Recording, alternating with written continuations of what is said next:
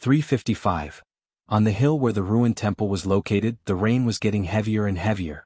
It beat on the armors of the northern border army of Daquan, making crackling sounds.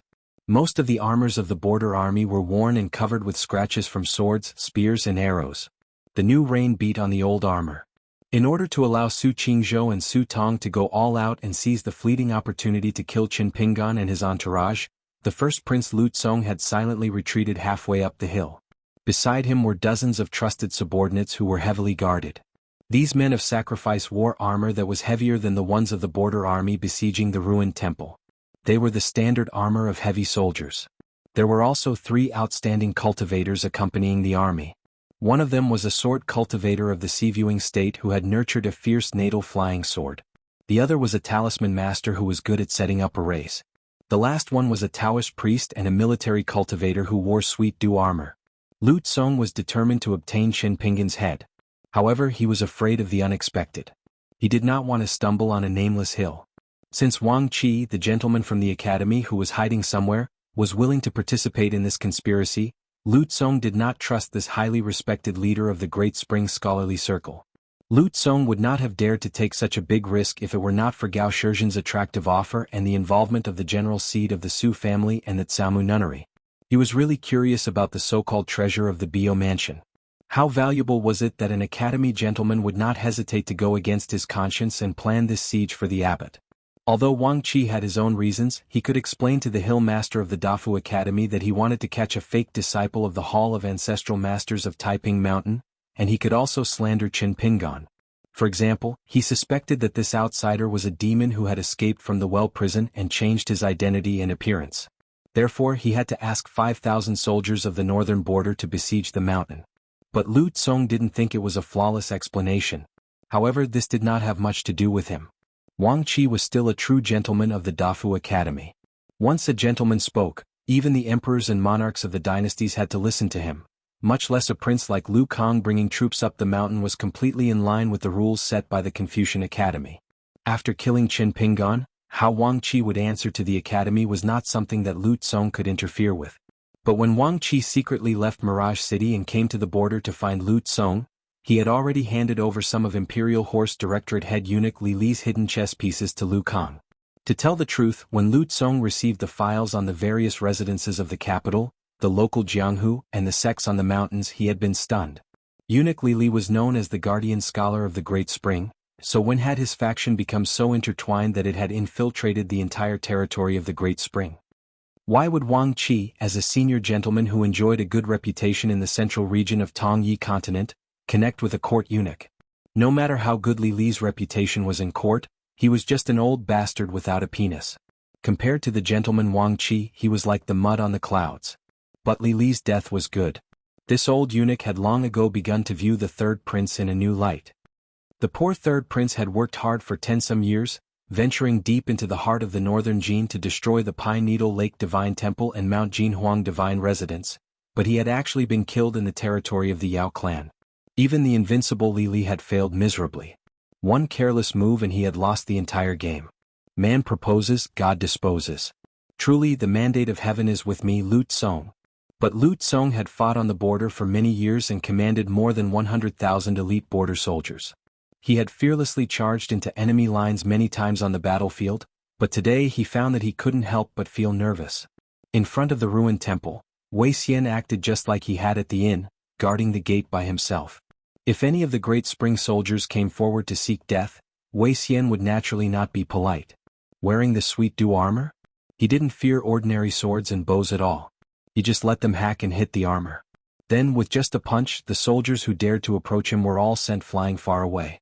Some of the corpses near the temple gate were also sent flying by Wei Xian's feet. The nature of an emperor was that he would not allow others to snore beside his bed. Now, Wei Xian would not allow corpses to be an eyesore wherever he stood. Only occasionally would Wei Xian dodge a few specially made arrows that contained a mysterious mechanism. Without exception, they were all shot by the godly archers from the border of the forest, who had drawn their bows to their fullest. Compared to the massacre at the martial madman's side, Wei Xian's attacks could be described as gentle and soft. Dodging and getting close were intertwined. As long as Zhu Lian got close to them or closed the distance of an arm, the nearby soldiers would meet a tragic end. Their armor would be shattered and embedded into their bodies. Their flesh and blood would be badly mangled. Not only would they die on the spot, but they would also die tragically. On the battlefield on the right side of the Sui dynasty, sword light bloomed again and again in the forest. With a sweep of the sword, several soldiers would be cut in half along with the trees. At the end of the battle, there was not a single tall tree in the forest for hundreds of steps around the right side of the Sui dynasty. On Liu Baixiang's side, the frozen snow, a magic weapon passed down from the ancestors of the Huan family of the Eagle Castle, moved and paused every now and then. Sometimes he would step on the tree trunk like a dragonfly skimming the surface of the water. Liu Baixiang's figure flashed and disappeared in a flash. Only the blade of the frozen snow, which was flowing with gang qi, left a snow-white ray of light in the pitch-black curtain of rain that lasted for a long time. In just the time it took to burn a stick of incense, the elites of the Daquan border army had already left 600 corpses behind. This was because the forest was not suitable for soldiers to swarm in. Qin Pingan, who had been standing at the temple gate, lowered his head and smiled. A little lotus figure jumped out from the ground and waved its remaining lotus root arm at Qin Pingan while babbling. Then it pointed in a direction for Qin Pingan. Qin Pingan followed the direction of the little fellow's finger. It was the highest point of a mountain. The little lotus figure meant that there were two guys standing there and watching the battle. They were so powerful that even it didn't dare to get too close to that mountain. Qin Pingan asked softly, "Then, did you see a young man wearing a Taoist robe and a hibiscus crown on his head?" The little lotus figure shook its head and waved its hand vigorously. Qin Pingan gave it a thumbs up and chuckled softly, "Go hide in the temple." The little lotus figure nodded vigorously and jumped high over the threshold.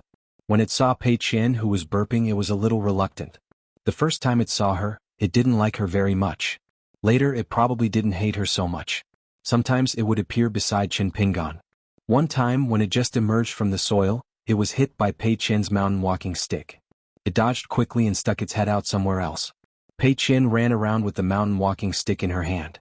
As a result, she was exhausted by the little fellow's teasing and couldn't hit it even once. In the end, Qin Pingan pulled her ear and walked for a mile.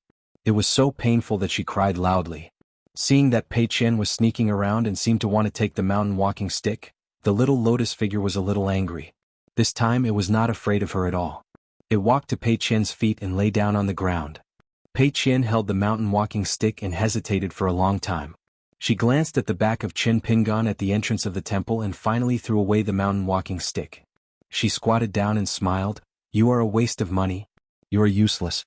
In the future, my father will definitely sell you for money. At that time I can buy a lot of candied haws. Tsk, so delicious." The little lotus figure sulked and simply lay on its side, not looking at the little tan girl. Pei Qian stretched out a finger and poked the little thing's armpit. "Little waste of money. In the future, if you become my little follower, I won't let my father sell you for money. How about it?" The little lotus figure rolled and crawled to sit cross-legged in the distance, looking very much like Qin Pingan when he was studying. Pei Qian rolled her eyes and said earnestly, "Do you know how rich I am now? I have a box that is said to be a treasure chest. There are a lot of treasures in it. In the future you have to be more respectful to me, do you understand? If you are obedient and become my follower, maybe one day I will be merciful and take out a beautiful copper coin from it. I will learn from Old Wei and wave my hand and reward you." The little lotus figure's expression did not change. Pei Qian said angrily, "You little waste of money, why are you so insensible?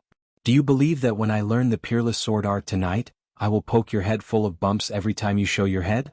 Don't you know that I can see where you are hiding under the ground?" The little lotus figure was a little scared and pitifully turned her head to look at Qin Pingan. Pei Qian immediately smiled and said, "I am just teasing you. Why can't you take a joke?" At the entrance of the temple, Qin Pingan slightly calmed down. Since he knew that there were two people on the mountain watching the fire from the shore, at least he knew in his heart that he would not be caught off guard. He guessed that one of them was most likely the gentleman from the academy who was guarding the Mirage City. He had already seen the gentleman, Zhong Kuei. He had also heard of the academy's words in the sword village of Shushui Nation. This time he must have just met a hypocrite. There was no need to make a fuss. The amount of knowledge was not necessarily related to the amount of morality. Moreover, the disciples of the academy were also cultivating. On the path of cultivation, the higher one went to become an immortal, the stronger the wind and rain on the mountain. Naturally, there were more temptations and dangers. It was not easy to always stay true to one's heart. When he was in the Bio prefecture, he saw the big demon at the bottom of the river who was fighting with the water goddess. He felt strange that the imperial court of the Great Spring Dynasty did not care about this demon. Perhaps what the gentleman wanted was no longer the principles of the sages. He was no longer wholeheartedly teaching the people to be good. Instead, he was pursuing his own immortality or other external things, such as the immortal spell on the bamboo scroll that could refine all things. Wealth moved people's hearts. The desire for immortality moved an old gentleman of the academy and led him astray. What was so strange about that? Didn't the eldest disciple of the saint, who was a 12th realm immortal at his peak, also take the path of deceiving his master and destroying his ancestors? However, Qin Pingan's greatest taboo was the young Taoist priest of Taiping Mountain, who had put him in danger. It was that person who had visited the post house of Riding Crane City and personally handed the jade token of the direct disciple of the ancestral hall to Qin Pingan. Qin Pingan only realized that something was wrong when Lu Tsong thought that he would definitely win and revealed a trace of the heavenly secret. The reason why Qin Pingan, who was cautious and meticulous, had fallen so badly this time was that before this, his impression of Taiping Mountain was too good. Carrying the long qi sword of the eldest sword immortal Qin Qingdu, he had mistakenly entered the blessed land of the lotus flowers. Tong Qingqing and Fan Wan'er of the Mirror Heart sect had used the mirror to combine their souls and bodies. Qin Pingan had a good impression of her. After that, the ancestral master of Taiping Mountain, the old lord of heaven, did not hesitate to destroy the two immortal swords of the mountain protecting array in order to kill the sword-carrying white ape. In order to save Zhong Kuei's remnant soul, he did not hesitate to drop his realm. His impression of her was even better. The first person who knew about Taiping Mountain was when he and Lu Tai entered the Eagle Fortress and destroyed the century-old plan of the evil Golden Core Cultivator. The evil Golden Core Cultivator, who had almost killed Qin Pingan with a mountain, tried to raise a nascent soul in the heart acupoint of the wife of the fort master of the Eagle Fortress. Before that, the young Taoist priest of Taiping Mountain, who had chased after the old Golden Core Cultivator, should have been Huang Ting, who had yet to go to the blessed land as a banished immortal. Earlier, according to Lu Tai, he was a nascent soul cultivator of Taiping Mountain who had no hope of immortality. His body and soul were decaying and he knew that he was about to die, so he began to wander around, trying to do as much good as possible for the people below the mountain. For some reason he had a conflict with an earth-level deity of the Fuquang sect who was full of hostility. The two sides fought fiercely. The latter had never thought that his opponent's vitality was so weak and he was actually a nascent soul cultivator. He was chased to the mountain where the Eagle Fortress used to be. At the risk of dying together, he used the Fuquang sect's art of inviting gods to the realm, but he didn't invite the next god. Instead, he used his own life essence as the price to perform a forbidden art and summoned the clone of an ancient fiend cultivator. They fought to the end and died together. The ground under their feet was full of Yin Qi, which was no different from the ruins of a battlefield where hundreds of thousands of soldiers were buried. That was why the evil Golden Core Cultivator had set up the insidious trap. Everything about the Taoist priest of Taiping Mountain, whether he had heard about it or seen it with his own eyes, fascinated Qin Pingan. Even the narrow saber in Lu Baixiang's hand, the snow-stopping saber, was a relic of the earth-level deity of the nascent soul cultivator who had died in the battle. Therefore, after receiving the jade tablet from the Hall of Founding Masters, Qin Pingan didn't think too much about it. He only thought that the founding master of Taiping Mountain wanted to protect Qin Pingan after he left the post house, or that Zhong Kuei had interceded for him. That was why he had hurriedly sent a flying sword to a nearby Taoist priest to give Qin Pingan a protective jade tablet. Now it seemed that Qin Pingan had taken it for granted. Qin Pingan took the jade tablet that Lu Tsong had called genuine. The material was excellent, and it was difficult to refine it into nothingness or destroy it directly in a short time. He turned around and tossed it to Pei Qian. Put this jade tablet into the oil paper umbrella. Remember to close the umbrella and don't open it again. Pei Qian caught the beautiful jade tablet that she had been eyeing for a long time and obediently did as she was told. Her hands and feet were nimble without the slightest sloppiness. She wasn't muddle-headed when it came to important matters. Pei Qian didn't dare. She was afraid that Qin Pingan would be angry at her. That was the only time Qin Pingan would be angry. If Zhong Kuei hadn't interceded for her, she would most likely still be in that shabby inn in Hure Town, sweeping the floor and fetching water every day, working like a cow for that old woman with a swaying bosom. The old Confucian monk on the mountaintop sneered, "Qin Pingan discovered our whereabouts." The tall and sturdy man didn't care at all. This guy wasn't simple to begin with. Wasn't it all thanks to him that Bayou Manor made such a big commotion? Otherwise, why would my master deal with a pure martial artist like him who hasn't matured yet? Before my master left, he told me with a smile that the sword-nurturing gourd on Chin Pingin's waist was just a small bonus. What my master really cared about was who he was, that he was willing to give him a treasure that could conceal the secrets of heaven. If it wasn't too troublesome, my master would certainly be willing to lend it to him. However, my master was afraid that once he made a move, the entire Tongya continent would follow suit. Therefore he wanted us to explore the path and deduce the identity of the person behind the scenes. If it was really the work of some Confucian sage, or even the divine hand that was specially used to deal with the chaos in the Tongya continent. The man quickly stopped talking and didn't dare to say another word. The gentleman from the academy, Wang Qi, asked, "What would happen?" The man laughed and said, "I forgot." Although Wang Qi didn't ask further, his mood gradually improved. This tall and sturdy man thought that he was just a small demon, an ant that had yet to reach the Jindan stage. However, once he entered the water, his combat power would be comparable to the weaker Jindan stage cultivators on the mountaintop. Tonight's torrential rain was a timely rain. Before he met his master, he thought that he was an overlord who occupied the lake and led a group of stinky shrimp soldiers and crab generals. He was very awe-inspiring as a local emperor. Later, his master gave him a few pointers and he had the good fortune later on. In ancient times, the buried river was once a remnant section of the Great Blasphemy Sea. As the flood dragon's route, his realm skyrocketed. If it wasn't for that bitch who buried the river blocked him at the section above the Bio Prefecture and the Water Deity Temple because of some lowly mortals who refused to let him pass, he would have already reached the Jindan stage. If he entered the sea again, he would have reached the Yuanying stage. Originally, if that bitch was willing to let him smoothly complete the buried river, it would be a great good karma between them. In the future, when he attained the Great Tao, no matter how cold and ruthless he was, he had to find an opportunity to repay her kindness. Otherwise, in the cycle of the heavenly way, there would be all kinds of obstacles in his future cultivation path. He couldn't figure out why that bitch was so determined to block his Great Tao. Was it really because he had harmed the lives of those mortals? Wasn't it too ridiculous? He firmly believed that there must be an unknown inside story. Perhaps the men and women who became his food happened to have a great relationship with the Water Deity Temple. That was why she was so angry and did business at a loss again and again. She wouldn't rest until he was dead. After so many years of life and death battles, he knew that the buried river goddess's cultivation base was not high. It was just that she had refined too many weapons and their quality was too good. She relied on the endless stream of weapons to firmly suppress him. Later on, he inexplicably received two great opportunities. First, his damaged Jindan was not only repaired, but the quality of his Jindan was also improved by a lot. Later on, the Bio Prefecture became prosperous overnight and became an immortal's cave full of spiritual aura. What Wang Qi wanted was the refining formula that pointed straight to the Great Tao. In the early years, the master personally told them, a gentleman and a water demon, that it was the Great Tao of an ancient immortal. Moreover, it was vast and was also suitable for Confucian cultivation. In this way, it meant that once Wang Qi, who was about to die, got the immortal formula and succeeded in cultivation, not only could he live longer, he might even have the hope to compete for the title of Deputy Hill Master of the Academy. For so many years, Wang Qi could be said to have used both soft and hard methods on the Bio Prefecture.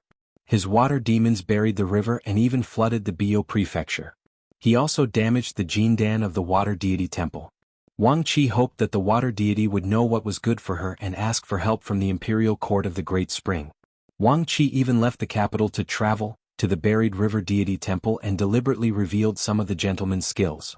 However, the water deity turned a blind eye to it. She didn't even complain to him, a gentleman. After that, Wang Qi showed great kindness and tried his best to ask the emperor of the Great Spring Lu family to raise the Bio Prefecture. He hoped that the water deity would remember his kindness and take the initiative to hand over the immortal formula on the praying for rain steel that only she understood the gist of trueness. The buried river deity was still indifferent. She even threatened to have the sage books of the literary sage to worship the temple and share the incense. Otherwise, she would rather guard the broken plaque of the Bio Prefecture. This water goddess is really stubborn, but her brain must have been flooded with water. The broken temple mountain was not peaceful. Taiping Mountain was not peaceful either. On the bank of the most famous river in the central divine continent, it was also not peaceful today. A man and a woman who were traveling here came. The woman was wearing a brocade palace dress. Although the curtain hat covered her face, One could tell that she was a disaster just by looking at her figure and style. The man was slender with a thin face. He was wearing a snow-white marten coat and a red wine gourd hung on his waist. If Chen Pingon and the little girl in green were here, they would realize that they were the master and servant who met them on the cliff plank road on a snowy night at the border of Huangting country in Dali. The woman in the palace dress was called Qing Ying. After parting with Chen Pingon and the other two, the woman showed her true form of a white fox in the canyon. Her body was as big as a mountain. The man who was the size of a grain of rice in front of her just called out her name casually. The woman who already had 8 foxtails was cut off. She called the man Master Bai. The man looked up at this time. There was a white emperor city in the colorful clouds. The Devil Dao hero, the city lord of White Emperor City, was regarded as the world's #1 chess player. He raised a flagpole with the words, "First chess player of the world" written on it. So far, no one could make the city lord lower his flag. How domineering. The man smiled and said, "It's a pity that the glazed building is gone." The woman in the palace dress said softly, "Master, I heard that the guy who likes to wear pink Taoist robes admires you a lot." The man turned a deaf ear. He retracted his gaze and said with a smile, "City lord, you don't have to leave the city. I'm just passing by." The woman in the palace dress was excited. She felt proud. There was only one person who could make White Emperor City leave White Emperor City in 1,000 years. It was only the disciple of the sage of literature. Our master Bai rejected him so easily. The man walked slowly on the bank of the Yellow River. He sighed softly and said to her, "Leave for a while." The woman in the palace dress was nervous. She didn't dare to ask and immediately left. The man stood still. An old man in a Confucian robe appeared beside the man with a solemn face. He bowed and said respectfully, "LV Shi of the Record of Rights Academy greets Master Bai." The man was expressionless. LV Shi. He was the Grand Chancellor of the Record of Rights Academy, one of the 3 great academies of Confucianism. He was a Confucian sage who was destined to be worshipped by the sage of literature and had his statue erected in the Confucian temple. However, such a Confucian sage who was close to immortality treated the man who had traveled all the way from the Aquarius continent to the central divine continent with such respect. LV Shi didn't know what to say for a moment. It was too difficult. The matter he had to discuss was too important. The slender man who liked to call him Master Bai after recognizing his identity muttered to himself, "Back then, I told the little teacher the true names of all the great demons in the world and helped him build the 9 great cauldrons on the top of the 9 mountains in the world. I hoped that both sides could coexist peacefully." After that, all the demons in the world went into hibernation. They retreated to the mountains and forests and hid from the world. That was why you humans started to climb the mountains and cultivate. That was why there were immortals on the mountains. That was why there was such a beautiful scenery in this world. Back then, the little teacher who had just obtained human merit swore to me that if Mr. treated the common people with respect, the Confucian school would treat Mr. with respect on behalf of the world. At this point, the man turned to look at the Grand Chancellor of the Academy and twitched the corner of his mouth. The title of Mr. has almost been monopolized by the Confucian school. LV Shi wanted to say something but stopped. His expression was solemn. The man continued to look at the rolling river water that flowed to the sea and never returned. He said, "Later on there was a mountain search map. Later on, there was a town called Baizé among the 9 majestic town towers in the vast world. Now you are walking in front of me and want me to go to Pasua, Tongyi, and Fuyao continents to help you search the mountains for great demons? What? Because the sage of rights called me Mr. twice back then? Or because of the tall building you helped me build? So that I can have a place in the vast world?" The man turned his head again and said with a slightly heavier tone, LV Shi could not say a word. Fortunately, that Lord Bai revealed a smile and sighed, "But I do believe him and I know his difficulties. That is why I still follow the rules you set up all these years. As for you, you are too unreasonable. Scholars should not be so domineering. You should use the principles of the sages to educate the common people. You should use the spring wind and rain to nourish things silently." LV Shi, who felt like he was being suppressed by the 5 great mountains of the central earth, relaxed slightly. The man said self-mockingly, "It is a great misfortune for the demon race to have me, Baizé." LV Shi's scalp began to tingle again. The man didn't want to argue with this junior and slowly said, "I broke the rules this time and left that building without permission. I went out to travel the world because I wanted to see with my own eyes if the world that the little teacher described to me back then has come true after so many years. May I ask, Mr., what is the result? Is it good or bad?" LV, she asked with a trembling voice. One must know that Master Bai's perception was related to the trend of a world, no, two worlds. The man smiled and said, I want to see again. He finally said, Can I? Although he seemed to be asking, he did not even look at the Grand Chancellor of the Academy. But just the aura contained in Master Bai's words was enough to make LV Shi's abbot unable to conceal his aura. The water of the Yellow River surged up and down, waves crashing against the shore. The colorful clouds above gathered and dispersed, revealing the majestic true appearance of White Emperor City. LV, she finally said in a low voice, Yes. Wei Xian still firmly guarded the empty space in front of the dilapidated temple and stood tall. Julien was even more ferocious and shocking. The more injured he was, the greater his killing power. He was like a mad demon. He was invincible.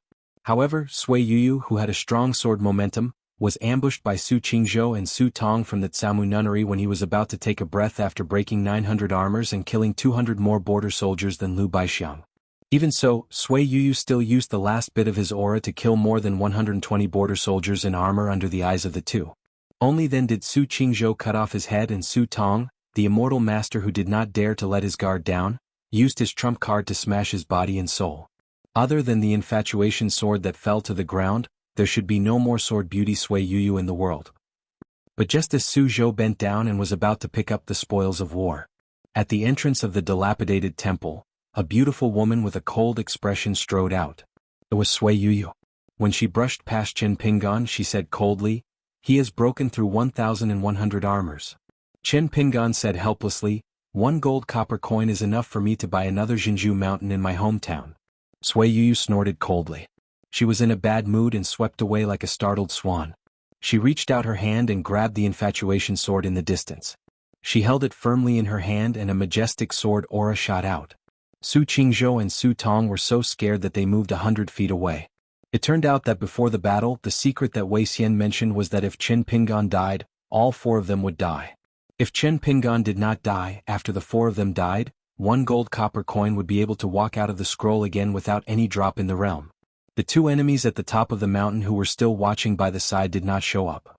Chen Pingan had nothing to do and shook the withered branch in his hand. He felt sorry for the gold copper coin but also wanted to laugh. He said softly, Senior's Taoist skills are really amazing. 356. The heavy rain was like the beating of drums on the battlefield. The battle on the mountain was fierce. Especially when the woman riding the sword suddenly reappeared after her death and walked out of the ruined temple unscathed. Wang Qi, the gentleman on the top of the mountain, and the demon buried in the river looked at each other. What kind of immortal supernatural power was this? Could it be that the beautiful woman with outstanding swordsmanship was a talisman puppet of the unorthodox Taoist sect? Or was it the unknown Mahist art of mechanism? But when did the talisman and art of mechanism become so brilliant? In the open space of the mountain forest that was flattened by the sword Qi time and time again, the military general Su Qingzhou glanced at the immortal master of Tsamu nunnery, Su Tong. If Su Tong had not reminded him to be careful, he would have reached out to grab the infatuated sword that was bound to be a magic weapon. However, Su Tong asked him to quickly move away.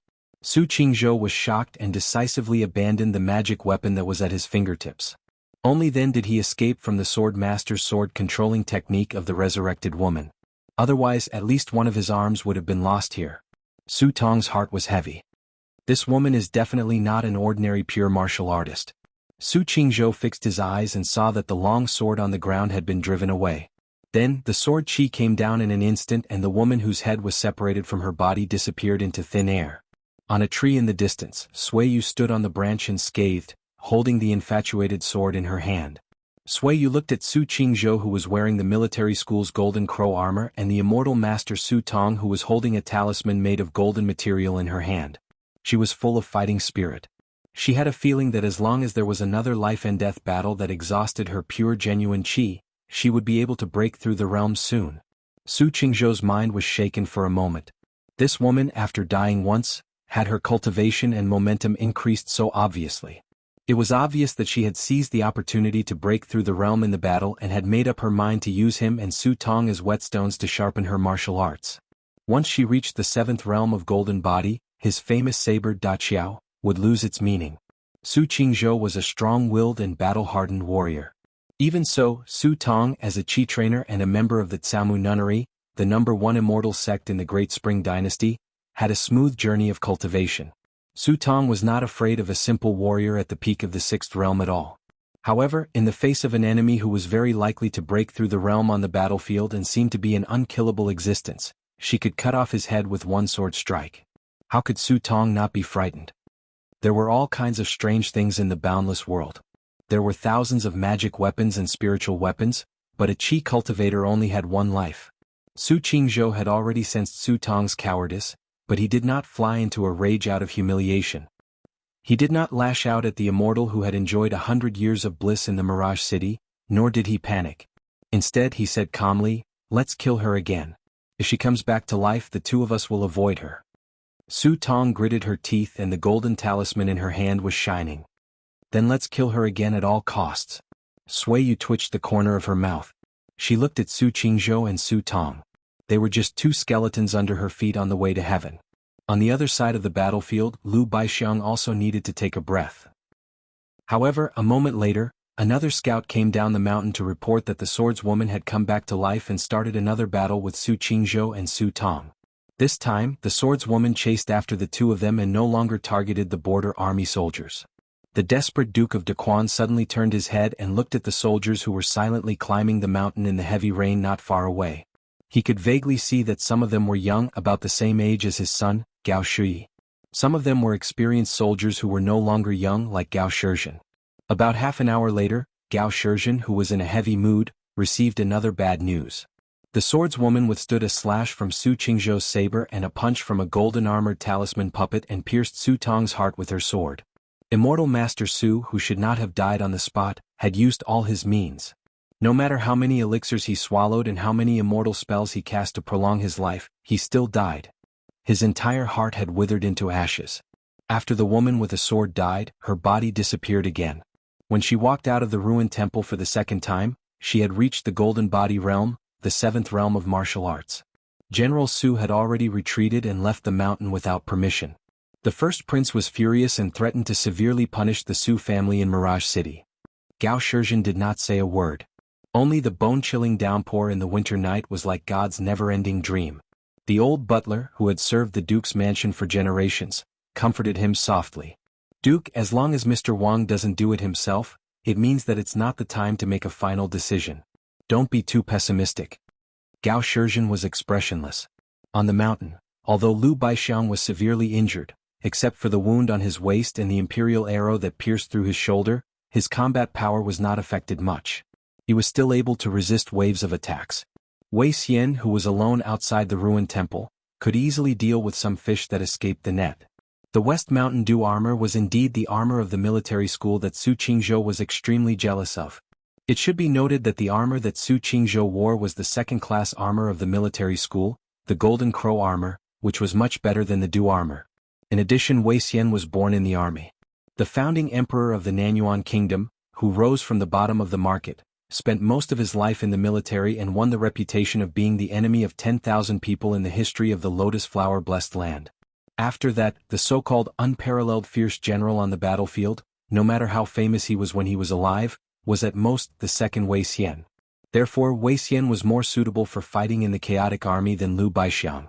Imperceptibly, in the battlefield where the army was in formation, Wei Xian had an advantage similar to that of the Confucian sage in the academy.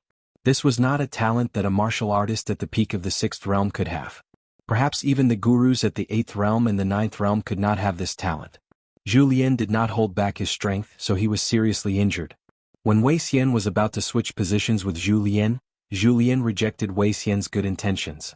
Once a martial madman was in a desperate situation, his ferocity was terrifying. Wei Xian still insisted on replacing Zhu Lian. He wanted to put on a good show of taking the head of the general in the midst of 10,000 soldiers. This was his forte. Although he would most likely have to pay with his life to kill the Prince of the Great Spring, Lu Tsong Sui Yu had died twice. Wei Xian felt that it was not a loss if he could exchange his life for a completely unrestrained charge. He held the withered branch that he had casually picked up with his left hand and patted the blade-strengthening gourd with his right hand. Chu Yi and Chu Yi flew out of the gourd and disappeared. He retracted his right hand into his sleeve and took out a demon pagoda subduing talisman that was made of golden talisman paper and personally written by Zhong Kuei with little snow cone.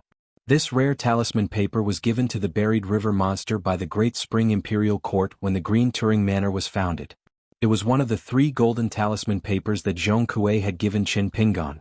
It was the Wind Thunder paper with the dragon claw seal on the background. Qin Pingan did not know the identity of the intruder for the time being. However, the world was so coincidental that a demon pagoda subduing talisman written in the Green Turing Manor happened to be used to kill a buried river monster. It was really the cycle of heaven and retribution. As for Chu Yi and Chu Yi, they were used after Qin Pingan took out the demon pagoda subduing talisman and before he stabbed the intruder with his sword. They were used to stop the gentleman Wang Qi from coming to the rescue. The gentleman Wang Qi, who was standing on the mountain peak, sighed in his heart. It was indeed a thought that separated the god and the devil. He hoped that this siege would go smoothly. After this, he would no longer care about the grievances of the mortal world after he obtained the immortal's incantation. He would concentrate on cultivation and one day become the deputy headmaster of the academy. By then he would make up for the fate of the Great Spring Empire. A young Taoist priest with a hibiscus crown on his head did not travel far with the wind. Instead, he shrank the ground time and time again and soon left the border of the Great Spring Empire and came to the south of the northern Jin Kingdom. He went all the way south and chose a quiet and remote forest and lake. Finally he stopped at a mountain peak and disappeared. Underground there was a completely different world. It seemed to be an ancient path that had been buried. The young Taoist walked for another 1,000 miles. There were many forks in this ancient path, but he didn't choose a direction and didn't hesitate at all.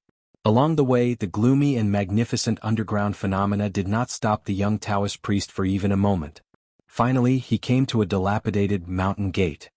The plaque was crooked and half of it was broken, leaving only the 3 words Blasphemy Palace. When he stepped in, a subtle sword chi suddenly appeared and disappeared.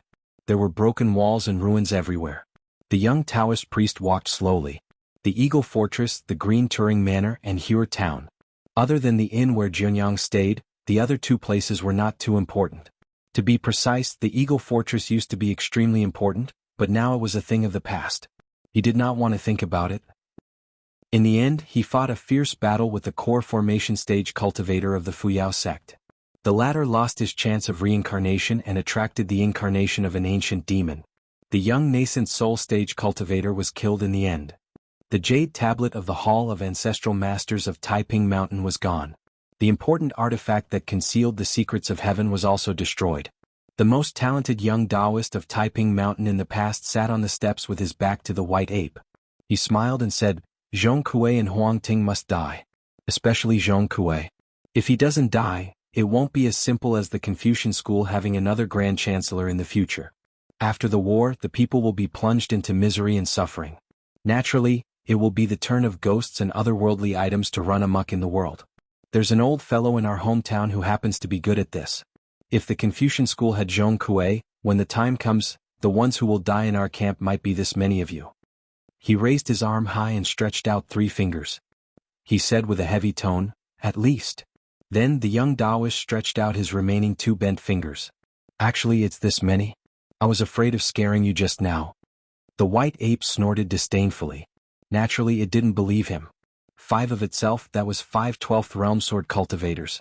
That Zhong Kuei who was killed in 3 moves had this ability? The young Taoist patted his knees lightly. Now that you're hiding like a rat, at least you have something to look forward to. That one from the Fushuan sect caused my plan to fail. He deserved to be chased to the sea. His luck wasn't as good as yours. Even if he entered the sea, he still wouldn't be able to escape death. Now, let's see which of those 2 fellows leisurely rushing over will be able to pick up this great opportunity. His cultivation is only at the 12th realm. When he dies, he might be able to drag someone down with him. When I return to my hometown, I won't be too calculative with his descendants. The white ape frowned. Even I can't find the scholarly sage guarding the sky screen of Tongye continent. Wouldn't it be even more difficult to find you? Why are you in such a hurry to leave? That sage was one of the 72 statues of the scholarly temple. Even if his duty was to supervise the movements of the Tongye continent's territory, in his eyes, it was nothing more than specks of sparks in the human world. They were the images of chi cultivators of the middle 5 realms, martial arts grandmasters and human emperors. However, in the Battle of Taiping Mountain, the sage could only see two slightly larger balls of sparks. Only then would he use his supernatural powers and set his sights on Taiping Mountain. It was extremely difficult for a deity to observe the mountains and rivers. This was especially so when it came to countries and between continents. There were also invisible natural barriers. At the peak of Sui Mountain, the old scholar who was so fond of his secluded disciple was only making incantations. Unless there was a refined item on the person who wanted to pay attention to it, it would be a different story. It would be much easier. However, if that person had an item that could conceal the secrets of heaven, it would be as difficult as ascending to the heavens. The young Taoist priest held the back of his head with both hands and lay back, leaning against the steps. In order to prevent Taiping Mountain from searching for the hibiscus crown on my head, I took the initiative to destroy its appearance. Originally, it could still last for another 50 to 60 years. Now that the scholarly sage who has been drawing a prison in the heavens year after year has come to the human world early, it's hard to say. The saint who accompanied the sacrificial temple will definitely find me if he looks for me. The three great demons of the Tongya continent, Hure Town, Fusue sect, and Taiping Mountain, use sword-bearing white ape. There must be a mastermind behind this. Before they find me, I have to do something. Since my plan has failed and deviated from my initial expectations, I have to make them feel disgusted. For example, I can kill Qin Pingan and then Huang Ting. There's no rush, let's see how it goes. The white ape was silent. These schemes were really not his forte. The young Taoist priest smiled. Only by being found can I retain a sliver of a chance of winning. Of course, I can't let them find me too easily, otherwise the scholarly faction will be suspicious. I have to make that scholarly sage look for me a little harder so that they can find me bit by bit. That young man called Qin Pingan, or perhaps Huang Ting's death later, are the leads. Otherwise, if I run back to my hometown with my tail between my legs, I'll really lose everything. After returning there, I'll have to suffer. Maybe I'll be banished to that mountain range to fend for myself and then be forced to do hard labor for that blind man. When I think of this, I'm a little worried. The white ape thought of the ancient rumor in the wilderness and was a little frightened. The young Taoist priest clicked his tongue. I do miss my hometown a little. Here my hands and feet are tied. I have to guard against the scholarly sage patrolling above me, and I also have to be wary of that mysterious Taoist temple master. It's really tough. If not for the latter, my plan in Tongya continent would be much easier. I wouldn't have to deliberately avoid him. Huang Ting is lucky to have been thrown into the temple by that bad-tempered ancestor of ours. If possible, I really want to see that stinky cow's nose. His words came to an abrupt end. Over at the ruined temple, Pei Qian suddenly covered his eyes and rolled on the ground. Between his fingers, there seemed to be sunlight and moonlight shooting out. After a while, a tall old Taoist priest appeared near the dragon-locking platform of the underground palace and sneered. On the sea to the west of Tongya continent, a great demon that was thousands of feet in size stirred up huge waves and fled frantically. Behind him, there were several figures following him. On the sea, there was a sword cultivator who was in a bad mood. He didn't want to be that bullshit Taoist protector, but deep in his heart, he was a little worried that the chaos in Tongya continent would affect the young man that Shao Qi had given all hope to. He really didn't want to appear in the human world, so he rode his sword on the sea to relax. He wandered left and right. Coincidentally, the sword cultivator's name was Left and Right. He saw the injured great demon that had tactfully changed its escape route. But he was in a bad mood, so he attacked with his sword. He killed it with one sword, too. Qin Pingan shook his wrist and the three talismans were ignited by a puff of pure genuine qi. They quickly flew out of his sleeves and he said in his heart, "Array in front." The burly man laughed and did not stop walking. He jumped and attacked the young man who was holding the withered branch. A martial artist using talismans. Aren't you afraid that I'll laugh my teeth off? But soon, the buried river demon could not laugh at all.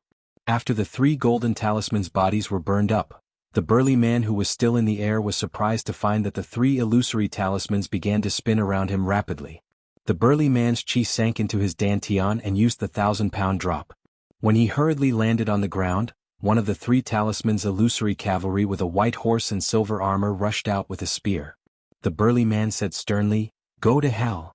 With a twist of his body, he spun in a circle and quickly smashed the three cavalry with 3 punches. But a steady stream of cavalry rushed out of the talisman. There were no more and no less, 3 at a time, and they were silent. The burly man was trapped in the center of the battle formation. He was still fearless and his fists were like rainbows. He killed the cavalry that rushed out of the talisman's formation again and again. Every time the burly man changed the battlefield, the three talismans would float with him and always maintain the original distance. The burly man was excited to kill. He revealed his ferocious appearance and only felt satisfied and happy. It was not difficult to temporarily trap and exhaust a river demon that was almost in the gold core stage with 3 commanders' orders. It was even possible to force the demon to reveal its true body. However, it was absolutely impossible to exhaust the great demon that buried the river to death. Chen Pingan naturally knew this and did not expect the 3 talismans to trap and kill the burly man. The gentleman from the academy, Wang Qi, who stayed at the peak of the mountain, patiently waited for Chen Pingan's flaw. Chen Pingan was also looking for a chance to kill the burly man in the formation with a talisman or a sword. The rain was still pouring and there was no sign of it slowing down. The buried river demon was annoyed by the 3 strange talismans' entanglement. Why was it that the cavalry formed by the talisman's gallbladder's aura could not be killed? How many of them had he smashed into pieces and scattered their spiritual energy? 150, 200? It felt more and more that the situation was not good.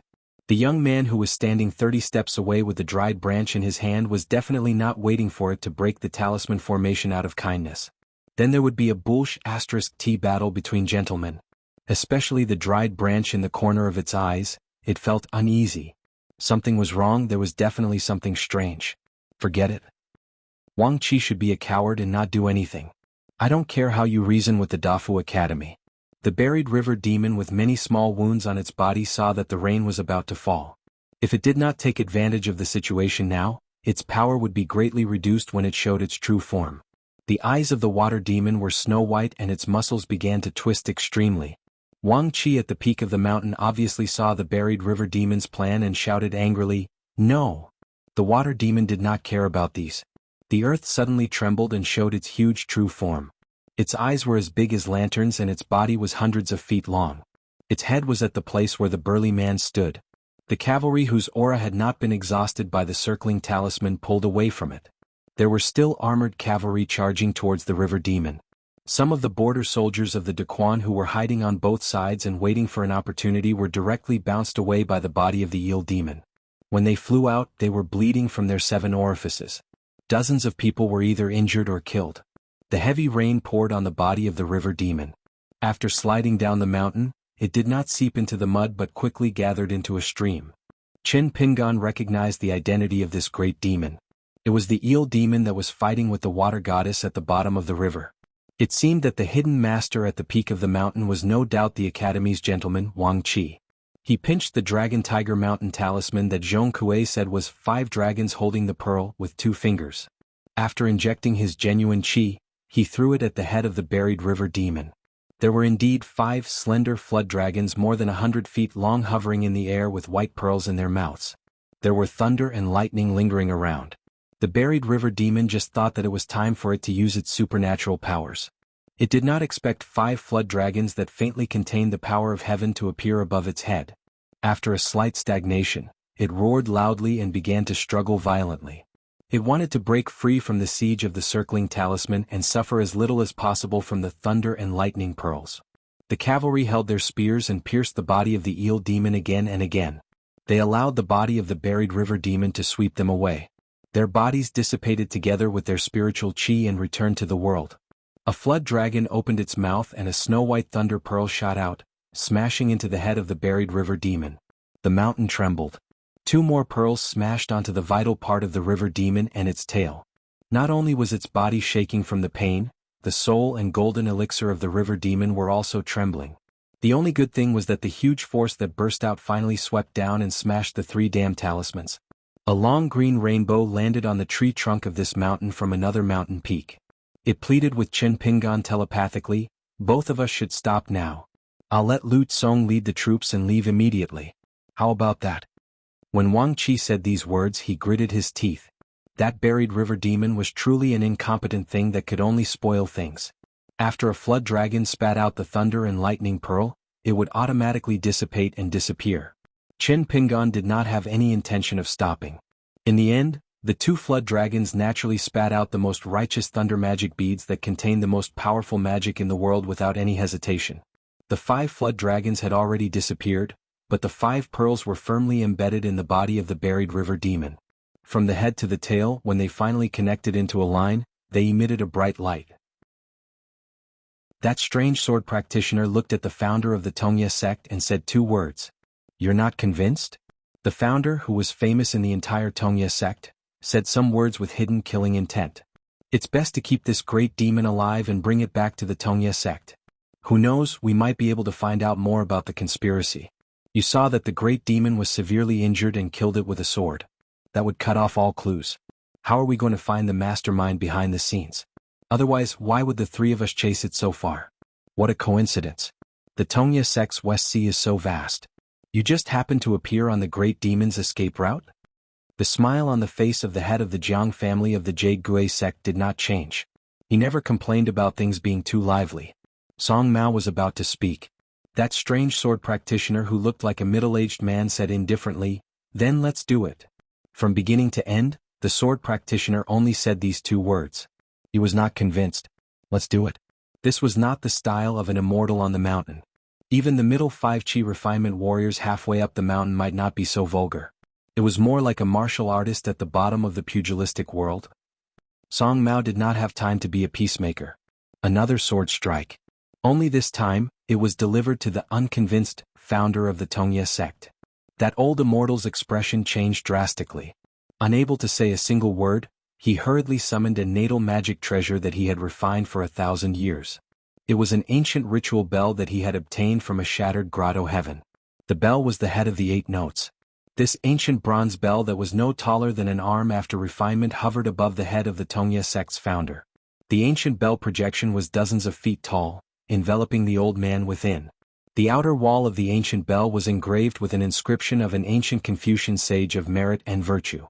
At this moment, the words that were the size of a fist were circulating rapidly. The old man stood within it, looking solemn and dignified. However, when the sword chi cleaved down on his head, the old man, who thought that he could at least resist for a moment, realized that the ancient bell projection in front of him had been split apart. He no longer dared to be careless and retreated with his natal bronze bell, hoping that the sword chi would weaken after he retreated thousands of feet away. He retreated again and again. On the surface of the sea that was more than 10 miles long, there was a ravine that had not been filled by seawater for a long time. When the sword chi finally disappeared, the founder of the Tongya sect was pale. He was shocked and distressed. Holding the natal ancient bell in his hand, he saw a fine scratch on it. How many heavenly materials and earthly treasures did he have to use to repair it? Forget it, he remembered that Shao Qi once mentioned this Taiping mountain. What did he say again? Had an ancient chivalrous aura? The sword cultivator said, "Just take the corpse of the great demon." Song Mao felt relieved. After sheathing his sword, he cupped his fists and said, "Senior Sword Immortal, thank you for killing the demon." The sword cultivator hesitated for a moment and looked at the 3 people, asking, "Does anyone know a young man called Qin Pingan? Do you know where he is now?" Song Mao and the founder of the Tongya sect were both confused. Jiang Shangjin quickly weighed the pros and cons in his mind and said with a smile, "I happen to know." The sword cultivator asked, "What do you mean?" Jiang Shangjin told this eccentric sword cultivator through telepathy, concisely describing what he had seen and heard in the lotus flower-blessed land. The sword cultivator nodded and said disapprovingly, "The number 1 in the world in a small blessed land is passable." Jiang Shangjin asked tentatively, "Senior, do you need to take care of him?" The sword cultivator squinted. "Are you worthy?" Jiang Shangjin smiled helplessly and said no more. The sword cultivator left. He was getting further and further away from the Tongya continent. He was too lazy to be anyone's guardian. When the sword cultivator was far away, Jiang Shangjin said with a cheeky smile, "Our vast world is indeed more interesting." Song Mao asked curiously, "Do you know this great sword immortal?" Jiang Shangjin smiled and said nothing. The old cultivator of the Tongya sect, who had carefully returned to the 2, snorted, "This person's sword skills are good, but..." Jiang Shangjin gloated, "But what?" The old cultivator swallowed the words that were about to come out of his mouth. He was really afraid of that guy's sword. It was too unreasonable. The next moment, the old cultivator felt that his ancestral grave was emitting smoke. It turned out that the sword cultivator had returned in an instant. He glanced at the old cultivator and said to Jiang Shangjin, "This great demon's monster core is yours." Jiang Shangjin cupped his fists and smiled, "I know what to do." The sword cultivator left the mortal world again. In the side palace of the Broken Dragon Vein in the Tongya continent, the white ape saw a tall old man in a Taoist robe. The young Taoist smiled awkwardly. The old Taoist smiled and asked, "Are you happy that your wish came true?" The young Taoist said bitterly, "I'm very surprised." The white ape sitting on the dragon-locking platform, although he couldn't make a plot that would bring chaos to half the continent like the young Taoist, but after thousands of years of cultivation, he still had a discerning eye. The master of the Taoist temple was said to be the old Taoist of the Eastern Sea that no one could find. If one wanted to enter the lotus flower-blessed land, they could only find the little Taoist boy with the golden gourd on his back. A group of real earth immortals had to patiently discuss business with a little guy. The young Taoist stood up and asked, "Old Taoist, are you here to enforce justice on behalf of the heavens and kill me?" The old Taoist sneered, "The sky has collapsed, how can I enforce justice on behalf of the heavens? I'm here to see who has the guts and ability to covet the Tongya umbrella that I gave away." The young Taoist suddenly said, "Is it the oil paper umbrella that the little girl casually held in her hand?" He sighed, "If I knew that Chinpingan was related to you, I wouldn't dare to offend you. Wouldn't that be asking for trouble?" The old Taoist brushed past the young Taoist and walked up the dragon-locking platform step by step. "I'm not interested in the mortal world. I won't kill you. It's time to let some people in the happy nest remember, or else they'll forget what those old bones did in the past." The young Taoist turned around and followed behind the old Taoist from the Eastern Sea Monastery with a smile. "Thank you for your mercy, old senior." With the old Taoist's words, even if his plan in the Tongya continent was leaked in advance, it could still be considered a blessing in disguise. After returning to the wasteland, at least he wouldn't be exiled to that mountain range to be a laborer for a blind man. He had to move mountains year after year and put them here and there. Others might find it fun, but which great demon wouldn't feel that it was better to die than to live? The key was that for some reason the overlords of the wasteland didn't seem to want to work together to pull out this big nail and throw it to the Great Wall of Sword Chi. The old Taoist walked up to the dragon-locking platform and glanced at the white ape who looked as if he was facing a great enemy. He nodded, "Little bastard, you're quite interesting. I'll go with the flow. Remember to take out your sword technique in the lotus flower-blessed land." In an instant, the white ape of Mount Taiping, who had no immortal sword to carry, disappeared from the dragon-locking platform. The young Taoist's mind raced as he silently deduced. He asked, "Since the white ape is no longer here, why don't you get straight to the point? What do you want me to do?" The old Taoist asked in return, "What do you want to do?" The young Taoist admitted, "If I say it, I'll die on the dragon-locking platform. It's better if I don't say it." The old Taoist was a little disappointed. "I've already given you a chance. You're a great demon at the peak of the true body realm, only a hair's breadth away from the 13th realm. You didn't even dare to kill Chinpingan, so you missed a great opportunity. Back then, the Great Wall of Sword Chi's Qin Qingdu borrowed Chinpingan's sword in order to transfer some karma to Chinpingan. If you kill him, you'll be doing a great deed for the wasteland. As for me, I can also take the opportunity to take Chinpingan into the monastery. Not only can I anger that old scholar to death, but I can also raise my own position in the praying mat." The young Taoist was shocked. The old Taoist smiled. "It's too late now." The young Taoist stomped his foot, filled with regret. The ancient dragon-locking platform beneath his feet rumbled as lightning flashed and thunder rumbled in the pitch-black void outside. The old Taoist said, "If you're a human, you'll have a good future as a school of vertical and horizontal. As for a school of yin-yang, your aptitude isn't too good." The young Taoist nodded helplessly. "That's true." The old Taoist suddenly said something with deep meaning. "Actually, if you juniors from 2 realms were born earlier and were lucky enough to live until today, many of you wouldn't be too bad." The young Taoist fell into deep thought. The old Taoist clasped his hands behind his back and made a grabbing motion. In the capital of the Nanyuan Kingdom of the Lotus Blossom Blessed Land, there was a drizzle. In the early winter, although the rain wasn't heavy, it was still a little annoying. A group of 4 people walked on the street. The young man in the lead was androgynous and very handsome. In the winter, he held a folding fan in his hand. He didn't open it and gently tapped his palm. In the eyes of the people of the Nanyuan Kingdom, if not for his good looks, he would be an elegant person. The 4 of them walked on the street. The young man looked left and right and clicked his tongue in wonder. There was a young boy named Chao Qinglang. He had already walked out of his shabby alley to the street, but because of the sudden rain, he had no choice but to run home to grab an oil paper umbrella. When he reached the corner of the alley, he saw a group of people in the distance. His eyes were filled with hope as he stared at them. But when he vaguely saw the face of the young master, He was somewhat disappointed. Alone, he quickly walked toward the school. Teacher Zhong disliked people being late when teaching. Chao Qinglang couldn't see the young man clearly. However, the latter saw through him clearly. As a banished immortal who had preserved his cultivation base and landed in the lotus flower-blessed land with his true body and complete soul, Lu Tai had entered the ranks of the newest 10 people in the world the moment he landed. As for the 3 retainers behind him, they received the same treatment.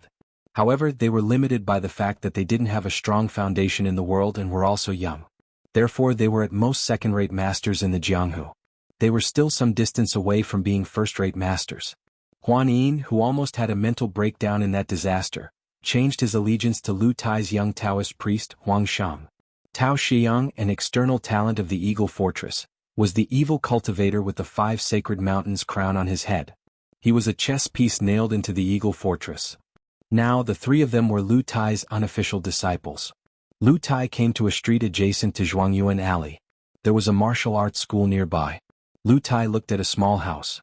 It used to be the place where Ding Ying and Ye stayed after entering the capital. It was considered a stronghold of the evil sect in the Nanyuan kingdom. However, after the war ended, the imperial tutor Zhong Qiu had been keeping this house. Lu Tai smiled and said, "From now on, this is my private residence." He turned his head and instructed the 3, Huang Shang, go to the Lake Mountain faction. How much you can learn from Yu Zhini will depend on your luck. As for Tao Xiang and Huan Yin, you 2 are free to wander around this blessed land. Tao Xiang can pay more attention to General Tang Tie, while Huan Yin can get closer to the armed Saint Qing Yuanshan. After 60 years, if you can't make it into the top 10 in the world, then obediently become nourishment for this blessed land. Good luck. I've already given you each a life-saving item. If you still drown in this small Jianghu, I feel that it's a waste of money to bring you down here. Lu Tai waved his hand. The 3 of them respectfully bid farewell and left. Not far away stood a green-robed Confucian with white hair on his temples. He was the Master Zhong in Chao Qinglang's eyes. Today it was not the naughty and sleepy students who were late. Instead, it was this stern old man who was late himself. Lu Tai smiled and looked at the imperial tutor Zhong Qiu. I'm friends with Chen Pingan. I've personally experienced the splendor of the imperial tutor, so I've chosen to settle down in the Nanyuan kingdom. Zhong Qiu nodded. In that case, I'll wait and see. I still hope that you won't be so reckless, even if you're Chen Pingan's friend. With a snap, Lu Tai opened his elegant bamboo fan and gently fanned the breeze and drizzle. Pei Qian said loudly, I want to read the worst books, eat the most expensive dishes, scold the worst people, and beat the wildest dogs. Chen Pingan almost choked on his rice.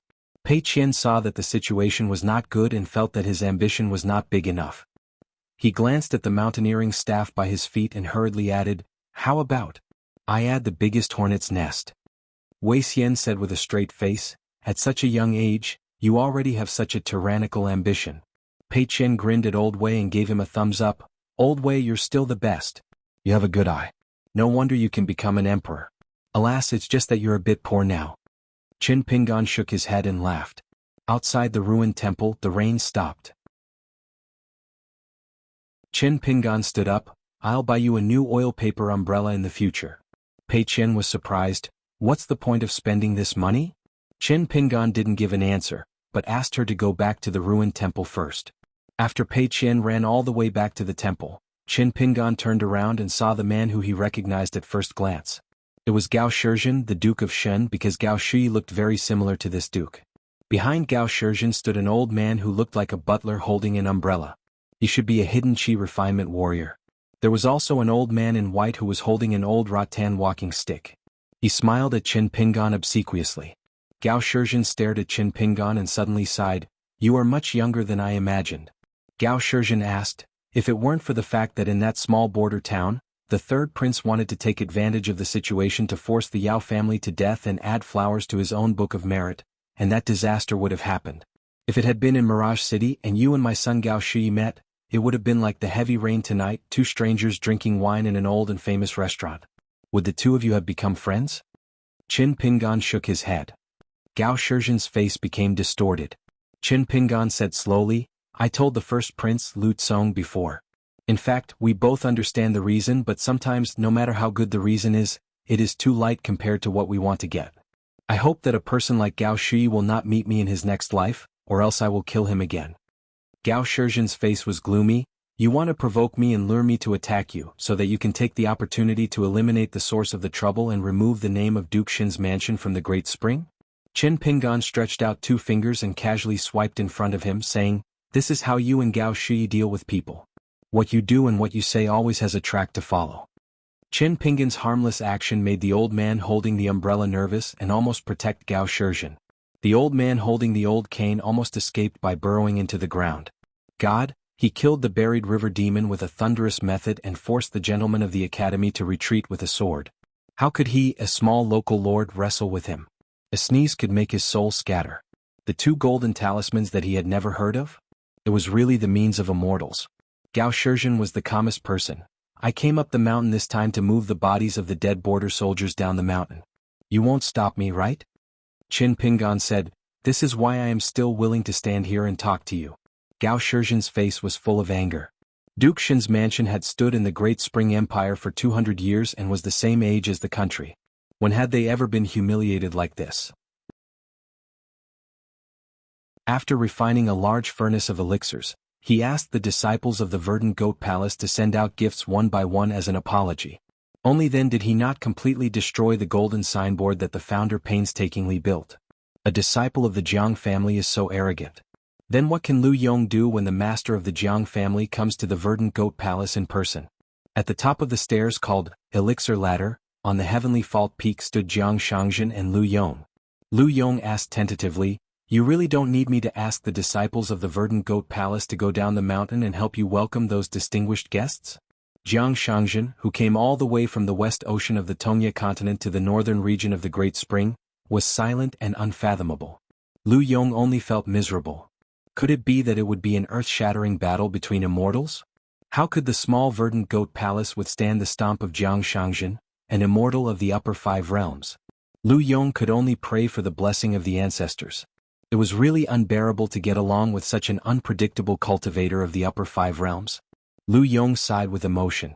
After this immortal left the Qingjing mountain, he must refine a furnace of elixirs in seclusion. Otherwise it would be really frustrating. Lu Yong asked carefully, "How about I go down the mountain to welcome them personally?" Lu Yong felt that the master of the Jiang family should at least be a little considerate since he, a nascent soul realm cultivator, was so humble. Jiang Shangzhen said indifferently, "Do you deserve it?" Lu Yong's knees went soft. "The Verdant Goat Palace is in danger." Jiang Shangzhen suddenly laughed and patted the old nascent soul realm cultivator on the shoulder. "Haha, I'm just kidding. Don't be afraid. As long as everything goes well today, the mess caused by the Verdant Goat Palace will be written off.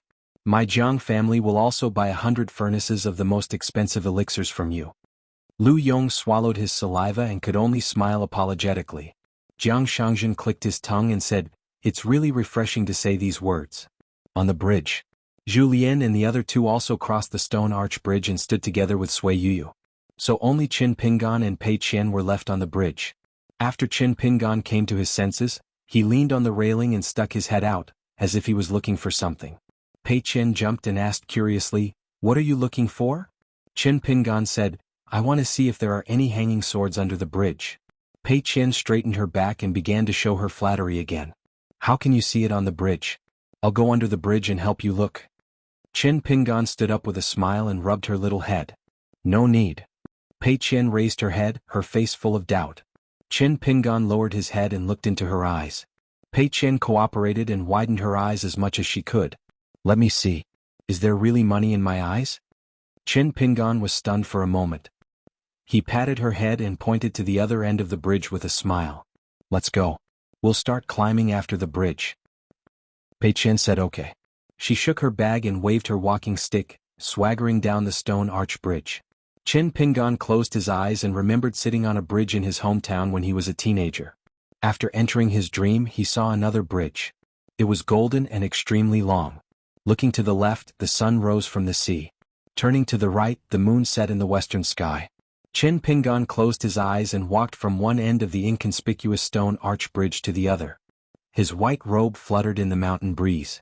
Pei Qian had just jumped down the steps on the other side of the bridge. She turned her head and her eyes lit up. Pei Qian felt that the young man was a little familiar, so he hid behind Qin Pingan. Jiang Shangjin went straight to the point. Qin Pingan, we meet again after parting at the lotus flower blessed land. It seems that we are fated to meet again. Qin Pingan asked, Zhou Fei of the Springtide Temple? Jiang Shangjin of the Jade Gui sect? Jiang Shangjin smiled and said, yes. This great cultivator standing at the peak of the Tongyi continent turned his head and smiled at Lu Yong. This is what I call a good eye. Lu Yong was speechless. Qin Pingan smiled and said, I didn't expect you to find me so soon. Jiang Shangjin stopped smiling and said with a serious expression, Qin Pingan, I don't care about your grudge with Zhou Shi and Ye. Whether you believe it or not, when I was on the city wall of the lotus flower blessed land, I thought about whether I should find you after leaving the blessed land and invite you to be a consecrator of the Jiang clan. There are many opportunities in the Cloud Cave blessed land. As long as you have the ability, you can take whatever you want. I, Jiang Shangjin, am happy to see it happen. However, later on you insisted on killing Lu Fang and Zhou Shi, so I did want to kill you. I wanted to return to the Tongyi continent and do something. However, I couldn't find you no matter how I asked the Yinyang cultivators for help. Later on I had something to do, so I was delayed. Qin Pingan sighed, didn't you still find me? Jiang Shangjin was slightly surprised. How long had it been since he left the lotus flower blessed land? Why did it feel like there were two Qin Pingan? It wasn't cultivation but the state of mind. Don't underestimate the martial artist who reached the peak of the lotus flower blessed land. His martial arts realm wasn't high, but that was because a certain Taoist's great Tao weighed on his shoulders. Everything that Ding Ying did was just another way of throwing away one's responsibilities. Zhou Fei and Lu Fang didn't become the world's #1 either. One of the reasons was that they didn't want to sharpen their martial arts and wanted to break through their inner demons. In fact, it wasn't just that they couldn't get what they wanted. As for the four people behind Qin Pingan, they should be the historical figures in the Blessed Land's legends.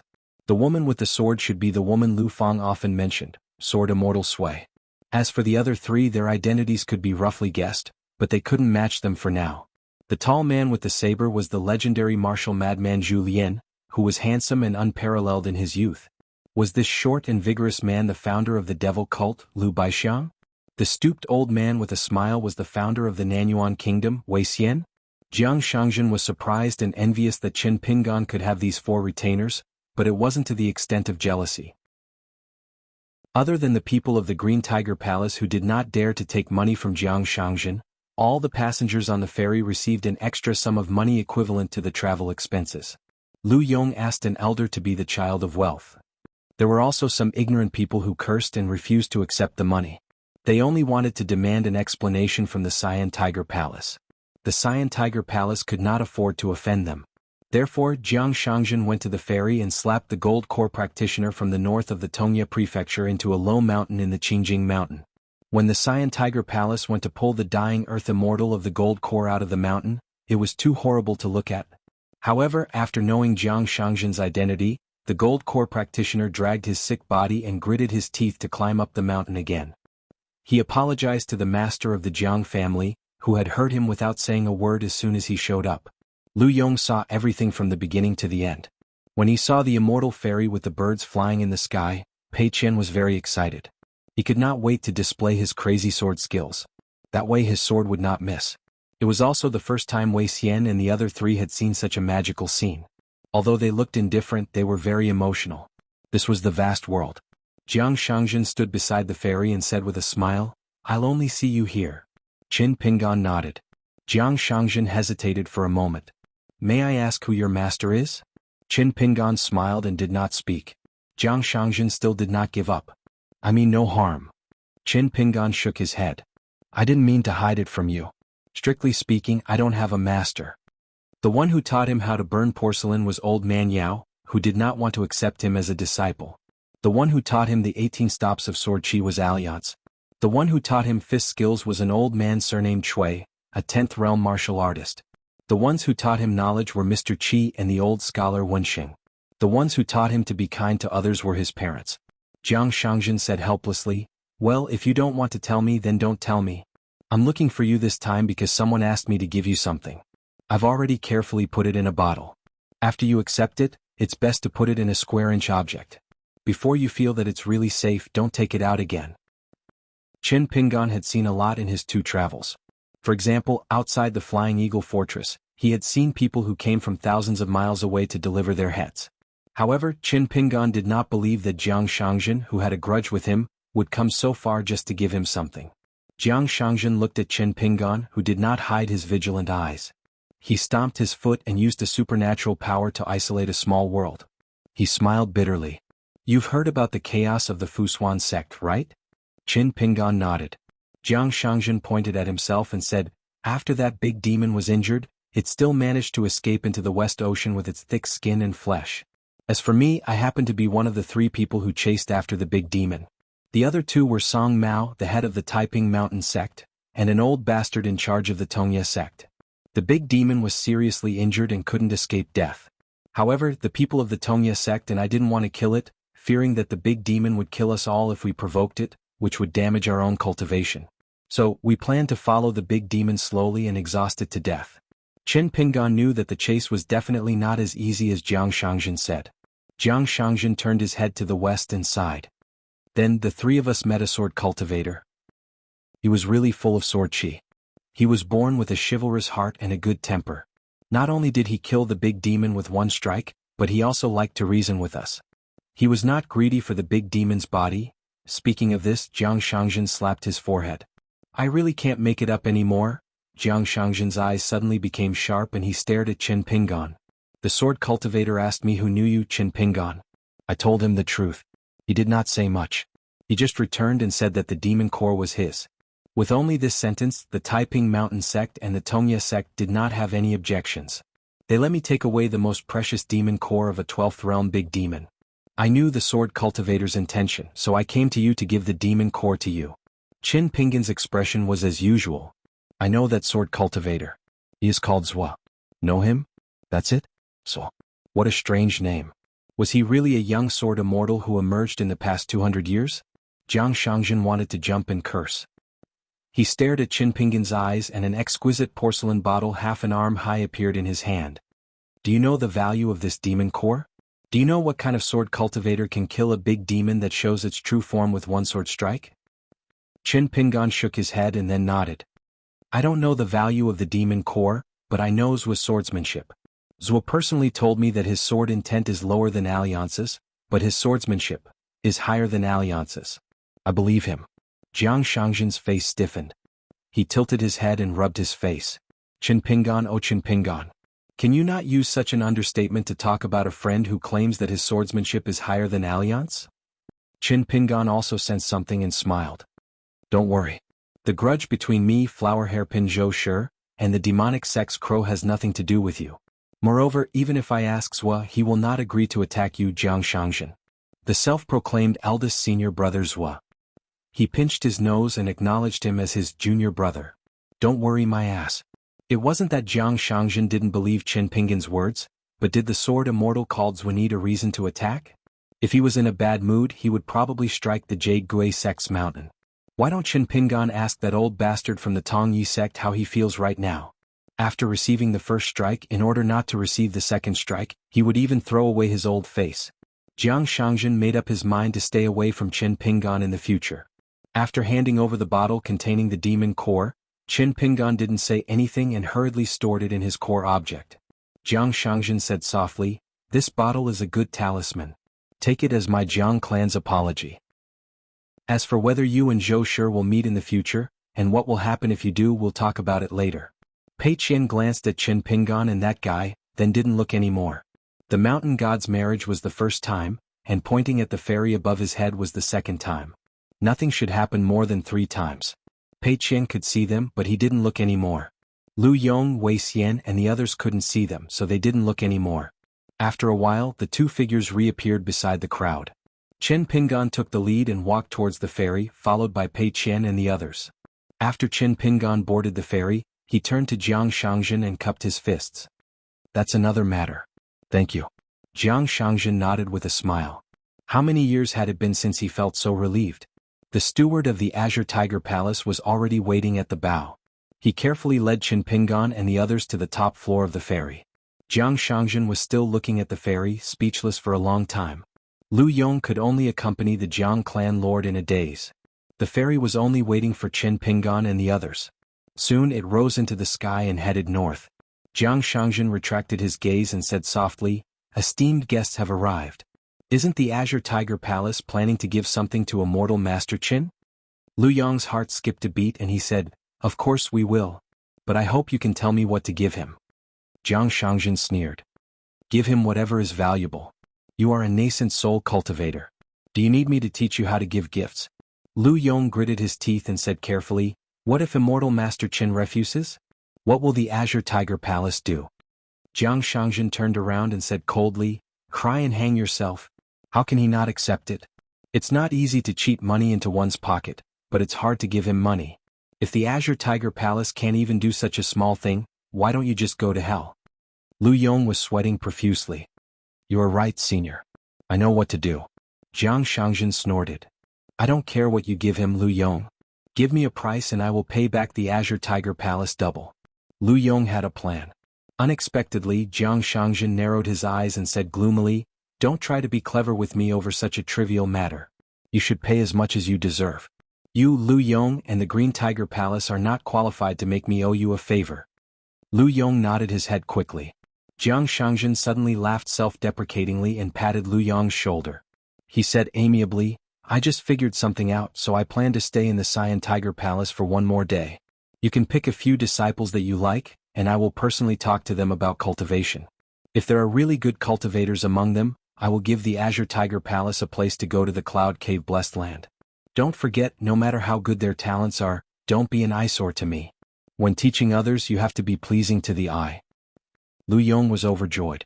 He finally bowed and thanked from the bottom of his heart. Lu Yong will remember senior's kindness. On the path of cultivation, fortune and misfortune always went hand in hand. Misfortune whether one could bear it or not. Fortune whether one could bear it or not.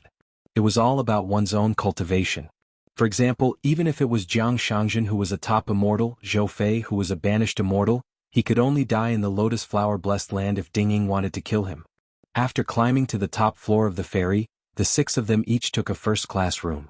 Of course, Qin Pingan's room was even bigger. Wei Xian and the other 3 took the jade token and key and tacitly followed Qin Pingan. After closing the door, Pei Qian threw away his walking stick and ran around the rooms. He said angrily, "Shut up. Go back and apologize." Pei Qian was so scared that she kept quiet out of fear. Her eyes reddened and she immediately ran back to the observation deck. Just as she was about to apologize to Wei Xian smiled and patted her little head. "All right, why are you crying? Next time you treat me to a candy doll."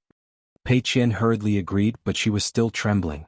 She timidly glanced at Qin Pingan in the room. "Oh no, he's really angry." She quickly hugged Wei Xian's leg and sobbed, "Later my father will throw me off the boat. You must catch me." Wei Xian was helpless. He turned to look at the room and smiled, "It's really okay." Qin Pingan hesitated for a moment but still nodded. He stood up and said to Pei Qian, "Come here." He brought Pei Qian to the study next door. Pei Qian hurriedly closed the door and lowered his head. He admitted his mistake and did not talk back, nor did he fight back when he was beaten. Qin Pingan said in a low voice, "Is Old Wei your friend?" Pei Qian thought for a moment and didn't dare to lie. She honestly answered, "Half a friend." Pei Qian hurriedly added, "Half a friend is already a lot. Little White doesn't even have half a friend. Only Old Wei has one." Qin Pingan asked, "About friends, what do the 2 books say?" Pei Qian said without hesitation, "Friends are honest, friends are forgiving, friends are well-informed. Advice is good, stop when you can't, don't humiliate yourself. Reflect on yourself 3 times a day, make friends but don't trust them. A gentleman should treat others with sincerity." Pei Qian spilled the beans and said a lot of things. Qin Pingan asked, "Then what did you do?" Pei Qian lowered his head and muttered, "It's written in the book, not you." Qin Pingan was furious. Pei Qian said softly, "I know I was wrong. Apart from laughing at Old Wei treated me with sincerity. I should treat him with sincerity too." Qin Pingan's expression turned slightly better. He said with a dark face, "Take the book and read it loudly on the observation deck." Pei Qian asked, "I can recite it. Can I not take the book?" Seeing that Qin Pingan was about to get angry again, Pei Qian immediately turned and ran. He said that he wanted to take the book. Otherwise he wouldn't be sincere enough. Qin Pingan sighed. He thought of the snotty Gukan from Clay Bottle Alley. None of them. On the observation deck, Pei Qian held the book high with both hands. He didn't need to turn the pages and began to read aloud. When he pretended to turn the pages, he turned his head and smiled at Wei Xian proudly. "Old Wei, my father thinks that I was right when I said I was wrong." Wei Xian gave him a thumbs up as a sign of appreciation. Pei Qian shook his head. In the end, he was hit on the head with a chestnut. Pei Qian didn't dare to turn his head. He cried, "I won't do it again. I was wrong. I really won't do it again." Julien nodded and walked away with his hands behind his back. Good. I've seen two of the strongest sword cultivators in the world in terms of sword arts and sword intent. Although I haven't been practicing the sword for long, I already know where the peak of sword intent and sword arts is. I just need to walk there step by step. Some of his words were very mysterious. The most important thing in cultivation is the heart-knocking pass. The four of you were once the strongest in the world in Lotus Blossom Blessed Land. You have your own path to walk and you will walk it very firmly. For example, you, Sui Yu, want to be a sword master. The more ambitious you are, the more desperate you are now. But believe me, there's always a way out. In the end, Sui Yu asked Qin Pingan why only she had to repay the gold coins. That guy with a serious expression replied, "I have a girl I like. The next time I go to her, I'll have to check my assets. If it doesn't match up and it's because of another girl, how am I going to explain it to her?" At the Great Wall of Sword Chi, the battle came to an end. In the night sky, two moons hung high in the sky. Walking on the horse path, Ning Yao sat on the wall facing the old and new thatched huts. Her skirt, knife and scholarwood sword were stacked on her knees. She was in a daze. The eldest sword immortal, Qin Qingdou, came to Ning Yao's side and sat down cross-legged. "Since you're temporarily free, there's something I can tell you." Ning Yao turned her head in puzzlement. The old man smiled. "I was planning to give that long chi sword to you in the future." The old man waved his hand and interrupted Ning Yao. "But the demon's attack this time was extremely strange. I was afraid that giving it to you would be a disaster. It just so happened that Qin Pingan wanted to rebuild the Longevity Bridge, so I got him to carry the long chi sword to the Taoist temple in Tongya continent. Before I borrowed the sword, I told him in private that there were many benefits to carrying the long chi sword, but the disadvantages were even greater. He had to bear the karma between Ning Yao and the demons." Qin Qingdou smiled and said, "That child." For the first time he showed a very different look and expression. Even when he was fighting Chao Ci and we watched him lose 3 rounds in a row, Qin Pingan's eyes weren't as bright as they were now. It really left a deep impression. Qin Qingdou turned his head and asked, "Last Ning, why aren't you angry? Don't you blame me for making an unnecessary move and letting him bear the risk?" Ning Yao curled her lips. "Angry? I'm not angry. I'm Ning Yao. He's Qin Pingan." She was in high spirits. It was as though she was saying that she wasn't surprised that the guy she liked was willing to do so. Qin Qingdou jumped off the wall and walked towards the thatched hut. He clicked his tongue and said, "It's so late at night and I still have to bear such a sword. I'm just asking for trouble." Ning Yao rested her cheeks on her hands and began to miss him. She had a proud smile on her face.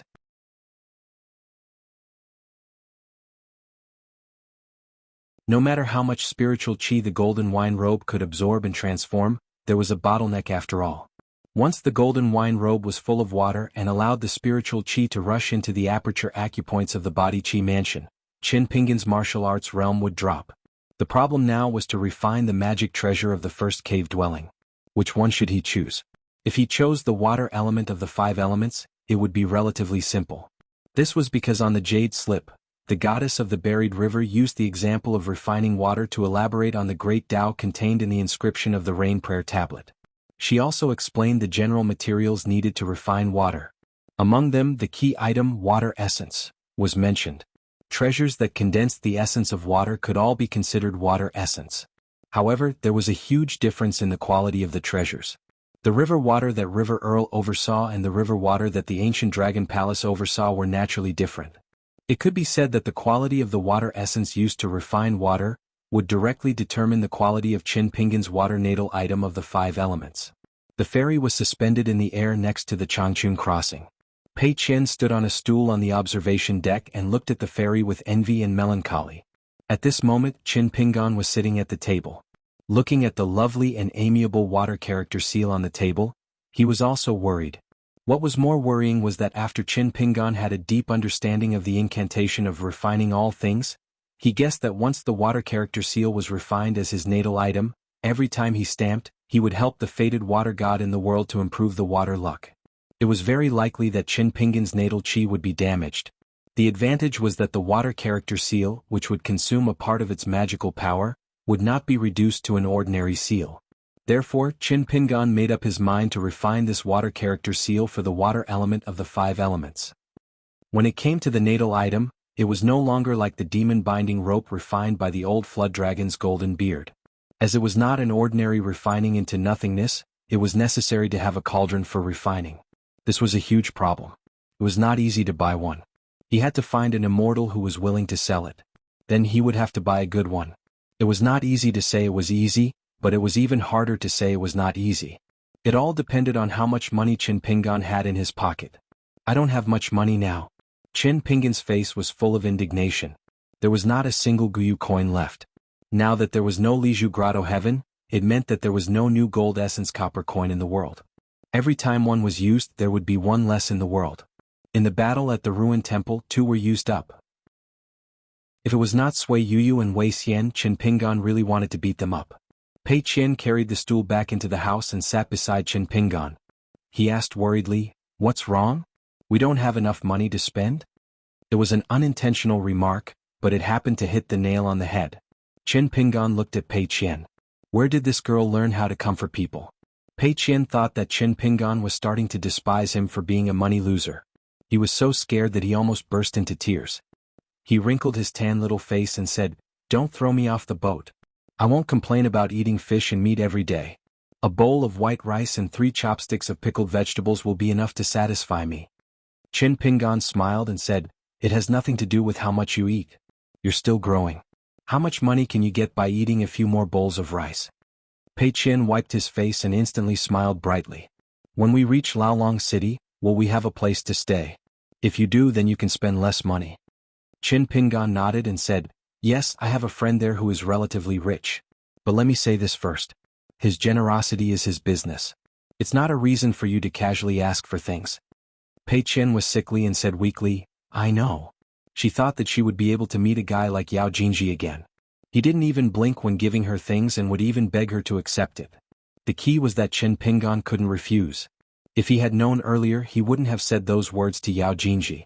Once, Yao Jinji, who was wearing a veil hat, chatted with Pei Qian in private. Pei Qian saw that she took off the veil hat and her skin was white and tender. It made Pei Qian feel ashamed.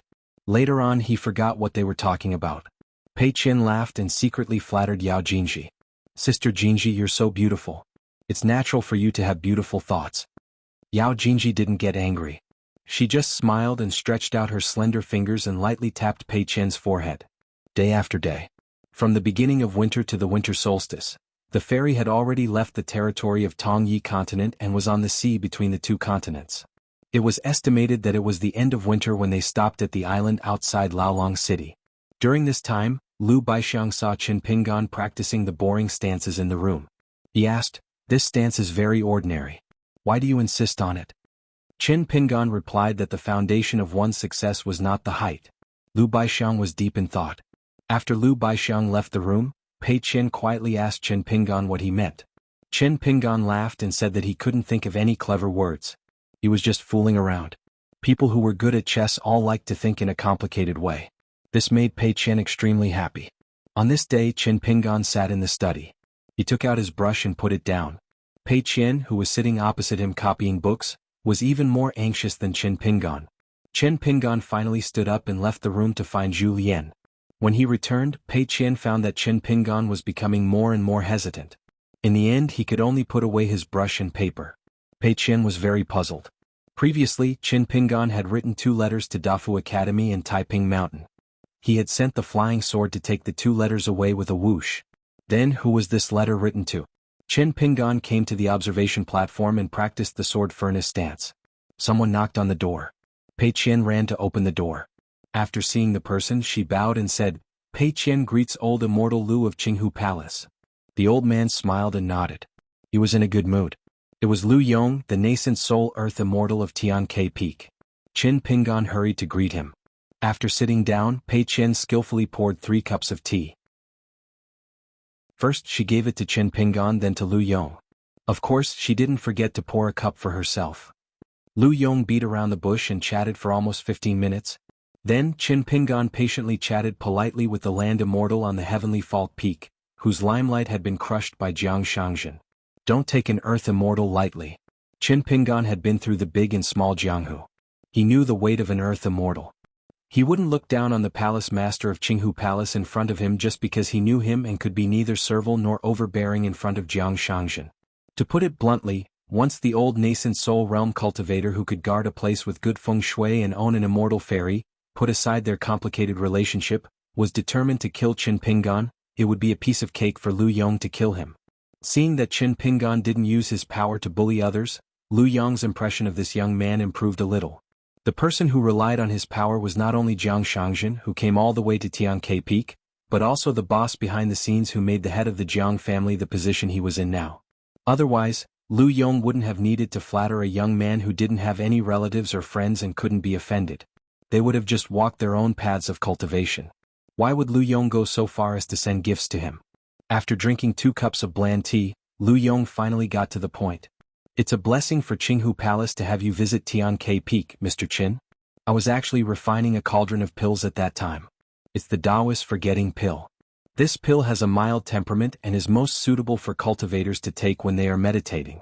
Apart from calming the heart, the most important thing is to nourish the spirit, especially the heart acupoint. The name of the pill is forgetting pill, but there's actually a secular saying. It's better to forget about forgetting about cultivating pills. Once they started talking about refining pills, Lu Yong was in high spirits. He was a completely different person from when he was standing beside Jiang Shangzhen. The heart is the master of the body, the general of 100 gods. However, since ancient times, it's difficult to settle the heart. Buddhism has a saying that the heart monkey is unstable and the horse gallops in all directions. Therefore, when it comes to cultivation, there's the saying of tying the horse at the spiritual mountain and locking the heart monkey at the jade mansion. The forgetting pill I'm refining is extremely difficult to refine. Even if I'm lucky enough to refine it, I can only refine 3 or 4 pills at most out of 10 pills in one cauldron. The reason why it's still popular among the Earth Immortals and Tongyi continent is that it has a wonderful feature that other immortal alchemists don't have. The forgetting pill made by me, Lu Yong, can protect the heart of cultivators, just like the 2 door gods that the people at the foot of the mountain put on the door. Qin Pingan praised sincerely, it's the work of an immortal to raise the door gods outside the heart. Lu Yong enjoyed it very much and smiled while stroking his beard. Of course, he didn't just refine the forgetting pill. In fact, if he wanted to refine this pill in addition to a lot of exotic materials and produce, he also had to wait for the right time in the right place, which was the precious fate energy of Qingjing Mountain. Otherwise, how could the Earth Immortals of Jindan and Nascent Soul of Tongyi sect fight for it? As for why other immortals of alchemy couldn't refine it, in addition to Lu Yong's excellent alchemy skills, the unique fate energy of Qingjing Mountain was more important. This was the reason why the immortals of Earth Immortals had to be very careful when establishing sects and mansions. Qin Pingan suddenly asked, since the Earth Immortals of Tongyi continent treat it as a treasure, can the pure martial artists of the 6th or 7th realms also be used to stabilize their souls? Lu Yong was stunned for a moment and nodded, of course. It's just that it's a waste to give my forgetting pill to those boorish men who have lost their way. It's like a cow chewing on peonies. Qin Pingan smiled and asked, Palace Master, you mentioned this forgetting pill to me because you want to sell it to me, Qin Pingan, at a lower price for Jiang Shangzhen's sake? Lu Yong's heart tightened. This guy dared to call Jiang Shangzhen by his name. Lu Yong's expression didn't change. Young Master Qin, you underestimate my Green Tiger Palace too much. There's no need to talk about the price when dealing with friends. This cauldron of pills is too coincidental. When young Master Qin arrived at Heavenly Fault Peak and I saw you and the head of the Jiang family off, it was as if the heavens were helping me. Unexpectedly, I refined 6 pills for the first time in hundreds of years. This is the first time in my life that I, Lu Yong, am able to refine pills. This kind of fortune only comes twice in my life. It's the will of the heavens. It's obvious that young Master Qin, my Green Tiger Palace, and I, Lu Yong, have a great destiny. How could I dare to keep it to myself? Thus, I brought 6 forgetting pills for young Master Qin. Pei Qian opened her mouth slightly. Damn, was there anyone in the world who could lie through their teeth better than her? She could learn from this old immortal's bootlicking skills. It seemed like he was indeed more educated than her. Lu Yong probably felt that his choice of words was a little inappropriate. He pretended to be distressed and said, although it's the will of the heavens that dictates the great Tao, I still feel a little distressed. I only hope that young Master Qin can put in a few good words for my Green Tiger Palace in the future in front of the head of the Jiang family. The Jiang family's business covers half of the Tongye continent. Perhaps the Green Tiger Palace's elixirs will be replenished from these 6 forgetting pills. It's a fortunate thing. Therefore, young Master Qin, please accept them calmly. Even if the head of the Jiang family looks down on the Green Tiger Palace's production, it's not a loss for the Green Tiger Palace to become friends with young Master Qin. Pei Qian hurriedly flattered Lu Yong. Oh no. Old immortal Lu Yong handed him another cup of tea. Qin Pingan naturally thought more than Pei Qian. For example, it involved Jiang Shangzhen, the Jiang family's business, and the Green Tiger Palace's production. These 6 forgetting pills were actually rather troublesome. After some consideration, Qin Pingan planned to decline politely. If Jiang Shangzhen had been in Old Dragon City's fan family's place, there might have been room for negotiation. Business was the icing on the cake, but Qin Pingan was unwilling to have more dealings with Jiang Shangzhen. Therefore, Qin Pingan said, I appreciate Palace Lord Lu's kindness, but this cauldron of forgetting pills is too valuable. I dare not snatch the limelight from you. Moreover, I'm actually not on very good terms with Jiang Shangzhen. However, regarding Palace Lord Lu's gift of the pills, I can write a letter to Jiang Shangzhen. I won't make things difficult for Palace Lord Lu if I refuse to accept the pills. Lu Yong's expression was calm, as if he was weighing the pros and cons inwardly. He was a little annoyed at his superfluous actions. He shouldn't have harbored such thoughts and hoped that Qin Pingan would understand his intentions and help the Green Tiger Palace build bridges with the Jiang family. On the first floor of the ferry, a young cultivator stood by the window with a gloomy expression. This idiot Lu Yong really doesn't know what's good for him. There was also a beautiful but pale female cultivator in the room. She was the Golden Core Earth Immortal who had almost been slapped to death by Jiang Shangzhen on Heavenly Fault Peak. The young cultivator who had cast a camouflage spell at the window was Jiang Shangzhen, who had snuck into the ferry. He suddenly had an idea. After giving a lecture at the Green Tiger Palace, he did not immediately return to the Jade Gui sect. Instead, he chose to secretly board the ferry and find the pitiful Golden Core female cultivator who had been plucked out of a crack in the rock. When Jiang Shangzhen knocked on the door and opened it in annoyance, she was so frightened that she almost knelt and begged for mercy. Jiang Shangzhen did not intend to show himself in front of Qin Pingan, nor did he have any other intentions. It had always been a great taboo in cultivation to be sloppy in matters that involved the fundamentals of the Great Tao. A drop of water could break one's state of mind, and a drop of mud could stain one's golden body. One must be careful. He was just waiting for Lu Yong to appear and complete the task he had given him. Then he would return to the Jade Gui sect, which was located at the southernmost tip of the Tongyi continent. There was still a lot of *T matters that he had to deal with. For example, Jiang Beihai, the daring only son, who had acted on his own accord. Jiang Shangzhen wished that he could break the wastrel's limbs and throw him into the cloud cave blessed land to be a beggar and prostitute for generations to come. It seemed that his absence from the clan for 60 years had caused this ambitious but incompetent fellow to forget himself. It was especially difficult for cultivators in the upper 5 realms to have children. It was far from being comparable to those in the middle 5 realms. As long as they wanted to have children, they could have a house full of children and grandchildren. Upstairs, Lu Yong did not dare to have any more thoughts. Finally, he only wanted to give away the bottle of forgetfulness elixir. However, everything was difficult at the beginning. It might not be easy after that.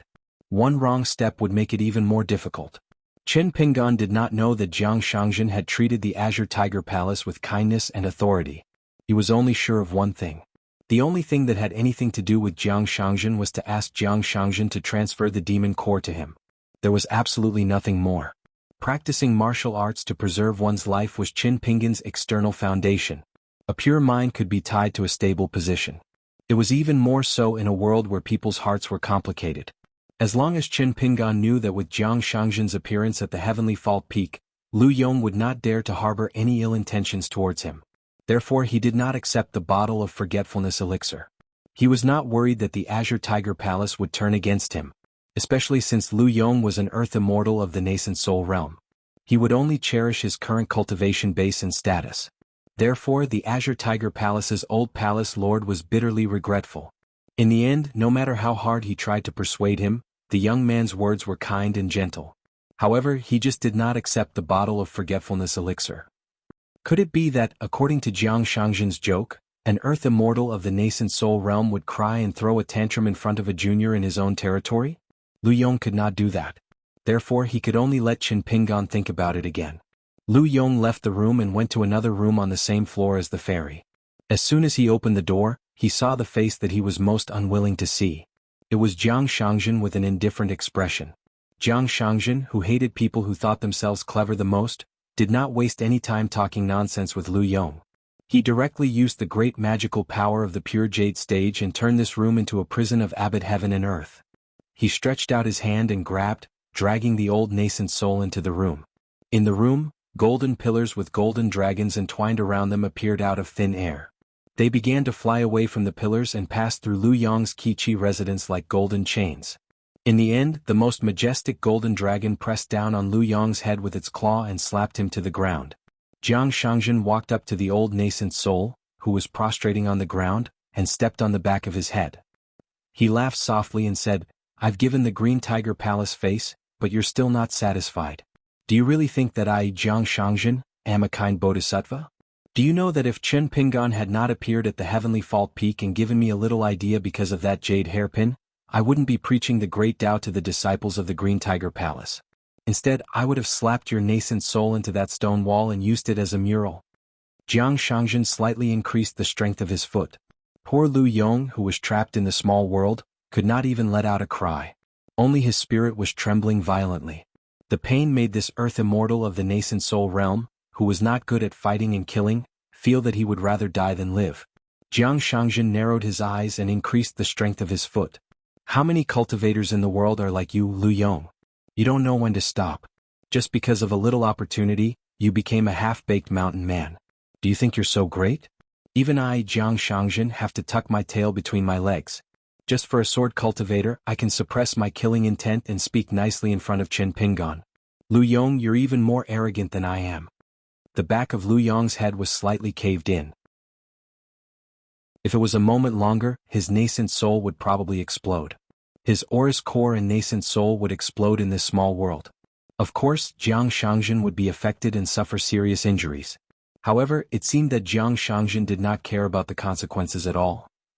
Jiang Shangjin had already promised to send a disciple of the Green Tiger Palace with a decent aptitude. On the day that the disciple ascended to the middle 5 levels in the future, he could go to the Cloud Cave Blessed Land to gain experience and seek his own opportunity. Because of this, the Green Tiger Palace could be considered to have made friends with the Jiang family and the Jade Gui sect. If there were no accidents, at least no Aurous core cultivator would dare to contradict the ferryman of the Green Tiger Palace and scold Lu Yong by name in the future. But so what? Once the opportunity was in their hands, if they could not grasp it, it would instead become a disaster. Everything would come to an end. Even further, Zhao Yao and Song Jisin, who were also from the Liju Grotto Heaven, were considered to be Qi Jingquan's direct disciples compared to Qin Pingan, who had never attended school. In particular, Zhao Yao had obtained Qi Jingquan's most fundamental Chun character seal. However, when the youth faced the Dali imperial tutor Cui Dong, the young man whom Qi Jingquan had high hopes for, and the young man who rode an ox cart whom even the gatekeeper Zheng Dafeng liked, didn't even Cui Dong feel that he was just a slightly bigger ant? This caused the Chun character seal to completely disappear from the world. If Zhao Yao was not so smart, he would have sworn that he would not exchange the Chun character seal with Cui Dong for an opportunity. At that time, how could Qi Jingquan, who was still in his youth sleeves, allow Cui Dong to take away the seal? Right now, Lu Yong was also about to lose his life because of a slight mistake. Jiang Shangjin took a deep breath and retracted his foot. However, he kicked Lu Yong's face again, sending him crashing into a pillar with a golden dragon coiled around it. Lu Yong struggled to sit up, his back leaning against the pillar. Above him was the golden dragon hanging upside down. Its head slowly turned, ready to bite off Lu Yong's head at any time. Jiang Shangjin suppressed his anger and restrained his smile. He squatted down and smiled at Lu Yong. "Are you angry after being humiliated like this?"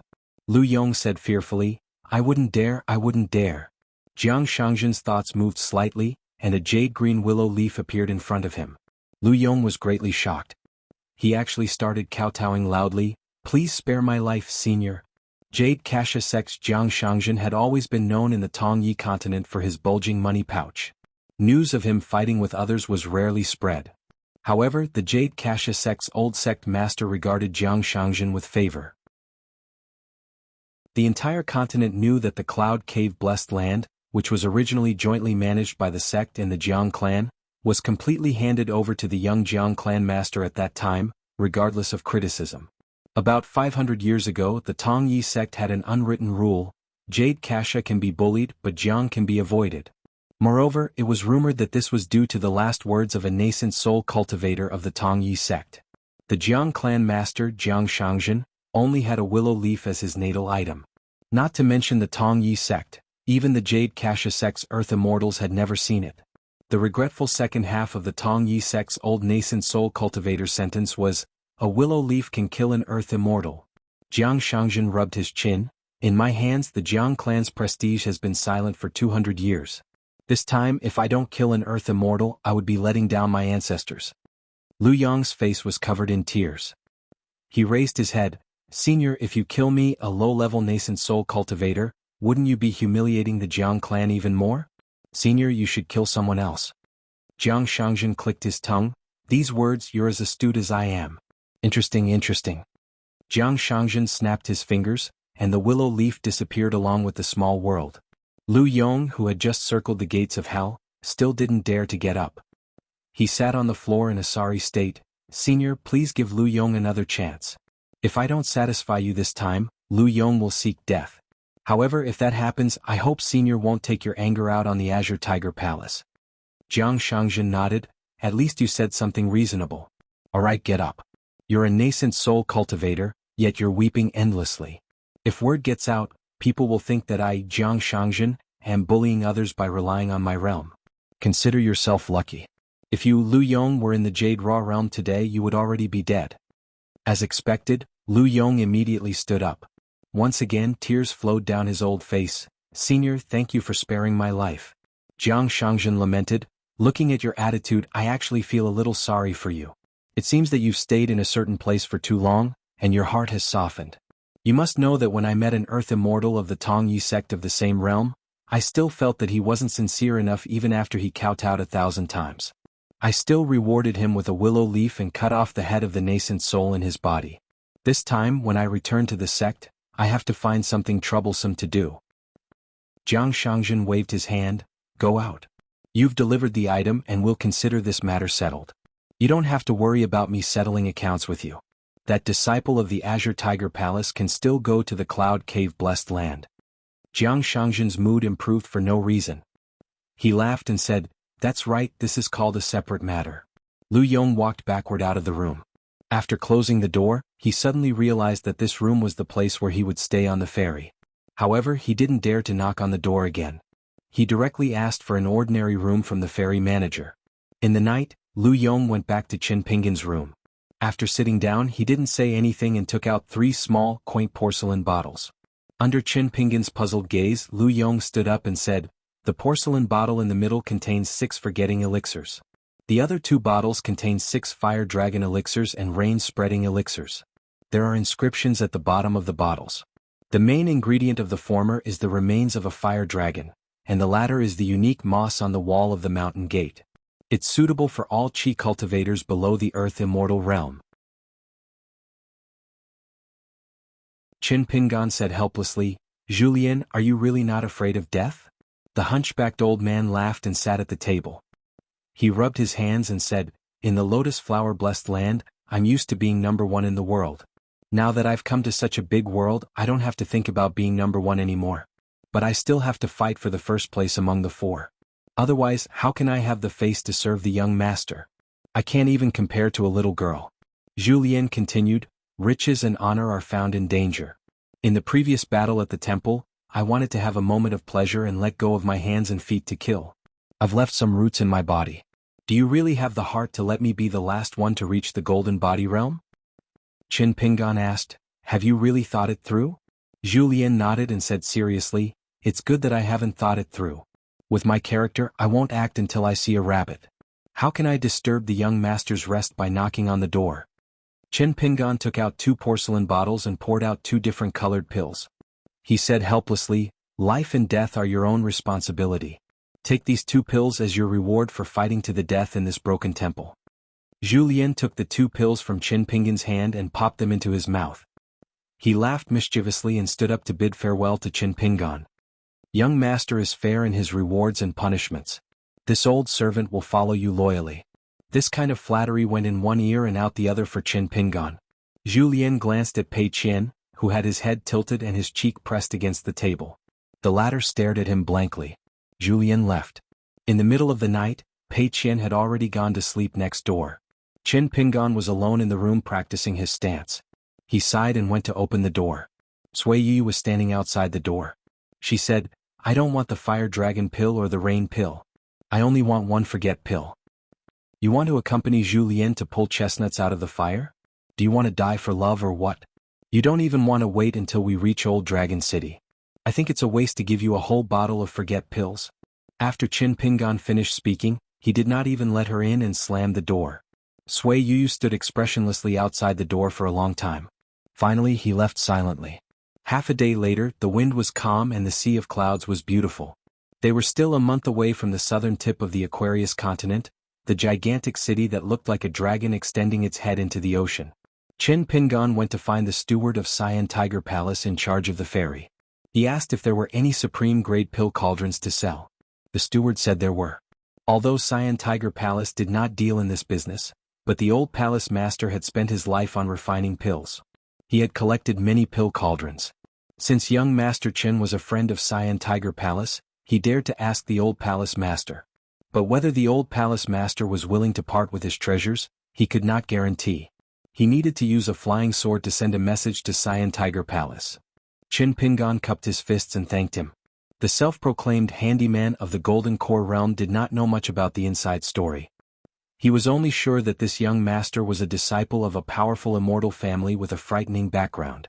He seemed to be friends with the unreachable Jiang clan master. Otherwise, he would not have dared to agree to ask the old palace master about the sale of pill cauldrons. Those were the old palace master's lifeblood. Every cauldron that was temporarily not in use was carefully kept by Lu Yong. As long as he was not refining pills, he would personally wipe them every day. The Heavenly Fault Peak's flying sword message was a specialty of a large sword cultivation sect in the North Continent. It was expensive, but you got what you paid for. It was worth it and was extremely fast. It was far better than the ferry that was only good for stability. In the end, when the manager who looked as if he had seen a ghost found Chin Pingan also felt a little guilty and embarrassed. Lu Yong's reply was that he would personally deliver a high-grade pill cauldron that he had kept for many years. Chin Pingan's embarrassment was that he could not afford the pill cauldron with his immortal money. He could only go to Old Dragon City and borrow money from Fan Air or Zheng Dafeng. But this way it was too domineering. It did not seem to be the way to do business. After all, Chin Pingan had long been used to the trading style of the old man in the Yang family's shop in his hometown. Chin Pingan was filled with guilt. When he saw the travel-worn old nascent soul cultivator, he explained the matter to him. Unexpectedly, Lu Yong laughed heartily and looked even more relaxed. When they arrived at Chin Pingan's room, Lu Yong asked the Gold Core Earth Immortal from the Green Tiger Palace to stand guard outside the door. Only then did Lu Yong take out the special cube object that could hold his beloved cauldron. When the cauldron appeared, it hovered 1 foot above the table. Immediately, colorful clouds rose and curled around it, filling the entire room with a fragrance. With the exception of a blind man, anyone would be able to tell that this pill furnace was extremely precious. Pei Qian tiptoed around the table and stared at the vermilion cauldron that was as long as an arm. The 5 legs of the cauldron were the legs of 5 strange beasts. The heads of the strange beasts opened their mouths above the edge of the cauldron. The colorful clouds were spat out from their mouths, which seemed to correspond to the colors of the 5 elements. The old nascent soul cultivator Lu Yong was full of arrogance. He pointed at the floating cauldron and said with a smile, "This cauldron is called the 5-colored golden cauldron. The cauldron is mainly made of the metal of the 5 elements. It is because of the ancient teachings of our alchemy ancestors, metal is indestructible, therefore it is a treasure. In my early years, I had a great fortune in cultivation. I obtained it from an immortal's residence in a shattered paradise. Now that I think about it, the various powers fought over it. It was truly hair-raising. I was just the luckiest to obtain this pill furnace. Because it was a fortune and not a purchase, I will give you a fair price. I dare not ask for too much, Child Chin. 50 pieces of grain rain money, only 50 pieces." At the end of his speech, the old nascent soul cultivator stretched out his hand. The corner of Chin Pingan's mouth twitched. 50 pieces of grain rain money. A sky-high price. But in the depths of his heart, he knew that the price that Lu Yong quoted was absolutely fair. Chen Pingan took a deep breath and no longer had the slightest bit of hesitation. He said without hesitation, "Palace Lord Lu, I definitely want to buy it. But I'm not afraid of being laughed at. Whether my friends over at Old Dragon City are willing to lend me so much Guyu money, I really can't say right now." After saying that, Chen Pingan clasped his fists and said, "If I let Palace Master Lu come here in vain, I apologize here first." Lu Yong had mixed feelings. He thought that it would be great if the cultivators on the mountain, regardless of their cultivation level, were all easy to talk to and polite like Chen Pingan. Before he met Jiang Shangjin and Chen Pingan, he dared to scold whoever dared to open their mouths. If the person was a chi trainer below Yuaning, he might even beat him up. But before that, Jiang Shangjin and Chen Pingan did not know whether he was willing to sell this bizarre 5-color golden stove or not. But now his state of mind had changed completely. After Lu Yong returned to the Green Tiger Palace this time, he brought along the grain rain money that he almost exchanged with his life. After thinking about it, Lu Yong really figured out one thing, and that was how he should deal with Jiang Shangjin. Therefore, after receiving Chen Pingan's flying sword message from the fairy, he was not angry but happy. Enduring the pain in his heart, he brought along this elixir cauldron that could be said to be Lu Yong's coffin capital. As long as Chen Pingan dared to buy it, Lu Yong was willing to sell it. There was another secret that was unknown to others, and that was the 5-colored golden cauldron. Its quality was too high, and it had always been Lu Yong's regret. This was because the elixir refinement technique that he was good at was not the best, and the heavenly materials and earthly treasures that he had, or the various materials that others sent to him, Lu Yong, could only use the 5-colored golden cauldron once every 100 years. Moreover, every time he refined elixirs or refined items, the income and expenses would be balanced. Occasionally he would even make a loss. Even Lu Yong had to admit that if this cauldron was placed in the Green Tiger Palace, it would be of little value to him. Before Lu Yong returned to his house, Chen Pingan could only say a few words of courtesy. "Words cannot express my gratitude for your kindness." Lu Yong was in a good mood and left with a smile. He actually left the 5-colored golden cauldron with Chen Pingan, and even gave him an elixir refinement manual of unknown materials. Chen Pingan carefully kept the elixir cauldron in the object near him, and began to flip through the elixir refinement manual written by Lu Yong himself. After a while he left the house and went to the sword room on the ferry that provided flying sword messages, and sent a letter to Jiang Shangjin of the Jade Gui sect. After briefly mentioning Lu Yong's selling of the cauldron, the letter wrote at the end, "One big and one small, I owe you 2 favors."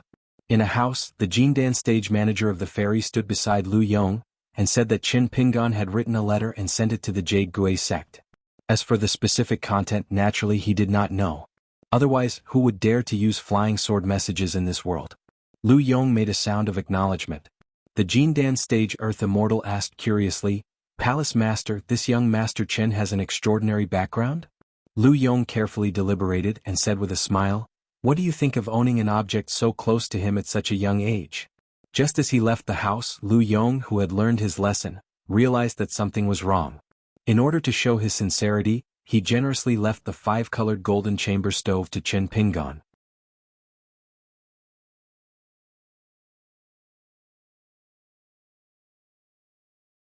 (361) Chen Pingan led Pei Qian and the others to the Fan family at the ferry on Osmanthus Island. Last time, the Jindan sword cultivator Ma Ji had driven the carriage while Fan Air had sent them off. Chen Pingan had directly boarded Osmanthus Island, so he did not have much contact with the Fan family at the ferry.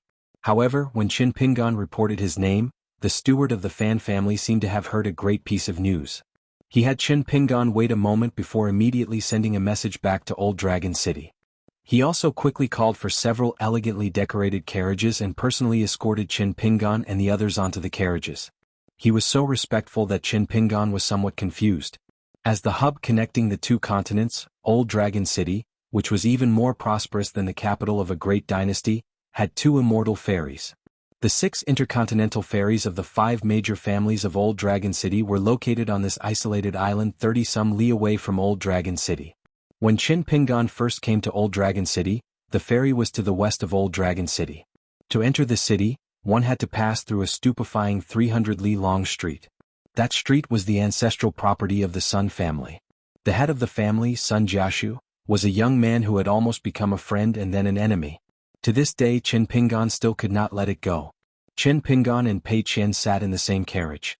Pei Qian was riding on a ship pulled up by a blue bird. After floating in the sky for so long, he finally had his feet on the ground. He was very excited to have arrived at Qin Pingan's hometown. He lifted the curtain of the carriage and was very curious about the scenery outside. Liu Baixiang and Sui Yuyu began to chat inside the carriage. Wei Xian and Zhu Lian, who were in the same room, closed their eyes and dozed off, while the other opened his eyes and flipped through old books. Through the attitude of the steward of the Fan family, Qin Pingan sensed that something was amiss. He began to sort out his thoughts. Qin Pingan was definitely not an important person. When he left Old Dragon City, he was just a fourth realm martial artist who had just broken through his bottleneck in the Sun family's ancestral home. The people he knew were only Fan Heir, Sun Jiaxu, who had parted ways with him a long time ago, Zheng Dafeng from Dusty Medicine Shop, and Fu Nanhua, whom he had made enemies with in Pearl Grotto Heaven but had not met in Old Dragon City. At that time, Old Dragon City was enveloped in a festive atmosphere. This was because the Fu family was going to marry a daughter of the Jiang family of Yunlin. To be precise, the daughter of the Jiang family of Yunlin was going to marry into the Fu family. The marriage partner was the young city lord, Fu Nanhua, who was almost stabbed to death by Qin Pingan together with Kai Qinqian. The saying of marrying down was very particular. Even the wealthiest Fu family didn't find it inappropriate. Riches and honor. Riches and honor. Riches and honor. Riches and honor. Riches and honor. Riches and honor. This was because the latter meant that the inheritance was orderly, the family was rich, and the backing was only at the top. Of course, people like the Jiang family of Jade Gui sect of Tongyi continent, or even the Lu family of Baifeng continent, who were so rich, spending money was harder than earning money. The Jiang family of Yunlin was one of the first families to move to the Aquarius continent. Their mansion was located at the shore of the ocean in the southeast. The mansion faced the ocean, and the gate was 30 miles into the ocean. In the end, there was a huge natural reef as the gate, and it was known as the East Sea. When the Confucian school of Confucianism had just become the orthodox school, the sage of rites had set the complicated rules of the world.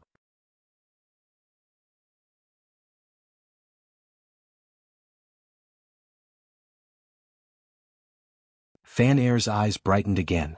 I heard that after Mr. Zheng understood the whole story, on a day at the beginning of summer last year in broad daylight, he went to the Fang family mansion, smashed the door with one punch and walked straight in.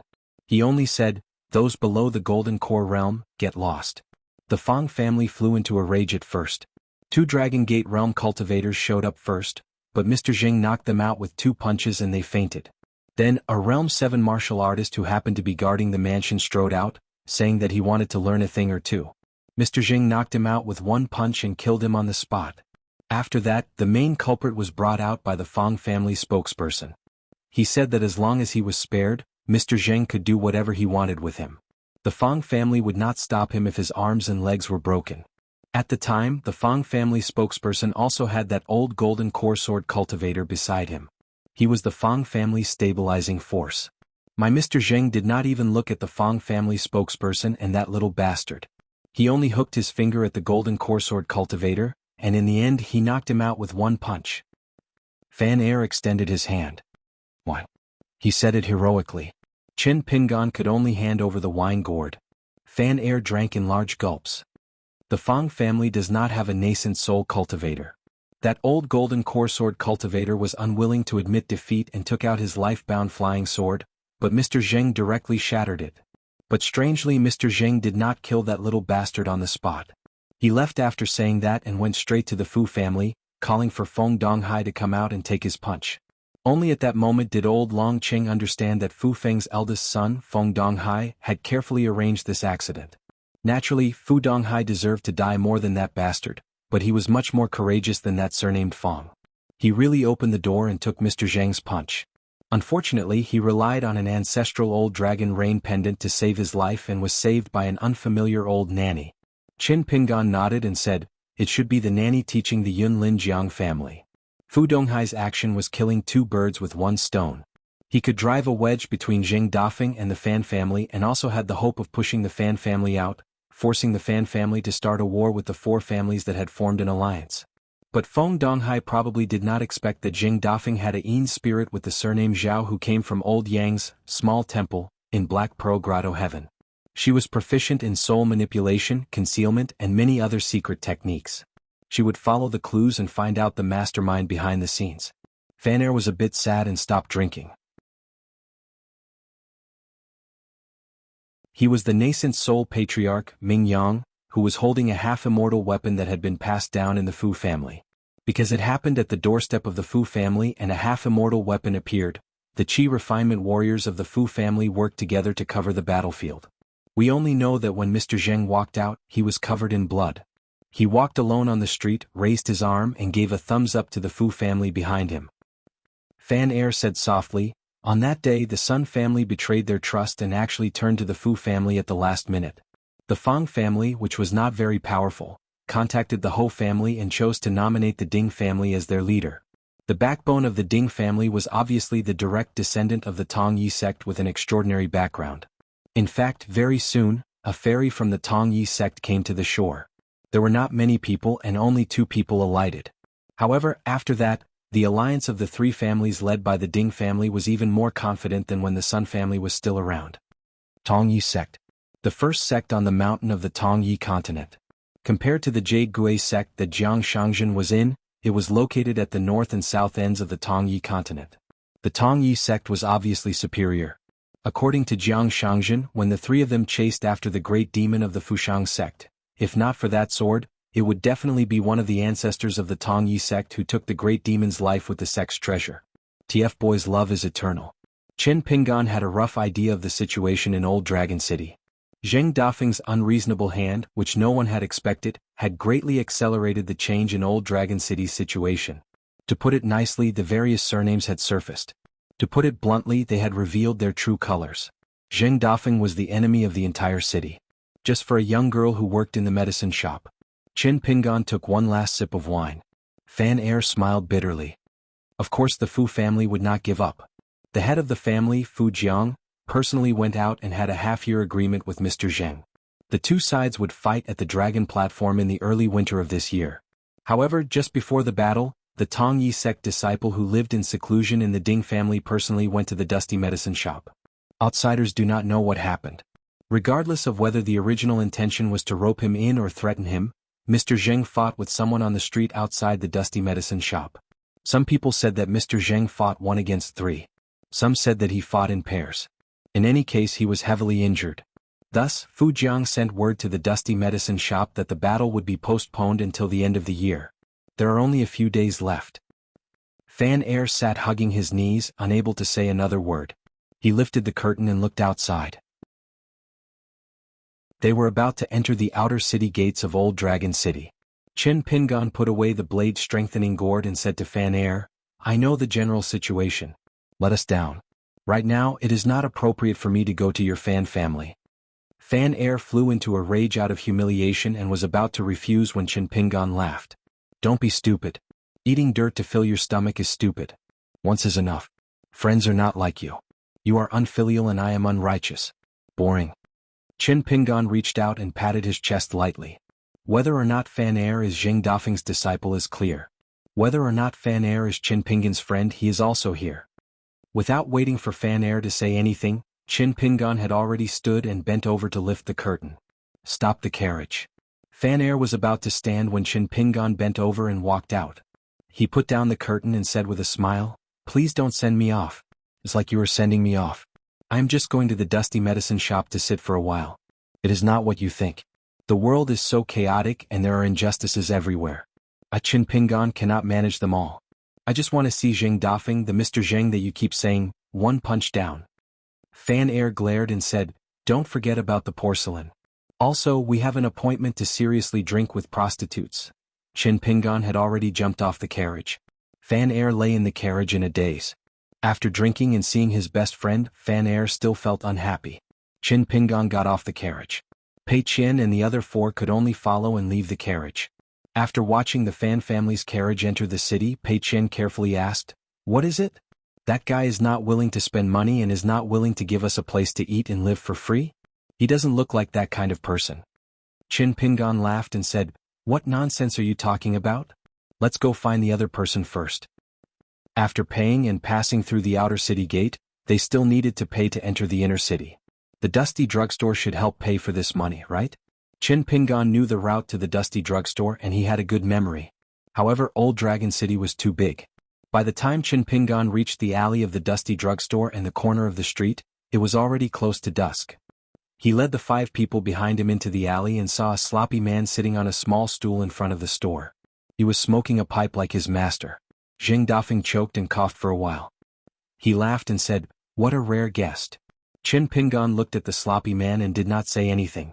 Glancing at the empty store, Chin Pingon sat on the doorstep and asked, "Is the drugstore hiring?" Jing Dafeng said unhappily, "I don't have the money to hire anyone." Chin Pingon said to himself, "Lend me 40 grains of Guyu money, and I will be your drugstore's clerk. Lend it to me, not give it to me." Jing Dafeng stared at Chin Pingon like he was looking at an idiot. "What? You think you can use Guyu money like it's copper now that you've increased your realm and changed your clothes? Get lost, I'm not in the mood to joke with you." Jing Dafeng suddenly raised his head and looked at Sui Yuyu, who was carrying the infatuation sword on her back. He said seriously, "However, if this lady is willing to stay in our store, we will take care of your food and lodging. As for your monthly salary, we will owe you for now." Sui Yuyu stood in the alley. She was indifferent to the sloppy man's flirting. She did not even notice the slightest change in her expression. Chin Pingon waved his hand at Pei Qian and pointed inside the store. "We will live here. Put your luggage down and pick your own room." Pei Qian, who was holding the mountain walking staff, cheered. She took out her favorite demon-suppressing pagoda talisman from her sleeve and stuck it on her forehead. Then she ran into the shop. She was so tired from walking in Old Dragon City that she had wanted to take out this talisman to increase her internal strength for a long time. Now she finally got what she wanted. Wei Xian and the other 3 stepped over the door without saying a word. Jing Dafeng said helplessly, "My dear Uncle Chin, do you really not know the situation in Old Dragon City? Or do you think you have some ability and came to my shabby store to play hero?" Chin Pingon chuckled. "Take a guess?" Jing Dafeng seemed to have met Chin Pingon for the first time. He looked at him for a long time, then turned his head and continued to smoke. He said vaguely, "All right, if you want to stay then stay. This old man has bet a lot on you. I won't let you die so early. At worst, I will let Brother Zhao keep an eye on you. As for the Dragon Tower, Brother Zhao can't do anything about it." Ain's spirit appeared in a dark corner of the alley and said to Chin Pingon, "Don't get involved. Jing Dafeng and I may die at the Dragon Tower." Chin Pingon did not immediately give an answer. He looked at Jing Dafeng's side profile and asked, "What happened?" Jing Dafeng smoked and smacked his lips. "Don't think so highly of me. It's related to the Tao, so I had no choice but to do something. Back then, I couldn't break through the bottleneck of the 9th tier no matter what. You dog T-Path Protector, you only deserve half of the credit. The first half came from a book that belonged to a little girl. I stole it from her and she found it. I could only say that it was a temporary loan. Later on, I accidentally shattered it. When I finally broke through, I wanted to buy a new one. It cost around 40 copper coins. My heart ached at the time and I delayed it for a few days. After that, I didn't have the chance to return it." Jing Dafeng's face was dark and gloomy, shrouded in smoke. "Back then I only owed you, Chin Pingon, 5 copper coins. Now I owe the little girl so much money. Do you think I can sit still? I have to do something. Besides, if it wasn't for me, she could have found someone to marry in 2 or 3 years. It's better to live a poor life than to live a poor life. A bad life is better than a good death. I, Jing Dafeng, have always done this. Besides, she didn't die a good death." Brother Zhao finally helped her gather her soul. The silly girl didn't say anything. She just begged me to take care of her parents and brother. She cried and said that she didn't blame me. The Yin spirit with the surname Zhao said indifferently, "She said that she likes you. She said that she's dirty her body in this life and doesn't dare to think about it anymore. She said that she won't have the chance to meet you in her next life. Jing Dafeng, she still likes you. She just needs to be braver." Jing Dafeng suddenly looked up. An incomparably vigorous stellar energy filled the entire alley. Jing Dafeng said in a low voice, "Scram."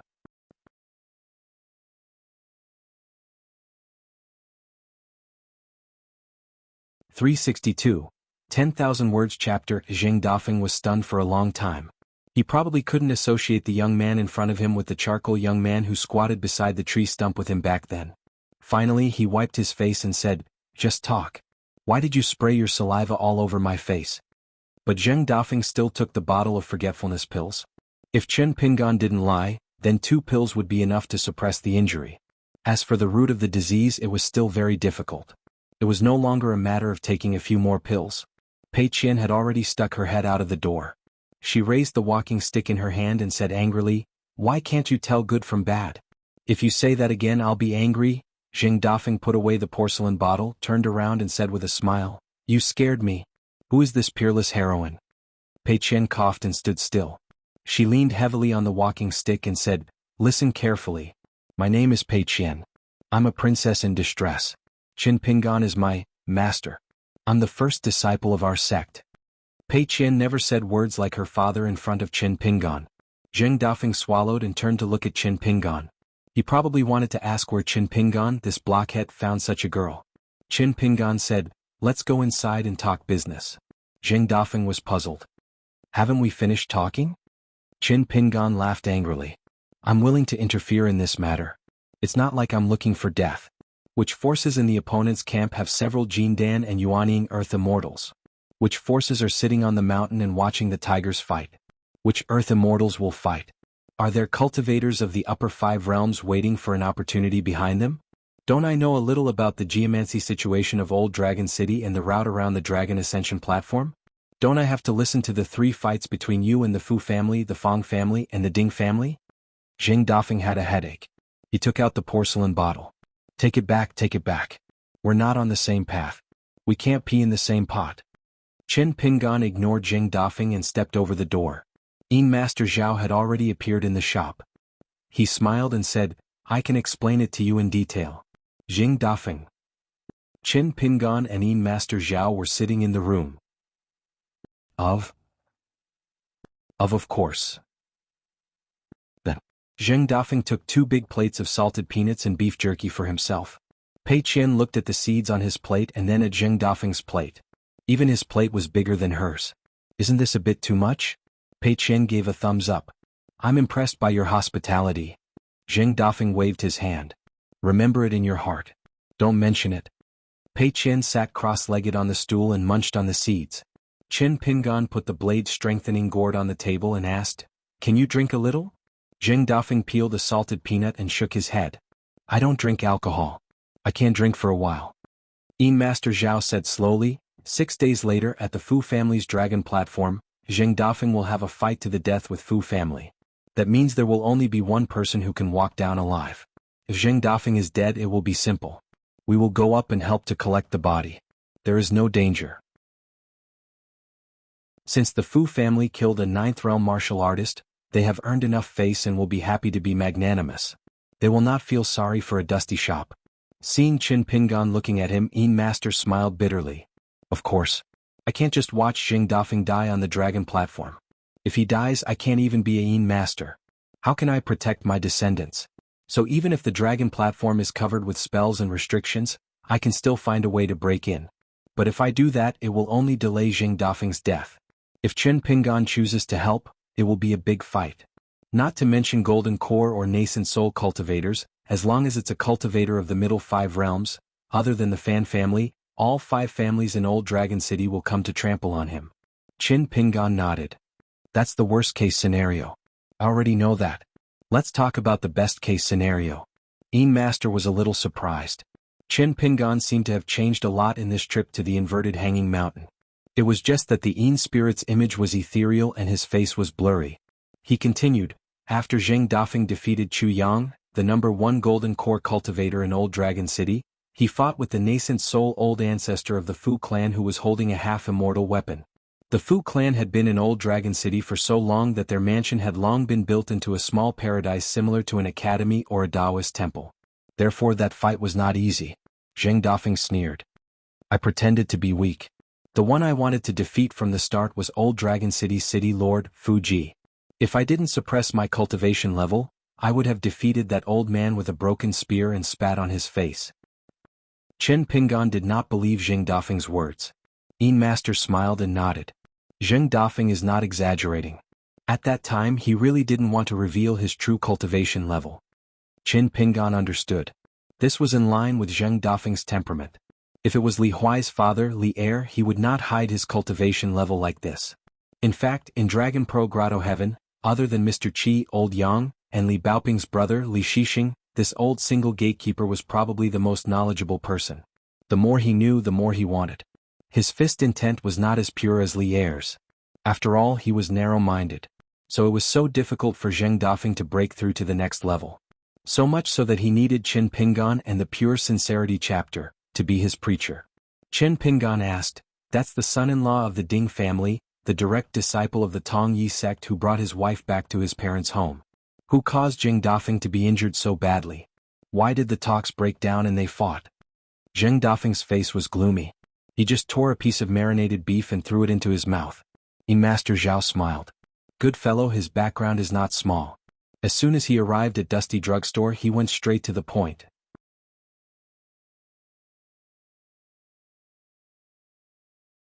Shen snorted coldly.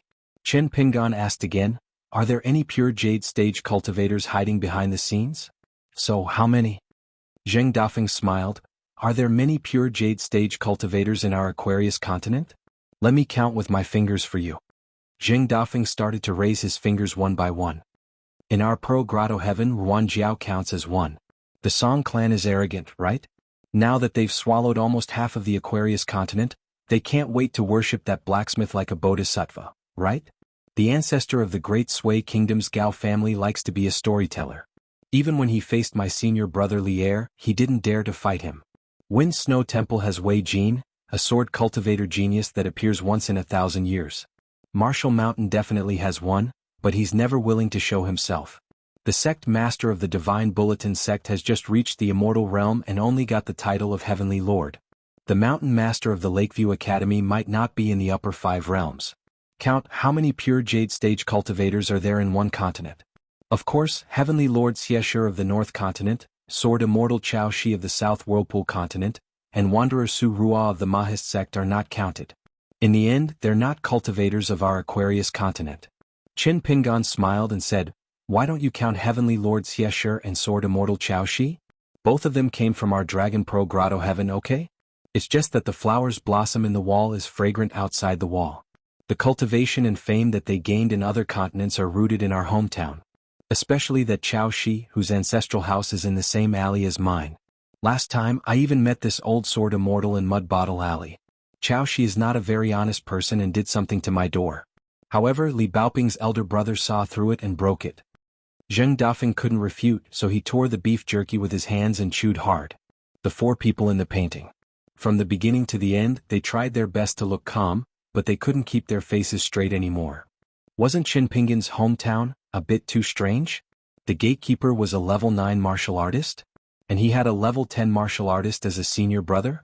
That Mud Bottle Alley had a sword immortal called Chao Shi, and slightly further away was the place of prosperity of a Taoist heavenly lord? Zheng Dafeng wanted to get back at him and said, "But how many level 10 martial artists are there in the Aquarius continent?" "Just 2, Li Er, Song Zhangqiang. Next it's my turn, right? The one who taught you the fist technique, it can't be level 10, right?" Qin Pingan hesitated and said honestly, "The one staying in my house should also be level 10. Zheng Dafeng rubbed his face. "Back then I almost went straight from the peak of level 8 to level 10, okay." Qin Pingan smiled and asked, "Then if you run a few more steps and show me level 10, wouldn't everything be fine? I don't even need to go to the dragon platform, I can stay in the dusty medicine shop and cook a table full of food for you. Zheng Dafeng, how about that?" Zheng Dafeng was deflated. If it was easy to reach level 10, why would Li Er leave Pearl Grotto heaven? The difference of 90 for a martial artist was similar to the difference of 10 to 23 for a swordsman. As for the legendary level 11 and level 14 of a swordsman, just think about it. These 2 thresholds, compared to the level 6, level 10 and level 11 of ordinary Qi refinement warriors, were even more unimaginable. Zheng Dafeng, who thought that his heart was higher than the sky, did not even dare to dream of the illusory martial god realm. There is also this Demon Pagoda Suppression Talisman. As for this sword suppression talisman written by a friend of mine, it is of high quality. It can even suppress the natal flying sword of a nascent soul sword cultivator for a moment. Qin Pingan only took out the stack of talismans? Spirit Zhao felt a slight pressure, especially the green sword suppression talisman. Although it was specially made to fight against earth deity sword cultivators, it still made him feel uneasy. Zheng Dafeng was shocked and said, "Qin Pingan, during this trip to the inverted hanging mountain, You have been busy robbing people every day? Chen Pingan ignored Jing Dafeng and continued to take out items. He took out 3 porcelain bottles and said, an immature golden core of a river demon buried in the Tongyi continent, the nascent soul golden core of the old flood dragon in the Flood Dragon Valley, and the golden core of a 12th level demon. Jing Dafeng turned to look at Yin Spirit Zhao and pointed to the last porcelain bottle, which was half an arm high, and asked, do you believe him? Yin Spirit Zhao shook his head and nodded, I don't believe most people. But since Qin Pingan said it, I believe half of it. Qin Pingan asked, what are the items? Can I use them to save myself? Jing Dafeng said, let me rest. Then he fell into deep thought. Yin Spirit Zhao asked, if I knew you had so many items, I wouldn't have let Qin Pingan into this house. What? Yin Spirit Zhao asked again, why? Qin Pingan said calmly, you can think of it as me making a big deal with Immortal Yang from the pharmacy. Either you lose everything or you make a killing. Yin Spirit Zhao shook his head and didn't say anything. Obviously he didn't believe him. Qin Pingan turned and said apologetically, what do you think? Wei Xian said calmly, what else can we do? Sui Yu placed his sword on his knees and said, other than the Green Tiger Palace meditative pill, I also want a pair of Fire Dragon pills and Rain pills. Zhu Lian laughed, killing the immortal on the mountain was fun. If my words were useful, I would want to leave Old Dragon City immediately. But since I have decided to stay, Lu Baibai was the most pragmatic. Lu Baixiang was the most pragmatic. Then I also want 2 Fire Dragon pills and Rain Release pills. After I get the map of Old Dragon City, I can help plan the specific route. Qin Pingan saluted the 4 people, thank you. He turned and asked Jing Dafeng, do you think their martial realms can be improved in a short time if they take the pills? Jing Dafeng nodded and said, 1 Golden Body Realm 7 and 3 Peak Golden Body Realm 6. All of them are pure martial artists in the truest sense of the word. I don't even know where you recruited these fellows from. It is not difficult for the Golden Body Realm to stabilize their cultivation. As for the other 3, it will still be difficult for them to break through in the next few days. However, with some grinding, they will definitely be able to raise the height of Peak Golden Body Realm 6 by a notch. As long as they can survive this time, it will be beneficial for their martial arts cultivation in the future. After all, the peak level is only flawless. It is far from being able to fight for the title of strongest. I can feed them with my fists for the next 2 days. How much of my level 9 martial artists' fists they can eat will depend on their own abilities. The 4 people in the picture were expressionless. Jing Dafeng raised his eyebrows. Qin Pingan's 4 retainers were really arrogant. But the 4 of them each had a spirit that was not vulgar. Pure martial artists each had their own way of doing things. Wei Xian fought against 10,000 people on the battlefield. He was deep in the enemy's ranks. He was surrounded by iron armor. Lu Baixiang was talented. Other than martial arts, he was good at the 4 arts. He was the best in the Lotus Blossom Blessed Land. Sui Yu pursued the pinnacle of swordsmanship. He wanted to achieve the unprecedented feat of ascension. Under Zhu Lian's amiable face was a complete madman. Even if all the martial artists in the world worked together, they would not be a match for Zhu Lian's fists. Jing Dafeng was looking forward to his next fist-feeding session. Qin Pingan's expression became serious. He asked, I want to refine a natal item. Can I find someone to buy it from the dusty medicine shop? And you must promise not to do anything to the treasure. If I succeed, I will have an extra life. Yin Master Zhao turned to look at Jing Dafeng. Jing Dafeng thought for a while, I have to ask someone. She nods, then yes. Jing Dafeng suddenly smiled and asked, I trust her. Do you trust me? Qin Pingan replied, I trust your master. Jing Dafeng was speechless again. Yin Master stood up and smiled, I will go and find a few more maps. Qin Pingan turned to Pei Qian and said, you and Sui Yu will sleep in the same room. Wei Xian and the other 2 will squeeze together. I can sleep on the floor in front of the medicine shop. But if we can gather all the ingredients. Without waiting for Qin Pingan to finish, Pei Qian said righteously, then I will sleep on the floor with Fairy Sister. Sui Yu and the other 3 did not have any objections.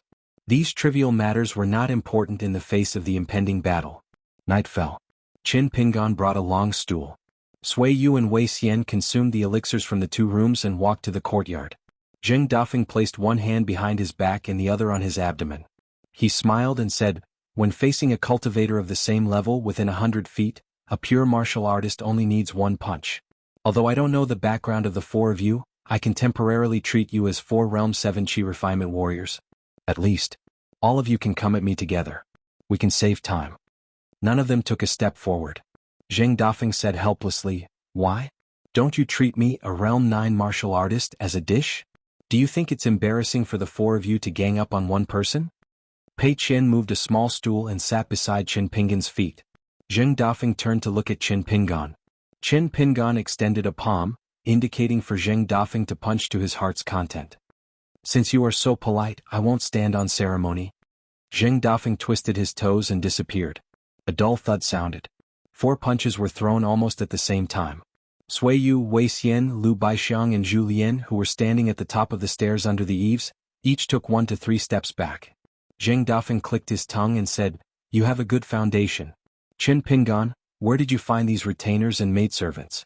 I want a few of them too, especially those who look like this big sister. Sui Yu was the first to attack. Zhu Lian bent his body and leaped over. Although he did not directly reprimand her, he was still biased towards the woman and the child. Pei Qian was also very afraid of Qin Pingan. Without another word, she handed the remaining half of the pancake to the woman, saying that she did not want it anymore and would give it to the child. The woman flew into a rage and became even angrier, feeling humiliated. She treated Qin Pingan as Pei Qian's family elder and lectured him together. Probably because she saw that Qin Pingan was dressed like a rich child from a wealthy family, the woman immediately restrained herself and scolded him more subtly. Qin Pingan waited for Wei Xian to say a few words before he understood the reason. It was because Pei Qian had bought the last pancake in the store. Coincidentally, there was a child who came by and wanted Pei Qian to give it to him. How could Pei Qian be willing? She began to shake her head and nibble on the pancake, purposely yelling that it was delicious. The child was immediately angered to tears and the woman began to scold her. However, Pei Qian did not care at all and happily ate the pancake. The more the woman scolded Pei Qian, the happier he became. Wei Xian watched from the side. As long as the woman did not make a move, he would not interfere. After Qin Pingan learned the truth, he held Pei Qian's hand and demanded that the woman apologize to Pei Qian. The woman was mad with anger and clamored that Qin Pingan would not be able to leave the city. Qin Pingan let her do it. After the woman left behind her ruthless words, she told Qin Pingan to wait and see. Then she angrily left with the child. In the end there was nothing. After waiting for a while, Qin Pingan saw that there was nothing else, so he led the group out of the city. Qin Pingan rubbed Pei Qian's head. I should apologize to you. Pei Qian was puzzled. He stopped eating the sunflower seeds and sat down on the bench beside Qin Pingan. He said uneasily, Old Wei said that the best meal in the world is the first meal. Father, you're not going to leave me alone again, are you? So you're lying to me first? For a moment he actually called him father. Pei Qian was even more flustered. He threw away the sunflower seeds and reached out to grab Qin Pingan's sleeve. Qin Pingan knocked Pei Qian's chestnut. Pei Qian's tears immediately turned into laughter. Alright, it's fine now. Pei Qian let go and supported himself with both hands on the bench. His feet swayed as he said, It's just a small matter. Master, you're apologizing to me. You really scared me to death. In the words of Old Wei's hometown, a small matter is just a drizzle. It's not even enough to wash my hair. So. Qin Pingan also supported himself with both hands on the bench and said with a smile, Do you remember the last time we climbed to the top of Tiancai Peak? Do you think I'm strange? Pei Qian nodded vigorously and said, I remember very clearly. You did a strange thing at that time.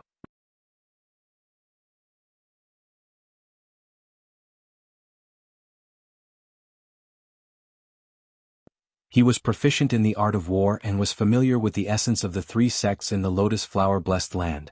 Not to mention the 4 arts of zither, chess, calligraphy, and painting. The only thing that this founder of the demonic sect lacked now was that he had just arrived in the vast world and had not yet reached the peak.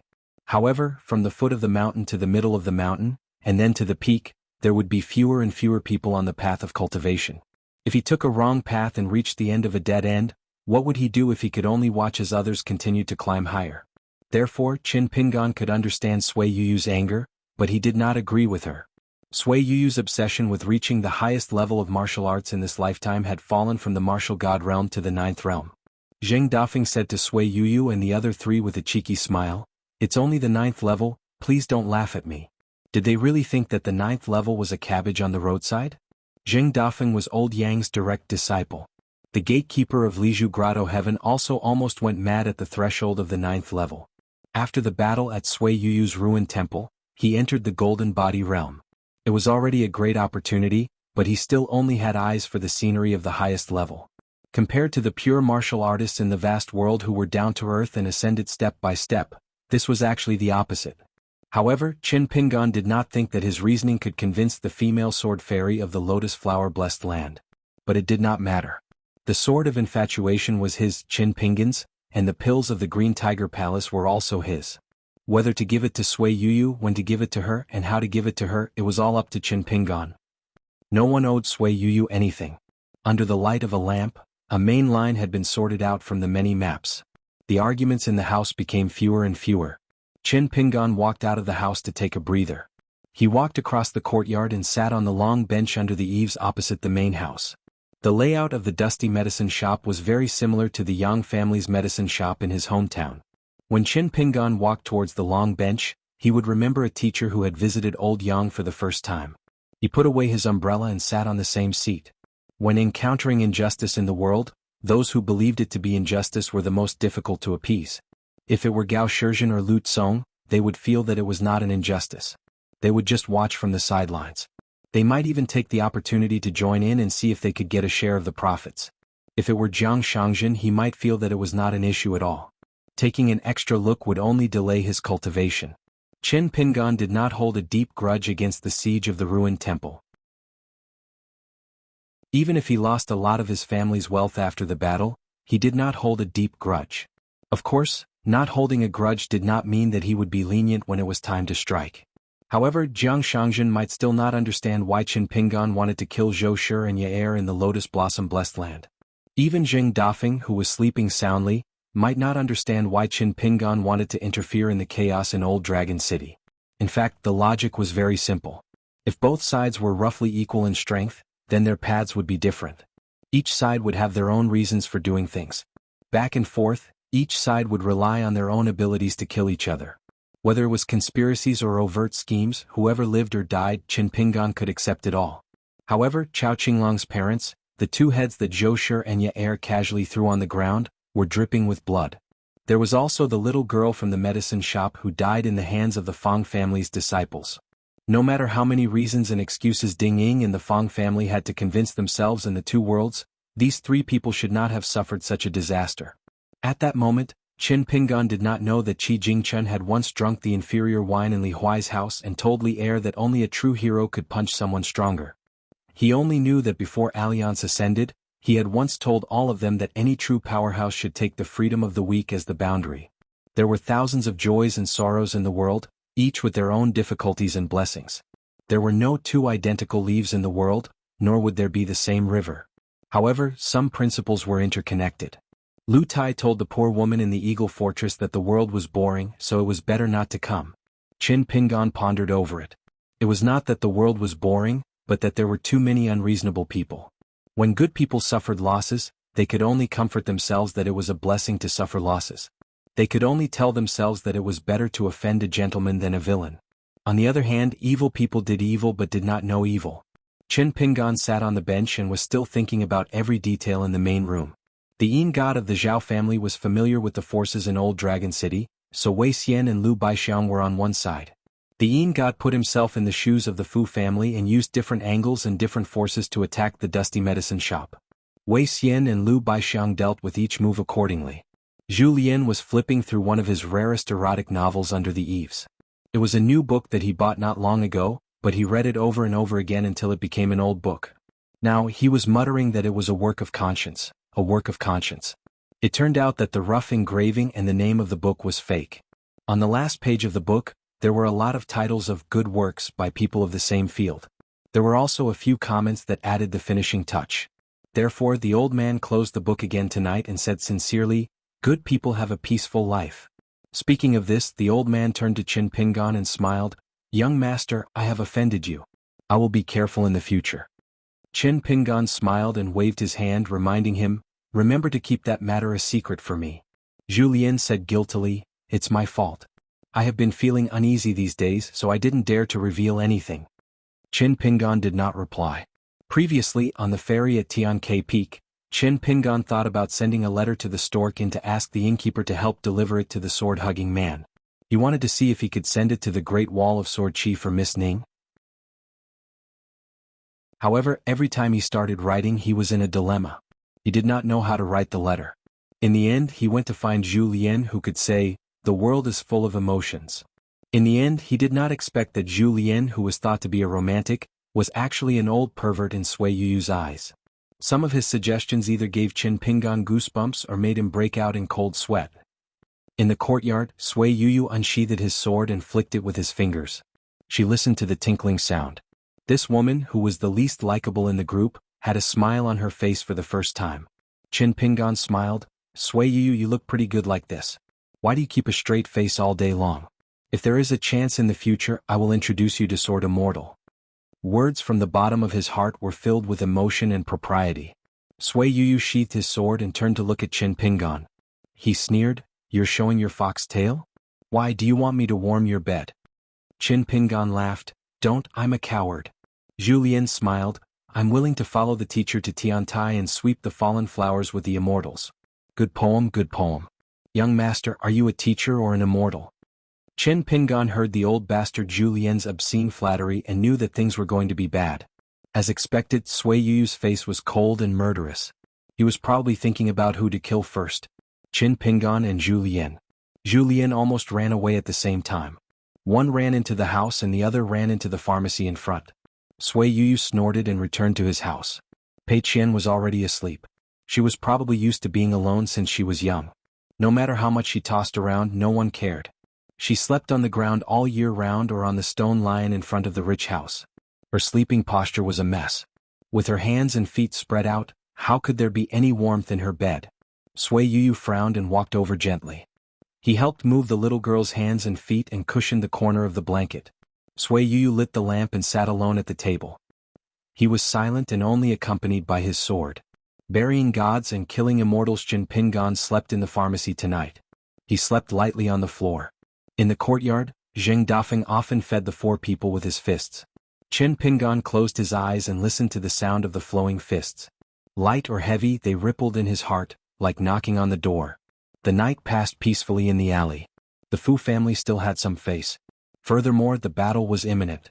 Even if someone had the strength to barge into the alley and challenge Zheng Dafeng, it was the same as slapping the Fu family's face. And now, the face of the Fu family in Old Dragon City was the same as the face of the Yunlin Jiang family. If not for this, Fu Li would not have personally challenged Zheng Dafeng to the Ascending Dragon platform. As for how many immortal weapons Fu Li could use, it was the most important thing in the discussion in the main room. For a Fu family disciple to be able to use a half-immortal weapon that was extremely difficult to control and could even cause a backlash, this was a strange thing. But as time passed, the outside world silently agreed. Qin Pingan woke up early in the morning. Zheng Dafeng was squatting at the door of the main room and drinking porridge. Pei Qian was squatting at the side and whispering. Who knew when their relationship became so good? Inside the room, Liu Baixiang was playing the zither, with the rhythm of high mountains and flowing water. Wei Xian was practicing the six-step stance that he stole from Qin Pingan. Sui Yuyu was not much better. He was practicing the sword furnace stance. Zhu Lian was more kind. He brought a large bowl of porridge for Qin Pingan, saying that he wanted the young master to try his cooking. Qin Pingan sat on the bench and drank the porridge. The sky was slightly bright and he felt refreshed. He went to open the door of the shop in front. The dusty medicine shop was open for customers. As for whether there were any customers, there really were early in the morning. After Qin Pingan opened the door, he started practicing his martial arts in the alley. When he reached the corner of the alley, he turned around and went back and forth. On the third round of his martial arts, a couple walked into his line of sight. It was not strange that one of them was someone he was familiar with, but the other was a woman that Qin Pingan was not familiar with. Her appearance was somewhat unexpected. The young man was Fan Air. Beside him was a young woman in green robes. Back then, on the dragon path, two fairies had brushed past each other. Qin Pingan had met her. She had even shown off her ability to control a wine jug in the air. Fan Air saw Qin Pingan from afar and laughed loudly. Qin Pingan, do you dare to fight with me, the fourth realm Fan Air? Qin Pingan stopped at the door of the medicine shop and shook his head. I don't dare. You and I are both fourth realm great grandmasters. Since we have met on a narrow path, if we don't fight at the peak, Wouldn't that be a matter of regret for the world? Fan Air used a flurry of random punches to kill his master as his opening remarks. His mouth babbled as he charged at Chin Pingon, baring his fangs and brandishing his claws. Chin Pingon put a hand to his forehead. He could only slowly walk forward and cooperate with this Fan Air in a battle at the peak between great grandmasters. Fortunately, Fan Air had only run a dozen steps before the green-robed woman grabbed him by the collar and threw him behind her. Don't make a fool of yourself here. If you want to play, go play at the dragon platform. Fan Air walked obediently behind her and winked at Chin Pingon. Chin Pingon stopped and asked in confusion, "You are Fan Air's sister, Fan Junmao?" Fan Junmao also had a wine jug at her waist and did not stop walking. She smiled coldly and said, "I don't want to have a younger brother like you, but I can't stop my father and second mother from being lovey-dovey." Fan Air was heartless and secretly happy. Chin Pingon sighed in his heart and then felt relieved. Only Fan Junmao with this kind of personality could make Fan Air truly like and respect her. If she was a virtuous and quiet daughter of a large family, he would still like her, but Fan Air would not admire his sister so wholeheartedly. Fan Junmao had no intention of walking into the drugstore. She pointed with a finger. "Fan Air, go inside and wait." Fan Air yelped and ran into the drugstore. When he brushed past Chin Pingon, he risked death to remind him, "My condolences." Chin Pingon said in surprise, "Miss Fan, you can't be." Without waiting for Chin Pingon to finish speaking, Fan Junmao nodded and said, "You guessed right, it's me. The last time we met, you went south and I went north."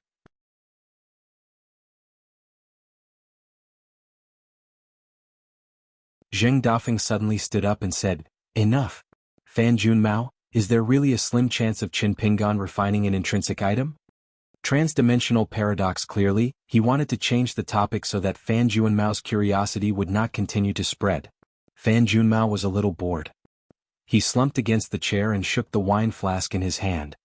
"Do you really think that refining an intrinsic item is as simple as casually refining a few qi-nourishing pills by a Taoist of the lower five realms? Do you know what it means to be in the right place at the right time?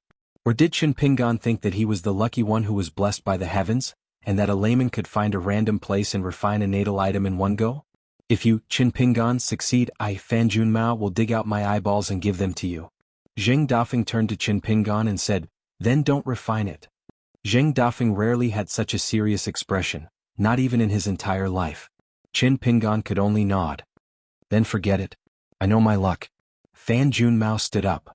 "Okay, then that's that. Zheng Dafeng, when the time comes, fight well. I will be watching from above. Remember to die heroically."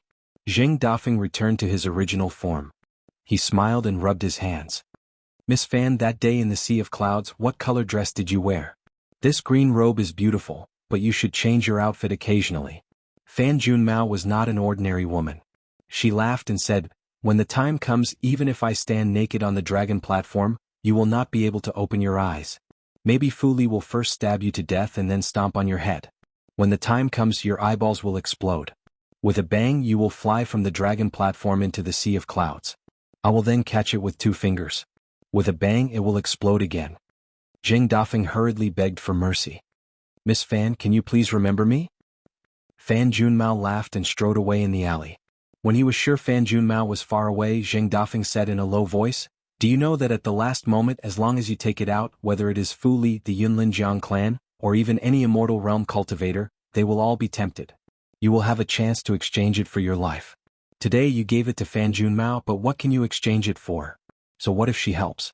It is only a 50% chance. But that is for me alone. Even if I am saved, how will you all leave Old Dragon City?"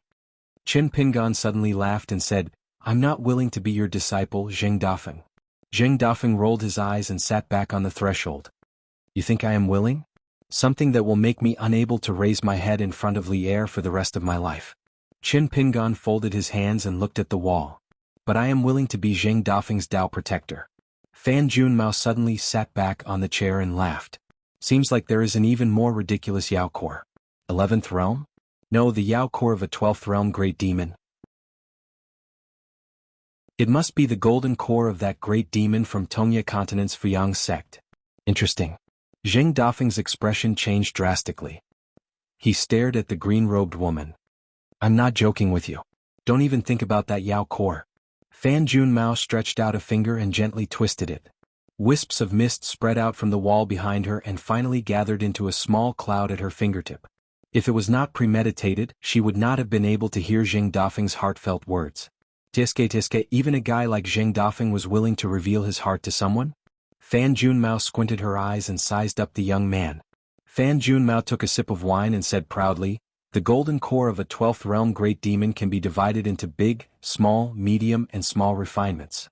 The big refinement is as difficult as refining a natal item. Qin Pingan can forget about it. Give it to me.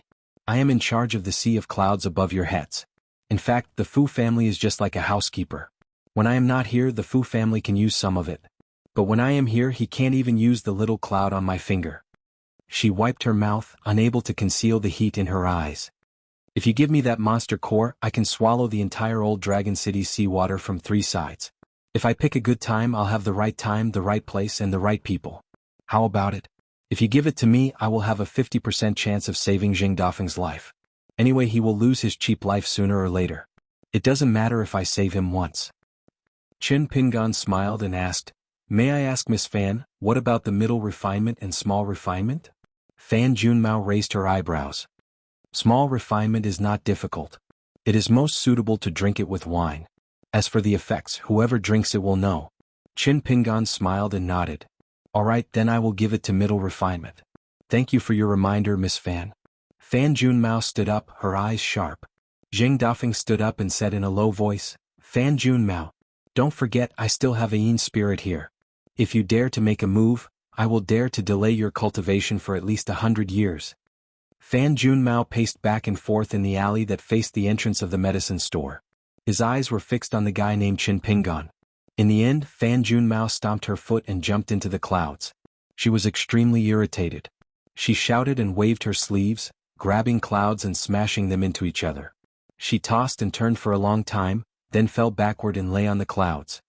"If I drink the small refinement with wine, I won't have to worry for the rest of my life." She wiped the saliva from her mouth and began to roll around on the clouds. On the other side of the alley, Jing Dafeng wiped the sweat from his forehead and glanced at Qin Pingan, who was as still as a mountain. "You really have guts." Qin Pingan's expression did not change. "Look at my back." Jing Dafeng really did step over the threshold to take a look. Qin Pingan was indeed sweating profusely. Jing Dafeng sat on the threshold with a smile and sighed. "I really did not expect that the charcoal youth who looked at the scenery outside the door would become like today." Qin Pingan took off the blade-strengthening gourd and took small sips of wine. "Even I did not expect it." There was a moment of silence. Qin Pingan turned his head and asked with a smile, "Did it change for the better or the worse?" Jing Dafeng thought for a moment. "It should be both." Then Jing Dafeng gave himself a slap. "You, Jing Dafeng, have only spent a day with Pei Qian and Julien, and you have already learned how to flatter people?" Standing up, Jing Dafeng muttered to himself as he walked back to the courtyard behind the medicine shop. He called for the 4 people to start sparring. This time, the 4 people in the painting felt the heavy pressure from Jing Dafeng.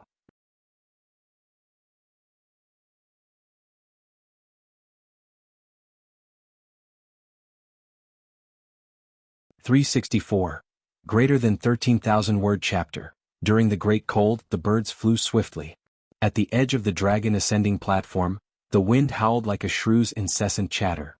In the inner city of the old Dragon City, a few carriages stopped at the corner of the street outside the dust medicine shop.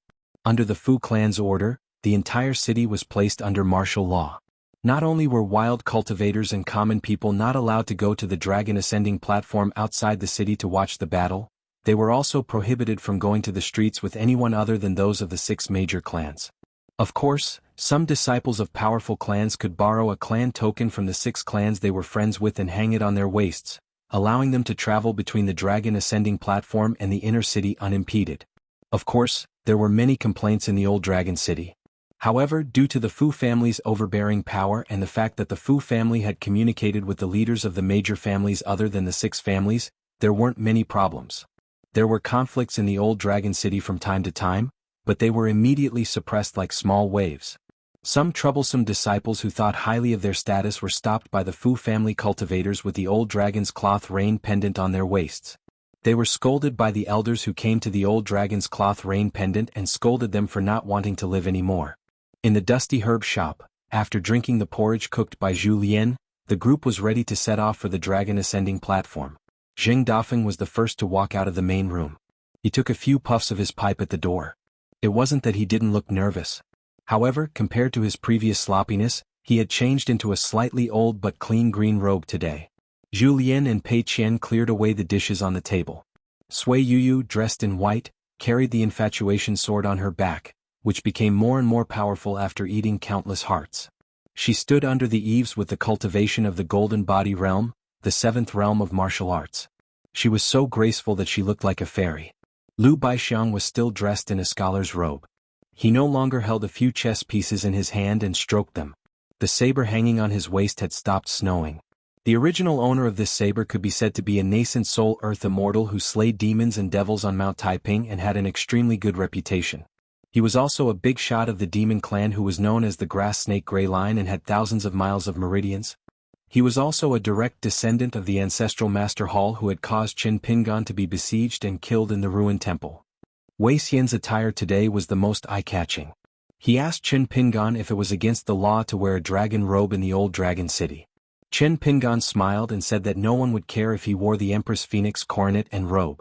Wei Xian then put on the dragon robe that he had taken with him from the scroll, the court robe of the founding emperor of the Nanyuan kingdom.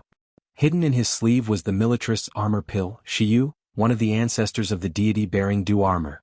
Zhu Lian, who looked like a cook, wiped the water on his hands and walked out of the kitchen. Pei Qian, who seemed to be in a bad mood today, followed behind him. Today Qin Pingan was still wearing the same golden wine gown.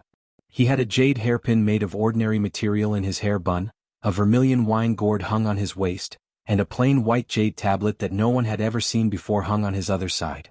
The jade tablet had only been taken out by Qin Pingan from a qi palace where a tiny wisp of sword qi had once resided. It belonged to Fan Juanmao's so-called minor refinement.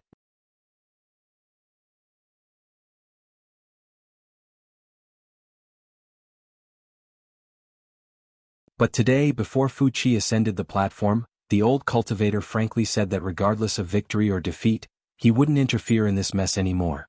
Last time, he made an exception and left the cottage by the sea to stop Zheng Dafeng at the Fu family.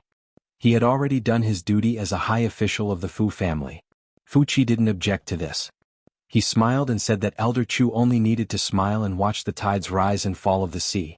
There would no longer be any disputes in the world that would disturb Elder Chu's meditation. Fu Donghai was expressionless and no one could tell whether he was happy or angry. He had thought that when Fu Nanhua was at his best, he would make a decent contribution to the Fu family by setting up a trap for Zheng Dafeng. He would be able to suppress his younger brother, Fu Nanhua's momentum. He didn't expect that things would turn out like this. Fu Qi, the city lord's father, didn't even show up after he was severely injured by Zheng Dafeng. He didn't punish or comfort him as if he was treating his eldest son as a dead man. This was what made Feng Donghai the most mad. As the master of the Fu family, Fu Qi also held the title of the city lord of Old Dragon City. He had always been very easy to talk to when it came to family affairs and the structure of Old Dragon City. For example, he didn't wantonly suppress the prosperity of the other families, and he gave preferential treatment to the vermin in the family who couldn't cultivate. But when Fu Qi was not easy to talk to, Fu Donghai and Fu Chunhua and the other direct descendants would even feel scared. Fu Chunhua looked up at the back of the tall figure who was climbing up step by step, and her expression was absent-minded. She still remembered the scene when her father took her to see Zheng Dafeng. They didn't have a good talk and they didn't part on bad terms. They just had different goals, but from that day on, they didn't interfere with each other's business. However, Fu Donghai's little trick this time had caused such a big storm. As half an outsider, Fu Chunhua could see more clearly than the anxious Fu Donghai. In fact, her father Fu Qi wasn't angry at Feng Donghai's smart move this time. On the contrary, he was vaguely happy. It was like an idiot who didn't have high hopes, but one day he accidentally did something that could help a smart person who had been waiting for a long time but couldn't enter. Fu Nanhua's youngest son, Fu Nanhua, who had always been the young city lord, was the most bored. Zheng Dafeng died on the dragon climbing platform without any suspense.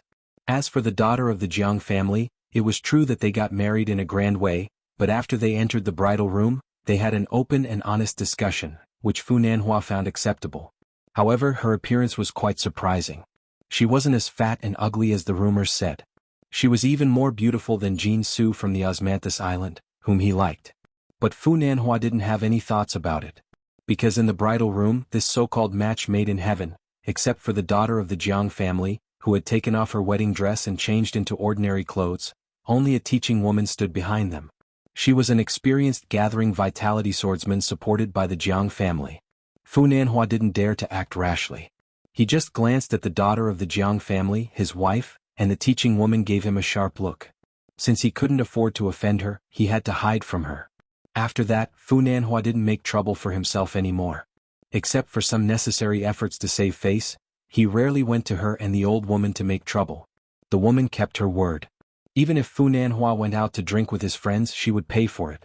Fu Nanhua felt that such a wedding day was great and he should be content. He just married the daughter of the Jiang family. As for beautiful women like her, as long as he was willing to spend a lot of money, he could find a few in the old Dragon City. The Ding family stood in the middle, and the Fang family and the Ho family stood on the left and right respectively. But today Du Yen, the powerful son-in-law of the Ding family from the Tongyi sect, didn't show up. It was good that he didn't show his face. The people of the three families in the old Dragon City could chat more easily. They didn't have to figure out the thoughts of the heir of the Tongyi sect all the time, for fear of saying something wrong and causing trouble. After all, an immortal sect named after a continent must have a profound foundation. Even if all the big families in the old Dragon City of the Aquarius continent joined together, they still couldn't compete with it, not to mention the children of the Shang family, who were ridiculed as profit-seeking people. They had always been in a state of disunity. The Aquarius continent was the smallest among the 9 continents, and the Tongyi sect was the largest immortal sect in the Tongyi continent in the south. The Fang family and the Ho family all felt lucky that the noble Du Yen was only a woman with the surname Ding, so he protected the Ding family instead of the legendary ancestor behind him who was interested in the old Dragon City. The Fang family was in the worst situation now. Zheng Dafeng almost broke through their mansion. However, the child of the Fang family who was the culprit today, was very arrogant and didn't look depressed at all. He was talking with a scoundrel of the Ho family. How could he not feel good? That madman Zheng would soon be beaten to death on the dragon ascending platform. He had already prepared a large sum of money. Once he returned to the city, he would hold a big banquet. As long as it was a woman who had worked as a waiter in the dusty medicine shop, regardless of age, beauty, or ugliness, they would all be thrown into the lowest brothel in Old Dragon City to be prostitutes. Didn't you, Zheng Dafeng, mobilize so many people just for a slut in the mud? Do you regret it now? The Sun family and the Fan family were far away from the Fu family and the Fang family. Besides, only a few people from the 2 families came to join in the fun. The master of the Sun family, Sun Jiashu, didn't show up. The Fan family only sent an old man who was in charge of the incense burning in the ancestral hall. The others were all talented children of the collateral branches. When the 3 carriages came into view, the big families of the old Dragon City didn't make any noise. They didn't point or talk. Even the child of the Fang family who was sure Zheng Dafeng would die on the dragon climbing platform held his breath and stopped smiling. It didn't matter if they were good or bad. Those who could stand on this side more or less represented the face of the family. Not many of them were real fools. Just like this battle. Why didn't the families let the Earth Immortals take out their Dharma treasures or use pavilions or small boats to fly into the sky so that everyone could watch the battle comfortably? Why did they just stand under the dragon climbing platform and watch the battle through the moon in the water's spell? In fact, no one even dared to suggest it. This was the great power that the Fu family had accumulated for thousands of years. It was also the survival wisdom that the big families of the old Dragon City should have. The 3 carriages slowly stopped by the dragon climbing platform. The people of the Fu family looked thoughtful. No one would jump out to provoke Zheng Dafeng's group. They might die and it would be a disgrace to the Fu family. The people of the Fu family would even think that they didn't deserve to die. They didn't want to waste the family's money. Zheng Dafeng climbed to the platform alone. He didn't say anything to Chen Pingon. He just strode up. Chen Pingon looked around and quickly retracted his gaze. He only looked up at the stairs. In the distance, Fu Nanhua stared at this guy and was surprised. The dark and skinny teenager from the Mud Bottle Alley was really lucky. After leaving the Lizhu Grotto Heaven, he became so confident in just a few years. Not only did he not avoid Fu Nanhua in the old Dragon City, but he also came to mess things up. Furthermore, in the team that came to congratulate him last time, Kai Jinjian, who was supposed to be dead, not only left Lizhu Grotto Heaven alive and returned to Lizhu Grotto Heaven, her cultivation did not decline, but instead advanced. Furthermore, Kai Jinjian's attitude when she saw him that day was also worth pondering. After Zheng Dafeng walked to the highest point of the dragon climbing platform, Chen Pingan's gaze turned to a higher place. There was a sea of clouds there, but he couldn't see it when he raised his head because he was in the old dragon city's territory. He could only see the majestic scene when he looked down from the ferry. According to Zheng Dafeng, this sea of clouds was the real foundation of the Fu family standing in the old dragon city for thousands of years. Its historical origin could be traced back to the Aquarius continent, where the last true dragon came ashore. After that, there was the underground dragon path, the bloody battle in the Lizhu heavenly abode where the great cultivators died like rain in battle, the crab archway and the small town, the well, the snowy night, the girl who almost froze to death in front of Qin Pingan's ancestral house in the mud bottle alley, the girl who Qin Pingan happened to save, but she went next door and became Song Jisun's maidservant. The old Taoist of East Sea took Qin Pingan to the lotus flower-blessed land for many years. They traveled thousands of miles. During that time the old Taoist said, everything in the world can be seen through, and the thoughts of the people in the world can be followed. However, these were all important things that Qin Pingan couldn't delve into at the moment. Above their heads, a green-robed woman was lying on the huge sea of clouds. She was looking at the dome that protected the people in the world. It would be great if she could see further. However, what could she do even if she saw it? In a secular dynasty, even if the country was destroyed, the mountains and rivers were still there. She, Sun Jiashu in the old dragon city, the woman he met once by the Dragonbeard River and some other people, but they couldn't do it. As for the little girl who walked on the dragon climbing platform, she wanted to rob the Sea of Clouds because she wanted to repair the dragon robe made by the Fu family.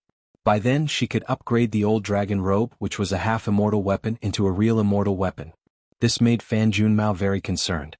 The fight for the Great Tao was more dangerous than a matter of life and death.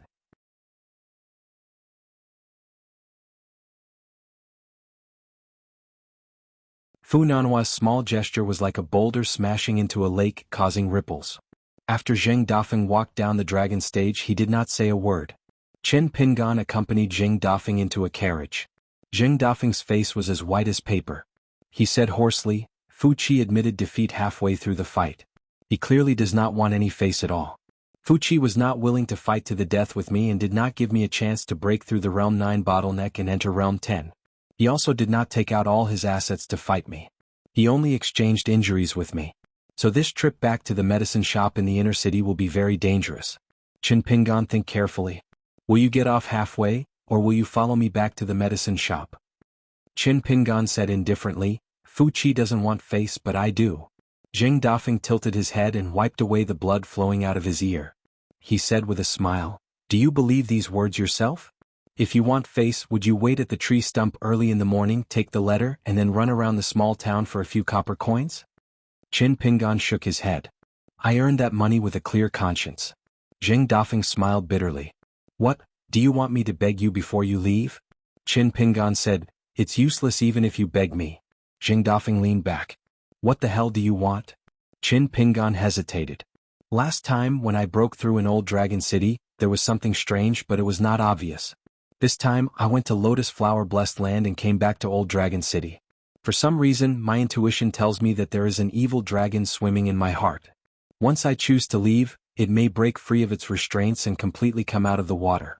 This may be an inevitable calamity for me to go against the heavens and rebuild the Longevity Bridge.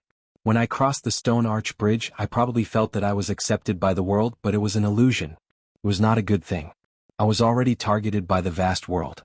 I have to escape today and I will escape in this life. This Zheng Dafeng believed.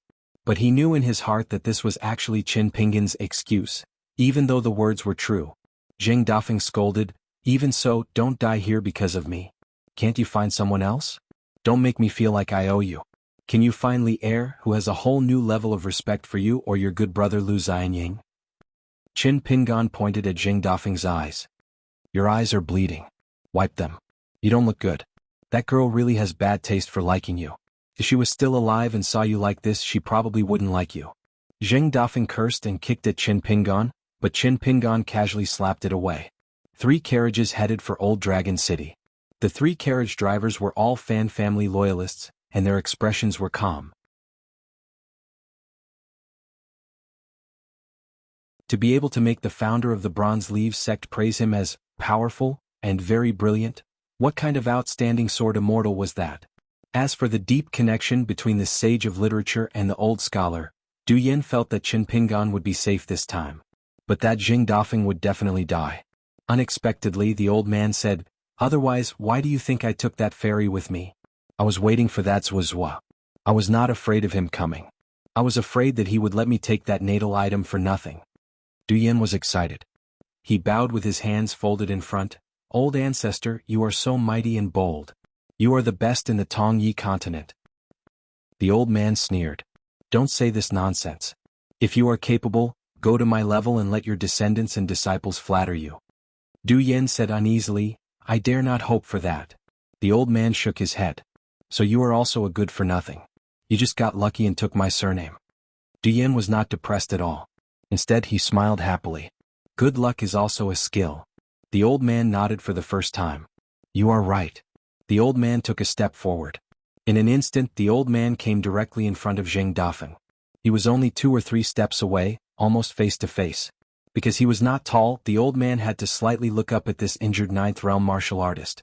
He asked with a smile, "I heard that you are the gatekeeper of the Lizhu cave and do odd jobs for that weird old man. I wonder if he has the guts to leave that cage and make trouble for me after I kill you?" Jing Dafeng was indifferent. He just punched out. The old man put his hands behind his back.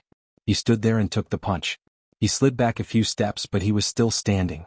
On the other hand, Jing Dafeng's abdomen was pierced by a boat-like object as long as 2 arms. The old man habitually stuck out his thumb and wiped away a trace of blood at the corner of his mouth. "That's it? I'm not a pure martial artist. Don't they say that the bodies of Qi cultivators are made of paper? I don't think so." The old man flicked away the blood and then pointed at Jing Dafeng's abdomen. "This is not a sword cultivator's natal flying sword. I hate sword cultivators the most in my life. They like to be in the limelight too much. Especially sword immortals. They are so arrogant that I want to dig their eyeballs out and stuff them into their assholes. Unfortunately, when I can do that, I have to abide by the rules of this world again. It's a big cage. I can't leave the mountain easily. Don't you think it's hateful?" Speaking of this, the old man squinted at the sky. Jing Dafeng stepped on the ground and punched at the old man again. But the old man turned sideways and pressed Jing Dafeng's head with one hand, pushing him back. Jing Dafeng flew backward for more than 1,000 feet. His abdomen was still nailed to the flying sword-like boat. "I agree." He reached out and put the beast pill of the 12th realm into his pouch. Then he sneered. "I'll leave Jing Dafeng's life to you. As for this brat's martial realm, don't keep it." The old man stomped his foot. A series of cracking sounds came from Jing Dafeng's back as he struggled to get up. A Realm 9 martial artist collapsed on the ground as if he had no bones. The old man looked at the young man. "All right, what are you going to use to buy your life now? Remember, it has to be more valuable than the beast pill of a Realm 12 great demon." The young man sat cross-legged. He was covered in blood and his face could no longer be seen. The old man smiled. "Everyone says that I have a bad temper. I'll make an exception today and wait for you." The life-immortal weapon of this ordinary-looking ancestor of the Bronze Leaves sect was called the sword-swallowing boat. In ancient times, it was refined from the complete corpse of a giant treasure-swallowing whale after 600 years. In those 600 years, the Bronze Leaves sect used all their manpower and resources to stake it all on one throw.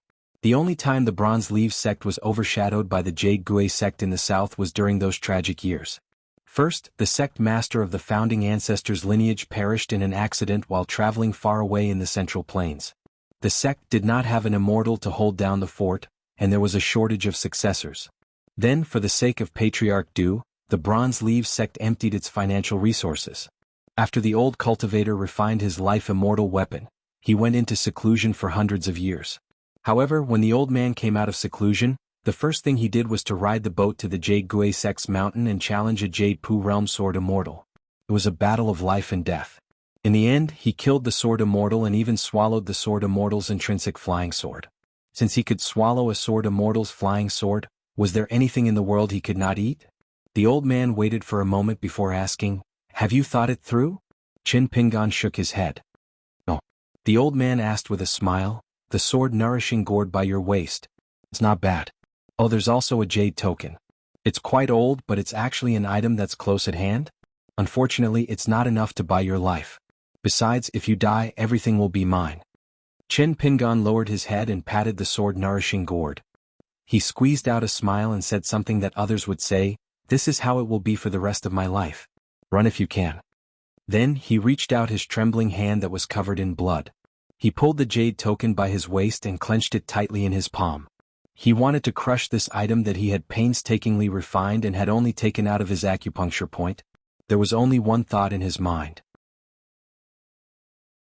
He could not let others lay a finger on this item even if he died. The item that was close at hand was safe and sound. Chin Pingon was filled with guilt. But in the end he felt aggrieved. Chin Pingon, who never blamed the heavens or others. He felt aggrieved. He raised his arm that was clenching the jade token tightly and held it in front of his eyes. His tears were smeared with blood, but he did not wish for the world to see this scene. Chin Pingon put down his hands and slowly closed his eyes. He raised his head high and glanced towards the south. "I have a sword that can move mountains and overturn seas," the ancestor of the Tong Yi sect sneered. "What are you doing? Shouldn't your last words be scolding me for being a bully?" So, he controlled his natal immortal weapon and pierced the abdomen of the young man at the entrance of the city. For some reason the jade token shattered.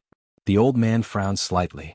But he only felt that it was a pity to lose an item that was close at hand. At the peak of Sway Mountain, an old scholar who was sitting on top of a stone tablet and trying to exhaust the golden armored deity was silently deducing the heaven and earth. His expression changed drastically. He stood up and said with a rare solemn expression, "Blockhead, help me cut open the barrier between the two continents.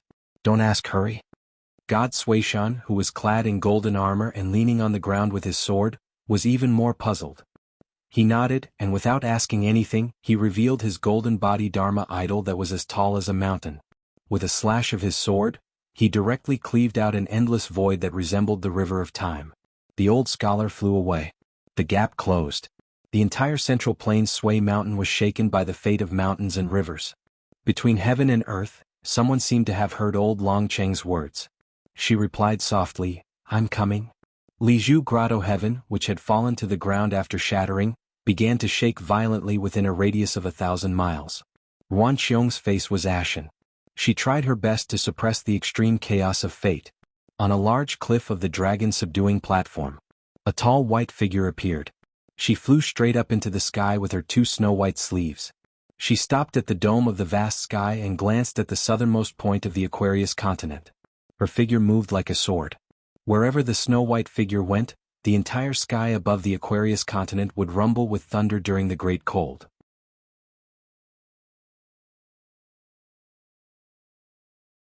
365. Below the Sea of Clouds, to the west of the Dragon Platform and to the north of the Fairy Island, the entire old Dragon City was stuck in the river of time. When Fan Junmao saw the snow-white figure falling like a rainbow, his face was filled with endless reminiscence. In the end, his eyes were filled with hot tears. He stood up, wanted to say something but stopped. Then he sat upright on the Sea of Clouds with a long history of sitting still posture. The Confucian gentleman of the later generations was particular about sitting upright like a corpse and sitting like a god. This was the case. Over at the dusty medicine shop, Pei Qian held the mountain walking staff and was performing the crazy demon swordsmanship in the alley outside the shop. He was unaware of the strange phenomenon, and the Yin spirit of the Zhao family on the other side of the door was motionless. Outside the city, a short rich old man was about to step out. Then he frowned and retracted his foot. He just rolled his eyes and thought for a while. Then he used an even more hidden Yin spirit to travel away. He was sneaky like a fish in water.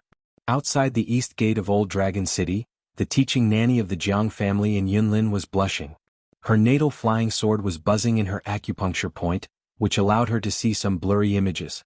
The ancestor of the Tong Yi sect, whose surname was Du, narrowed his eyes and looked at the hole in the city wall. His natal immortal weapon, the sword-swallowing boat, was quietly hovering beside him. In the doorway, that was forcefully blasted open on the city wall, a tall woman in clothes that were white as snow and her sleeves fluttered in the wind was sitting on a pile of rubble. Her movements were gentle, and she held a young man who was almost completely destroyed in her arms. His injuries were too severe and he had already fainted. She lowered her head and stretched out a finger to gently smooth the young man's tightly furrowed brows. Not far away, a shabby old Confucian scholar in a green robe stood. He raised his hand to wipe his forehead. "You're too rash. You made such a big commotion. Do you know that in order to cover your tracks, I used all my strength to suck on my mother's milk. If Suishan God didn't let me jump to the north of the Aquarius continent, you would have been known to the whole world. By then, how could Qin Pingan cultivate in peace?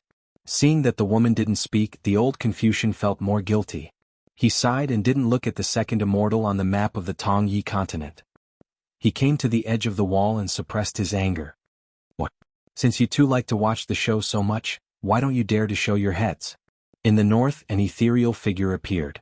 It was a middle-aged Confucian with a golden jade pendant on his waist. The seal script was, "I am good at nurturing the Great Spirit." To the south, there was a Confucian scholar who also had an erratic figure. He looked to be in his 70s, and there was also a golden jade pendant hanging from his waist. The seal script read, "A just Tao enjoys abundant support." The middle-aged scholar bowed and said, "Greetings, mister." The Confucian in the south saw the old Confucian sage but was completely indifferent. His eyelids didn't even move. The old Confucian took a deep breath and pointed to the ancestor of the revival of the Tongyi sect. He looked at the old Confucian with the jade pendant and asked, "You are the sage in charge of monitoring the north of the Tongyi continent.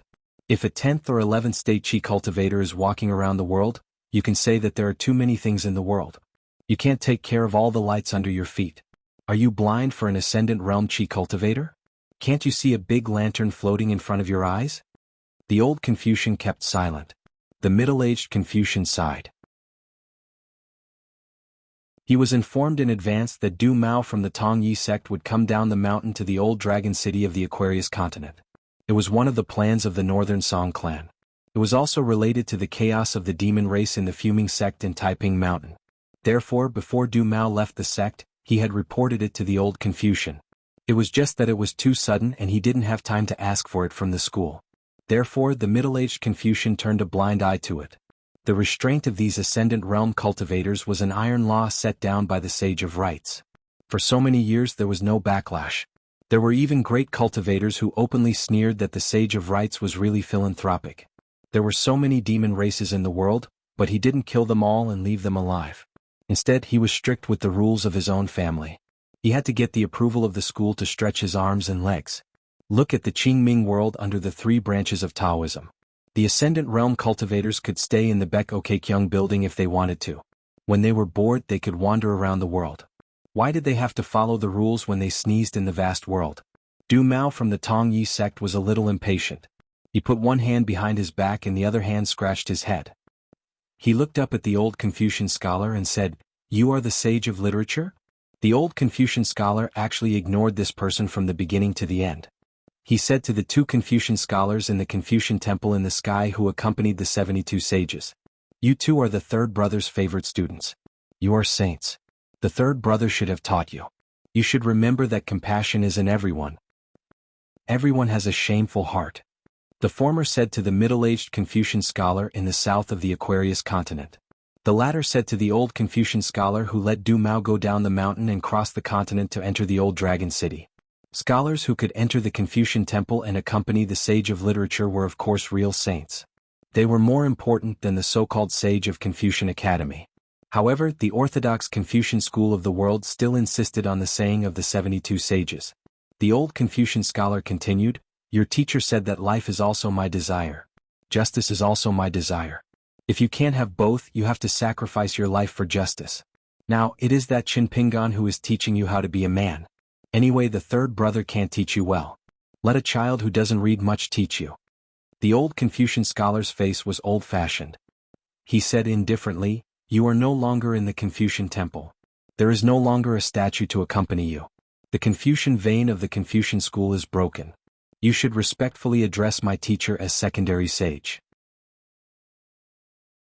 The old Confucian scholar was so angry that his eyes widened. "I'm already giving him a lot of face by not calling him an old bastard. Who do you think you are? Relying on *T moral essays and *T knowledge, you entered the Confucian temple to eat cold pig's head meat." The old Confucian scholar was still expressionless. However, the corner of his mouth moved slightly as if he was mocking him. The old Confucian scholar patted his chest and said to himself, "You have to convince people with reason and virtue." The old Confucian scholar sighed. "You two know that I can't do anything to you now, so you are fearless, right?" The middle-aged Confucian scholar shook his head. "We don't dare and we don't want to. The old Confucian scholar sneered. Your knowledge is a sh*t stirrer. You are a smelly fly that has ruined the great cause of our Confucian orthodoxy. The old Confucian scholar, who was wearing a golden jade pendant, did not retreat. Instead he took a step forward. I'm saying this in front of you. What can you do? The old Confucian scholar was so angry that he laughed. When I was at my peak, you studied the books of my line of knowledge. Have you forgotten? If I remember correctly, you even went to ask Cui Dong for advice. What was the result? Cui Dong hasn't done many good deeds in his life. He scolded you for not learning anything and only learning from the third brother. He even suggested that the Confucian school should issue a hypocrite title in the future to be on par with the upright gentleman. You really hit the nail on the head. The middle-aged Confucian scholar smiled bitterly. The old Confucian scholar's composure was really good. Even after being humiliated by the old Confucian scholar, his expression was still calm. The old Confucian scholar raised his head and looked at the sky. He muttered, "A gentleman can be deceived. Third brother, this is what you said yourself. I know that you want to add another set of shackles to the scholars. You want to echo the words of the Holy Master, restrain oneself and return to propriety. But look at the world now. Does it conform to your original intention? There is no need to look at others. Just look at this disciple of yours." Because of this, the dignified Grand Chancellor of the School of Rites, the disciple of the Sage of Rites, shamelessly asked Bai Zhe to help. What did he say in the end? Look again. What is there to look at? I don't think there is any need to look anymore. This world is not good. It is declining day by day. People's hearts are not what they used to be. When we exchanged knowledge, what did he say? Even if the great Tao is different, we all think that the people of today are not inferior to the ancients. What a joke, what a joke. The middle-aged Confucian scholar looked at the old Confucian scholar in the south and laughed softly. Why don't you apologize to the teacher? The old Confucian scholar asked in return. What's wrong? The middle-aged Confucian scholar pondered for a moment. Cutting off the heritage of the humanities should only be done on the basis of knowledge. It should only be done based on the choice of the common people in the country. It should not be done based on strength. An ascendant realm Qi refinement warrior under the guise of provoking the old divine lord who was acknowledged by the four sages. He wantonly killed a young man who was possibly a disciple of the sage of literature. It is unreasonable and impolite. The old Confucian scholar said indifferently, I am looking at the great cause of the ages. I am looking at the fate of literature for 10,000 years. The middle-aged Confucian scholar shook his head slightly and did not speak any more. The old Confucian scholar sat on the edge of the hole in the wall. Whether you reason or not, who will say this reason? Whether others listen or not, some reasons will always be there. You don't understand.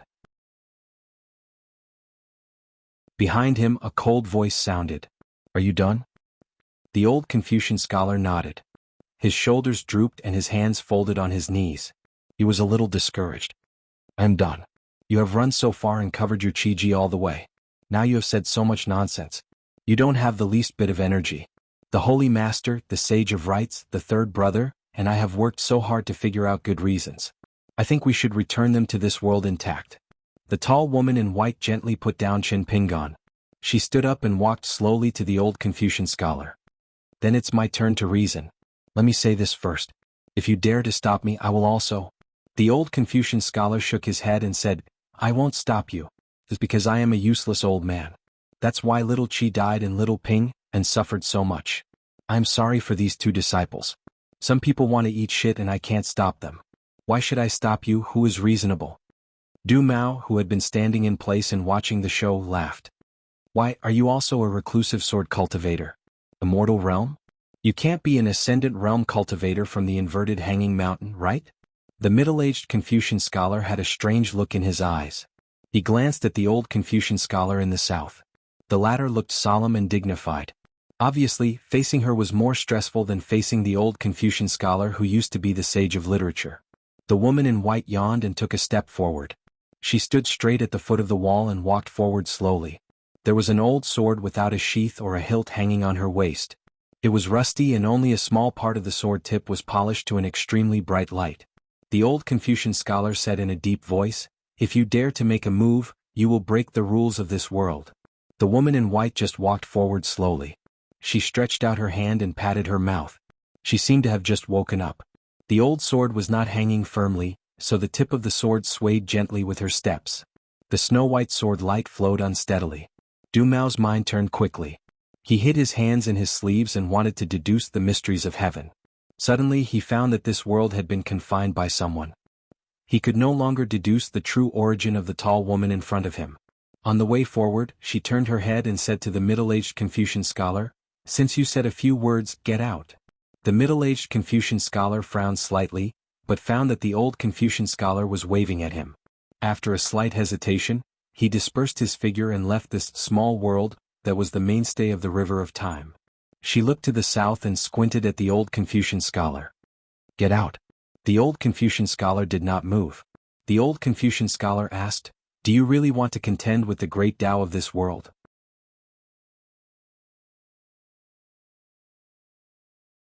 Those familiar with the old pervert of the Tongyi sect knew that Du Mao was going all out when he did that.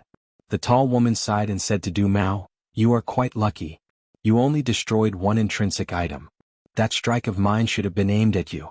But next time when I appear in the Tongyi continent, you won't be so lucky." At this moment, a big hand with a green sleeve reached in from the hole in the sky. It held the old sword with 2 fingers. The arm trembled and the sleeve rolled. Obviously, even if it was just temporarily controlling this old sword that had only a section of its tip sharpened, it was still not easy. A majestic voice came from the big world outside. "Nonsense, don't do it again." The tall woman turned her head. "What? You want me to hold the sword before I attack? Then should I connect the vast world and the green world?" She waved her hand, and the old sword was instantly freed from the hand's control and held in her hand. The owner of the hand did not show up, but he shook his wrist. A breeze gathered in his sleeve like a rolling river and wrapped the old Confucian scholar in it. He said, "Follow me to the Confucian temple and reflect on your mistakes." The old Confucian scholar clicked his tongue. "I can't even eat cold pig's head meat now." The person snorted and seemed to be talking to the old Confucian scholar. "Old Confucian scholar, you will clean up the mess today. The Confucian temple will not interfere." The old Confucian scholar jumped up and cursed, "I don't accept this. Give me some benefits. Otherwise, I'll go to the Confucian temple and move the rest of the 70 statues, including you and the Sage of Rights. I'll throw them all out and move my statue in. After all, the old man likes me the most." The person put the old Confucian scholar in his sleeve and sighed. "Take it." He finished speaking. The hole in the sky of the small world had closed. A golden jade pendant floated down. It was not the Confucian scholar's pendant, but the middle-aged Confucian scholar's pendant. "I am good at nurturing the great spirit." The old Confucian scholar took it in his hand and was satisfied. "This time it's fair. It's a little good." The person seemed to be angered by this little good statement. He did not return to the central divine continent immediately. Instead, a majestic great spirit lingered outside the small world. The old Confucian scholar straightened his neck. "What? You don't accept this either? Why don't I tell you why I lost the battle of the 3rd and 4th places? Is it because you are more knowledgeable than me? If it wasn't Qi Jingchun among my disciples, it would have been left and right." When the old Confucian scholar seemed to be talking nonsense, he shook his sleeves and bent his knees slightly. He was about to sit down and discuss Tao. Only the Confucian sage and the immortals of the upper 5 realms of the central continent could see with their own eyes how brilliant the person's knowledge was and how he suppressed the sages of Buddhism and Taoism. Even the imperial tutor of Dali, Cui Dong, who betrayed his master and ancestors, was generous when talking about this dusty history. The person left directly. The old Confucian scholar stopped his scaring action and stared for a long time. There was no movement. He should have left. Then he took a bite of the golden jade pendant. "Oh, it's true. It's reasonable. I didn't lose this big jar of saliva." After leaving the Pearl Grotto heaven, the tall woman held the old sword for the first time. She smiled at Du Mao and said, "You seem to be less lucky than I thought." The old Confucian scholar laughed and said, "Didn't you dislike the Ascendant realm for being restrained? Beat him down to the Yuanying realm and he can go wherever he wants. Didn't you want to cut off the bloodline of my Confucian lineage? Aha, this time you kicked an iron plate. No, you kicked an old sword. Du Mao, your luck is unique in 10,000 years. You can still brag to others when you go out in the future." The tall woman turned her head and squinted her eyes.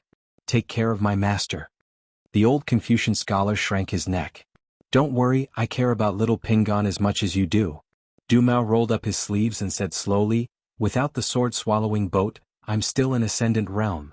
The old Confucian scholar twitched the corner of his mouth and waved his sleeve. The small sky curtain above Du Mao's head had been opened, just enough to let Du Mao return to the vast world. Du Mao was finally a little flustered.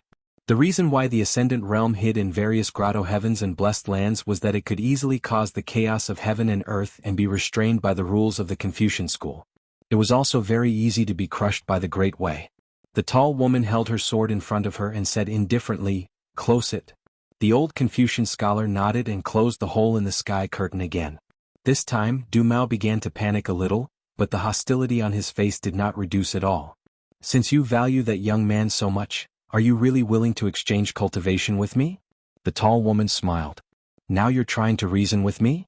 A wise man submits to circumstances. Du Mao went north this time for 3 purposes.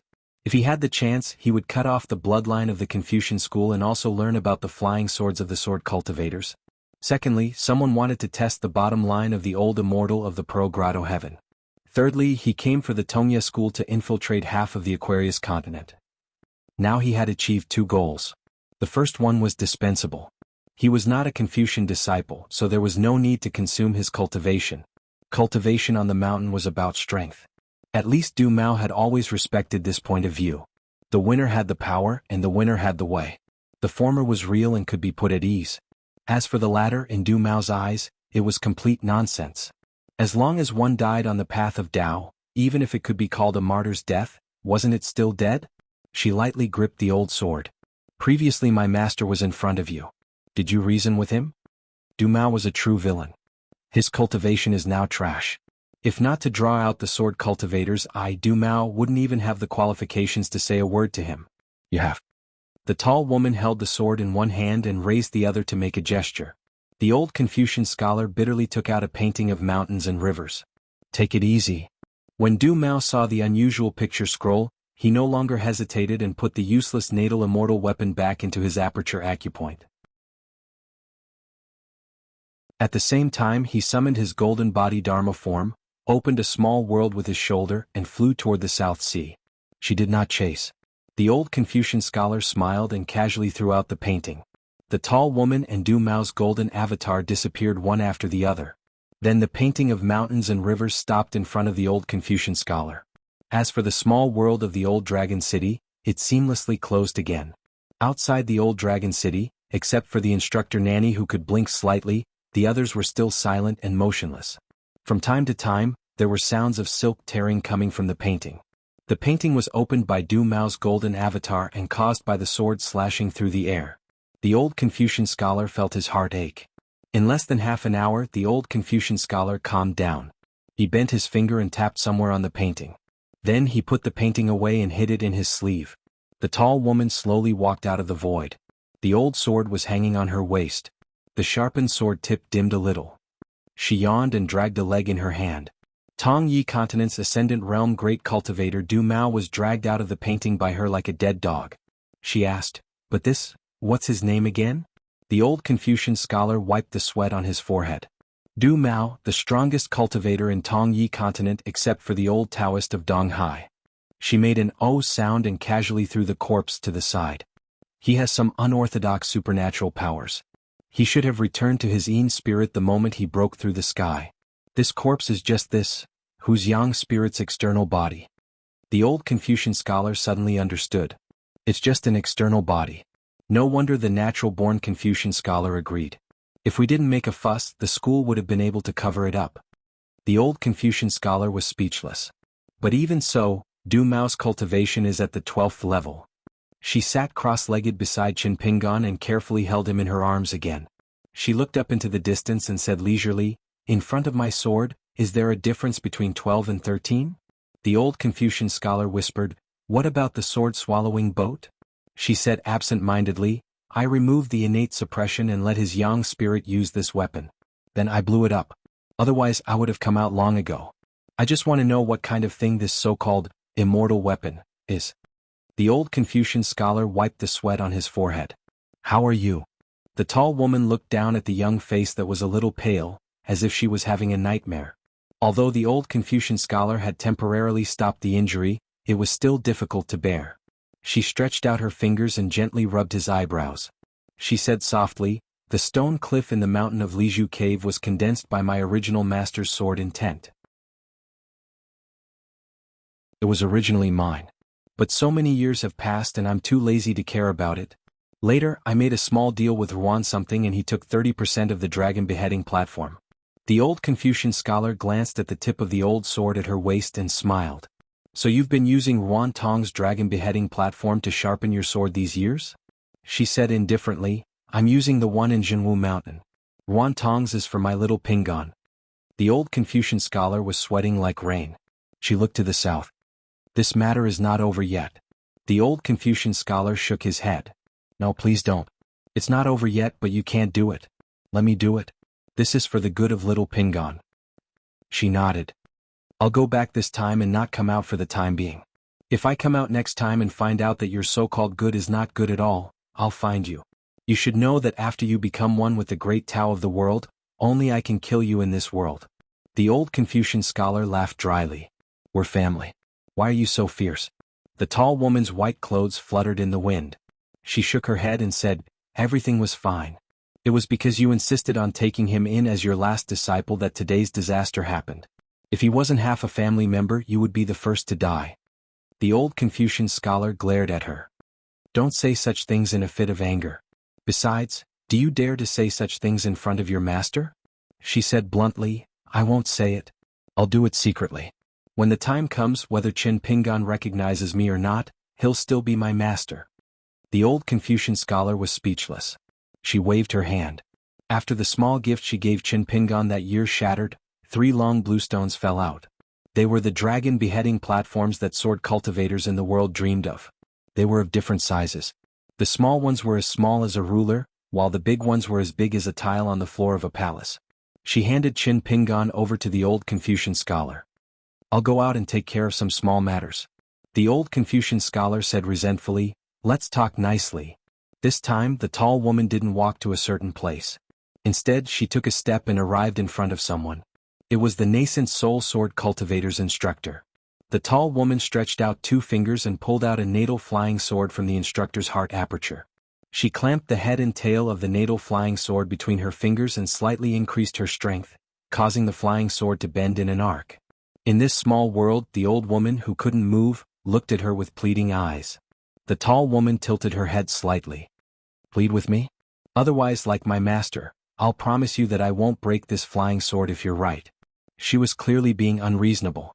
After a while, this Cloud Forest Jiang clan's instructor didn't have the divine ability of an immortal to speak in this small world. Therefore, the tall woman continued to increase her strength, causing the arc to become wider and wider.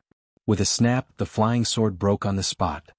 The instructor's 7 orifices bled and cracks appeared on her aura's core. Her nascent soul wailed in agony. The tall woman sneered. I've always liked your reasoning. Since my little Ping and hasn't woken up yet, I'll hurry and do it. I might not have such an opportunity in the future.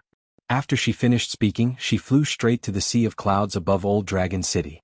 The green-robed woman, Fan Junmao, continued to maintain that strange sitting posture. When she raised her head, her eyes were burning and her heart was filled with reverence. Fan Junmao's first words were, I didn't know that this young man was your new master. The tall woman stood in front of Fan Junmao with her old sword hanging. She bent down and asked with a smile, ignorance is blameless? Fan Junmao shook her head. Ignorance is a great crime. I admit it. The tall woman rubbed her forehead. Why are you still the same as before? You're so pitiful every day. You're either secretly running to the arch bridge to cry in front of the sea of clouds or kneeling on the sea of clouds like today. How am I going to kill you?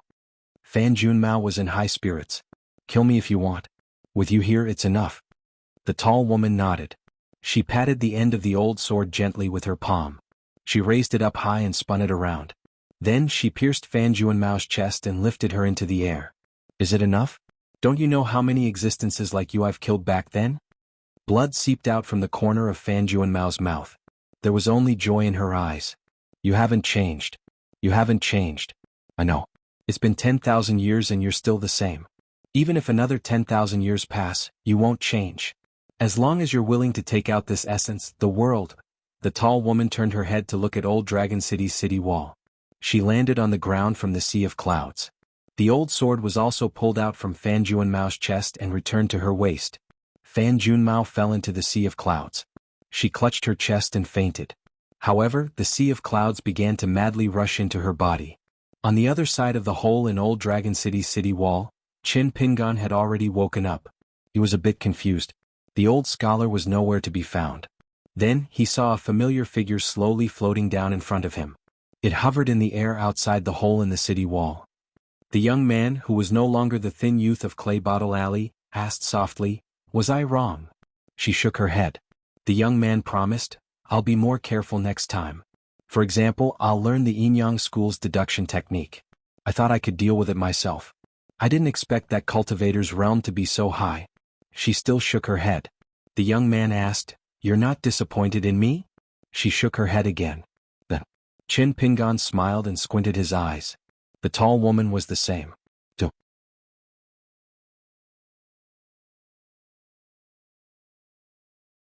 366. Chapter 2. The river of time was still flowing slowly outside this small world. In the sky, the friction between the two rules of heaven and earth was surging, glowing with a charming five-colored glaze. Qin Pingan and the sword spirit sat side by side on the edge of the ruins of the city wall, their legs hanging outside. Qin Pingan looked down at his abdomen. The bleeding had stopped and the wound was mostly healed. However, his internal organs were like a mess, and it was still painful enough to make people tremble. The injury caused by an Ascendant Realm natal immortal weapon, even if it was far from a full blow, even if it pierced through Qin Pingan's abdomen, the aftereffects were still unimaginable. In the distance, everyone stood motionless where they were. Only the instructor Nanny, whose intrinsic flying sword had been broken, was the strangest. She was constantly swaying. Although the swaying was minimal, she was in an especially tragic state. Sun Jiashu was knocked unconscious by the ancestor, and the old steward beside him reached out to support him. Most people had a relieved smile on their faces. According to her, Zheng Dafeng, whose spine was broken, the pure vital energy cultivated by a ninth realm martial artist had completely dissipated, and he was really reduced to a useless person. However, there was still some physical foundation left, which was equivalent to a fifth realm martial artist's body. Zheng Dafeng had been sent to the dusty medicine shop by Lord Wensheng, and his life was not in danger. However, even if he stood up from the bed again, he would probably live the rest of his life. She also said that the old scholar said that he would clean up this mess. In short, he would not let Qin Pingan suffer any losses. Du Mao would have to spit out more of what he had eaten, and things were not that simple. Looking at the sky dome of this small world together, she suddenly said, "I have to go. I can't delay the sharpening of the sword for a moment." Qin Pingan remembered something and said softly, "I have an oil paper umbrella that can hide the secrets of heaven. Immortal sister, take it. According to what you said before, even Lord Wensheng's sworn enemy has said that I won't have to meet an old monster like Du Mao in the future. As long as it's not a cultivator of the upper five realms, I can deal with them, and I won't take the initiative to provoke them." This time old Longqing helped Zheng Dafeng, which is a special case. She reached out and touched Qin Pingan's head. "Okay, you haven't given me anything yet." Qin Pingan blinked. She said confidently, "Are you talking about the dragon beheading platform in your basket when you crossed the bridge? That's not a gift from you, I stole it." Qin Pingan, immortal sister. Immortal sister, I'll give you something else. I've walked a long way, I will continue to walk. And I will continue to walk. Maybe I will. Qin Pingan smiled brightly. At most, I'll give her a beating. She bent two fingers and gently tapped Qin Pingan's forehead. "Young man, you've grown up." Qin Pingan also turned sideways and gestured the height of the two of them. He said happily, "Right?" She gently bumped Qin Pingan's shoulder with her shoulder and asked with a smile, "Do you like that girl very much? How do you like her?" Qin Pingan thought for a moment. His pale face blushed slightly. He put his hands on the ground and looked into the distance. He whispered shyly, "I'm too embarrassed to say this." She clicked her tongue and said, Oh, I'm going to be jealous." Qin Pingan was still looking into the distance. He shook his head and said, "No, immortal sister is the best." The tall woman stood up with a smile. "Let's go to the medicine shop and get the umbrella. By the way, the body on the ground is Du Mao's yang spirit body. You can put it away. After all, it's the body of a 12th realm immortal. It can be sold for money." Qin Pingan glanced at the Du Mao on the ground. She smiled and said, "It can be sold for a lot of money." You can even let people live in it, such as Dali Imperial Tutor and Shui Dong. Qin Pingan kept it into the object within reach. She smiled knowingly. Although Qin Pingan's Qi Palace was in tatters, his movement was not hindered. But now he had to fight with others. His current strength was probably not as good as when he had just entered the third realm. Qin Pingan stood up and looked down at the tattered golden robe. His heart ached more than his flesh. She held the 3 pieces of beheading dragon platform that were first placed in the white jade tablet. She smiled and said, "It's okay. It can be replenished. It's just a few bags of gold and copper coins. Maybe it can be upgraded to a half-immortal weapon in one go. Old Yang has to give some. That do something, we have to think of a way to give it to him." Qin Pingan nodded. She strode forward and walked through the big hole in the city wall. "Don't be discouraged. The end of the road is still far away. When the time comes, I will still be by your side." Qin Pingan quickly followed. She grabbed Qin Pingan's shoulder and jumped out of the hole.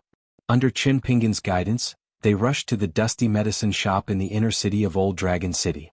Because the old scholar had not removed the prohibition of Old Dragon City, everything was still silent.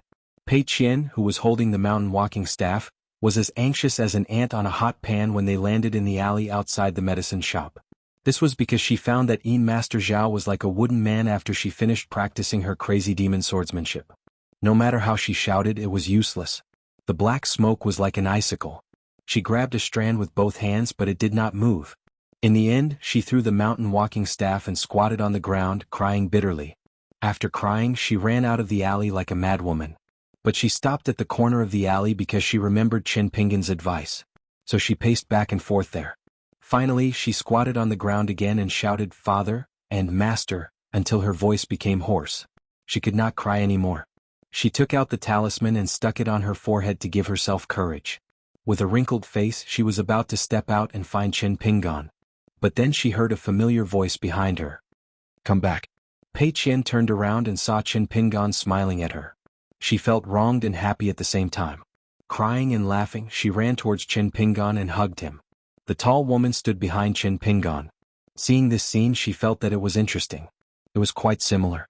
As for the strange look in the charcoal girl's eyes, her background and experience made her understand it better than anyone else. This phenomenon was called the sun and moon in the eyes.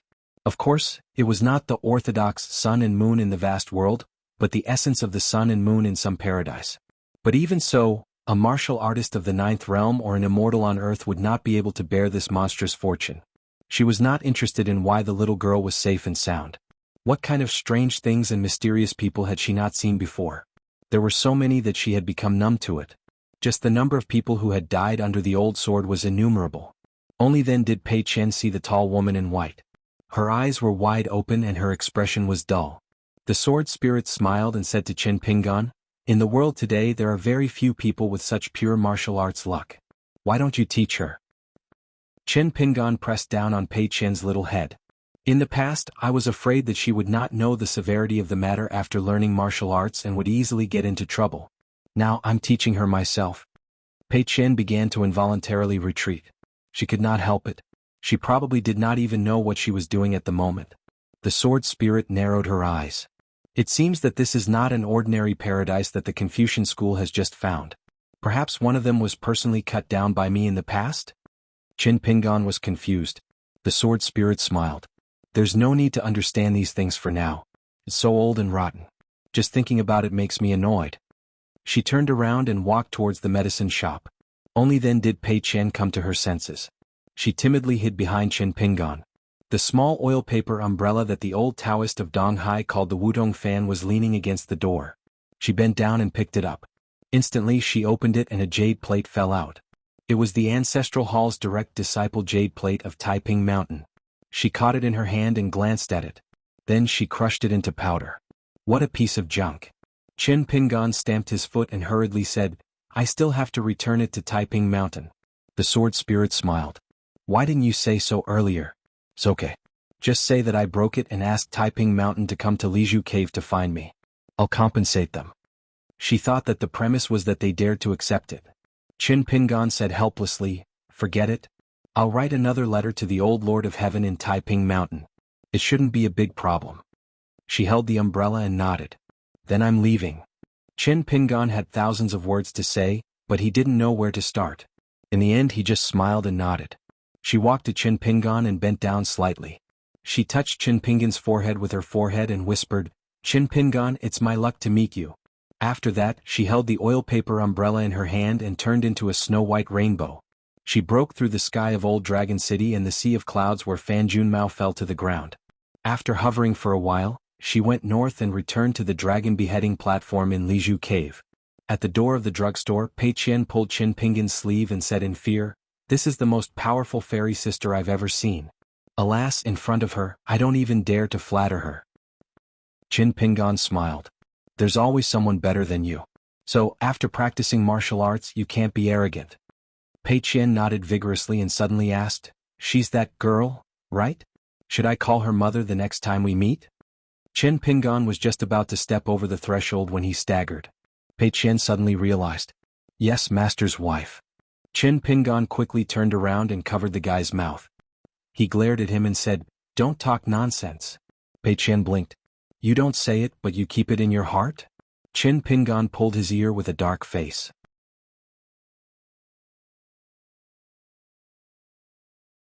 Fu Li shook his head. "Don't worry about it, there is no meaning, let's go back and find out what happened, why Du Mao disappeared. Don't go through the east gate, go through the south gate." As the undisputed leader of Old Dragon City, and the Fu family who wanted to unify Old Dragon City, the carriage chose to take a detour and go to the south gate. The most dazed one was naturally Du Yen on the city wall. The descendant of Ascendant Realm Du Mao rubbed his eyes. Where was the old ancestor? Where was he? His wife, Madame Ding's cultivation talent was average, but she was calmer than Du Yen who was in Jindan realm. In Tongyi continent, the old ancestor can do whatever he wants, let alone such a small Aquarius continent? Du Yen nodded, holding her hand he smiled, "I lost my composure. After this, our Tongyi sect will use Old Dragon City as a springboard to spread a net to the north, and gather all the major sections. Those who follow our Tongyi sect will prosper, those who defy will die. At that time I will be in charge of one of the routes, you will be the patriarch of the Ding family, Old Dragon City will only have the two surnames Ding and Ding." The woman smiled sweetly. Outside Old Dragon City, the Ding family, Fang family, and Ho family all sent their consecrators to kill Jing Dafeng and his group. This was the temporary arrangement of the Fu family. In fact, they were a little unprepared, they shouldn't have been so hasty. They should have sent a group of people outside the city, a group in the outer city, and a group in the inner city. The three groups of people could have been more in line with their identity, and people couldn't catch them, instead of using such a clumsy trick that was close to street fighting. However, since the Fu family was willing to be shameless, their previous alliance with the four families, after the Sun family, Sun Jiashu, and Ding family, Du Yen, turned to the Fu family one after another. After knowing the Fu family's order to kill them, they didn't have the capital and confidence to bargain. In the future, they would become the Fu family's vassals. Eating the leftovers from the Fu family's mouth was better than being uprooted tonight. In the group of the three families, the disciple with the surname Fang didn't feel that the situation had changed. He was still thinking about the big banquet tonight. At that time, all the women in the dusty medicine shop would appear in public. Whoever drank a cup of wine would be able to teach them to take off a piece of clothing. After the people in charge of the three families discussed, they decided to follow the Fu family to the South City Gate. As for the consecrators behind them who were responsible for killing them, they wouldn't restrict them first. After they took off the heads, they would naturally meet up with them in the city. Above the sea of clouds, Fan Junmao slowly woke up. As expected, her cultivation level had dropped to golden core. But she didn't have the slightest bit of resentment. After laughing, she glanced down at the route of the dragon platform and the sporadic fighting. She frowned and reached out one hand to cover her heart, while the other hand pointed down with two fingers. In the sea of clouds, pillars of light fell down one after another. Because she used the providence of the sea of clouds, Fan Junmao's attack was no less powerful than a normal nascent soul realm cultivator. The consecrators who had already suffered heavy casualties, only 5 or 6 of them were left, and their heads were pierced through one by one. Of the Fan family's coachmen, only one was left. Of the 4 people who got off the carriage, only Lu Baixiang, who was covered in blood, and Wei Xian, who was wearing the Du armor and had the lightest injuries, walked onto the carriage. As for the martial madman Julien, he died. Sui Yu died in battle.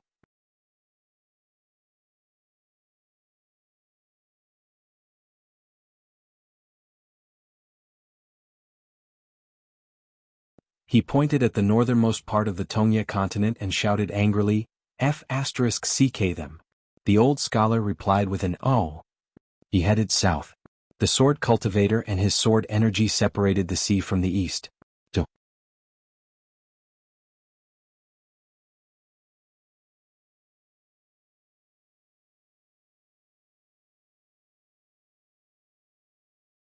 Pei Qian took a small stool and sat at the door of the dusty medicine shop. She lowered her head and bent over, hugging her knees with her hands. Under her feet was the walking stick that had been with her for a long time. She stepped on it and gently twisted it, rolling it around. On the other side of the door was an oil paper umbrella. This was what Qin Pingan asked her to bring it with her even in the dusty medicine shop. The Yin spirit of the Zhao family did not move for the time being. Zheng Dafeng only needed to break the pipe and it would appear beside him. If it appeared too early on the dragon platform, the other side might have already prepared a countermeasure. In the vicinity of the dragon ascension platform, there was a saying that there were hidden dragons and crouching tigers. Those who were qualified to stand there were all deities of Old Dragon City. All of them were cultivators and masters who enjoyed the worship of the 5 major families. The Yin spirit stood beside the charcoal girl and asked, "Are you worried about Qin Pingan?" Pei Qian said softly, "My father is so powerful." The Yin spirit surnamed Zhao walked out of the small temple in Liju Grotto Heaven and laughed. "He is powerful, but he is a bit stupid. He clearly has nothing to do with it and yet he wants to get involved." For the first time, Pei Qian did not jump up and curse. She said to herself, "Of course. Otherwise why would he bring me along? I am a money loser. My father is so rich but he is still a money grubber. He never spends money extravagantly. He wants to break a copper coin into 8 pieces." The more she spoke, the more worried she became. Pei Qian straightened her back and took out the yellow paper talisman from her sleeve. She slapped it on her forehead and raised her head. She puffed up her cheeks and blew the demon-subduing pagoda talisman gently. 3 carriages drove from the inner city to the outer city. Zheng Dafeng sat alone in the carriage at the front. He closed his eyes and rested. He had been trying his best to suppress his fist will, but it actually showed signs of overflowing. With every jolt of the carriage, the aura qi floated unsteadily. However, it would quickly rush back into Zheng Dafeng's body with every breath he took. A martial artist at the peak of the 9th realm had his own temperament. Qin Pingan was supposed to sit with Zhu Lian, the lackey who liked to call himself old servant. However, Sui Yu beat him to it. Zhu Lian was tactful and went to sit with Wei Xian and Lu Baixiang in the same carriage. They sat opposite each other in the carriage. Sui Yu asked, "You have a new level of respect for Lu Baixiang.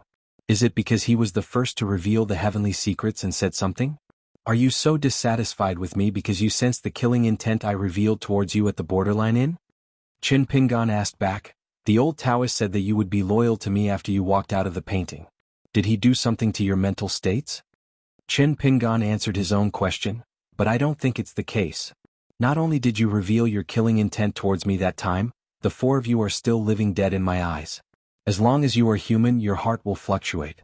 No matter how calm your heart is on the path of cultivation, no one dares to say that they will not change their mind. Therefore, I am very curious as to why the old Taoist dared to say that I can use you without worry." Sui Yu also asked back, "You don't trust the heavens of our lotus blossom blessed land?" Qin Pingan shook his head and said, "On this matter, I trust the old Taoist." Sui Yu reached out and touched the infatuated heart scabbard on his knees. "The 4 of us, other than each receiving a sentence, there is actually another sentence that all 4 of us know. Wei Xian is hard to say. He has never chatted with the 3 of us in private.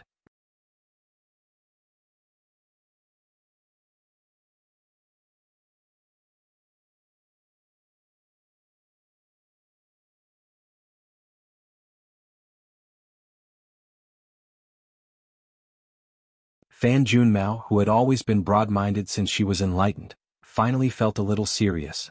If Zheng Dafeng died on the dragon platform, she would think that it was because she was not as good as him. She could not blame anyone. However, if she walked down the dragon platform alive and died suddenly in the hands of an outsider, she would feel uncomfortable. This old dragon city had been her territory since ancient times. However, was it worth it for her to give up her life as Fan Junmao, for a Zheng Dafeng that she did not like? She leaned back and began to weigh the pros and cons. In fact, there were no pros, only cons. Therefore, she closed her eyes and sighed softly. At least she did not want to see Zheng Dafeng make a fool of himself. After all, it was not funny at all. The dragon platform began to shake violently. The water of the East Sea and South Sea in the Aquarius continent surged and hit the shore. However, the Earth Immortals used their various magical powers to push them back. On the surface of the sea not far from the isolated island, a little Taoist boy stood on a floating huge golden gourd with a smile on his face. The parasol tree umbrella could not only protect one's life, but also block the prediction and rescue of Qin Pingan's descendant. There was no door to fortune and misfortune. You Qin Pingan are in trouble this time. You provoked the only person in the Tongyi continent that you should not have provoked. Otherwise, other than this person, you Qin Pingan would not have a big problem. In a battle of the same realm, you Qin Pingan do have some ability. You do not need to fear.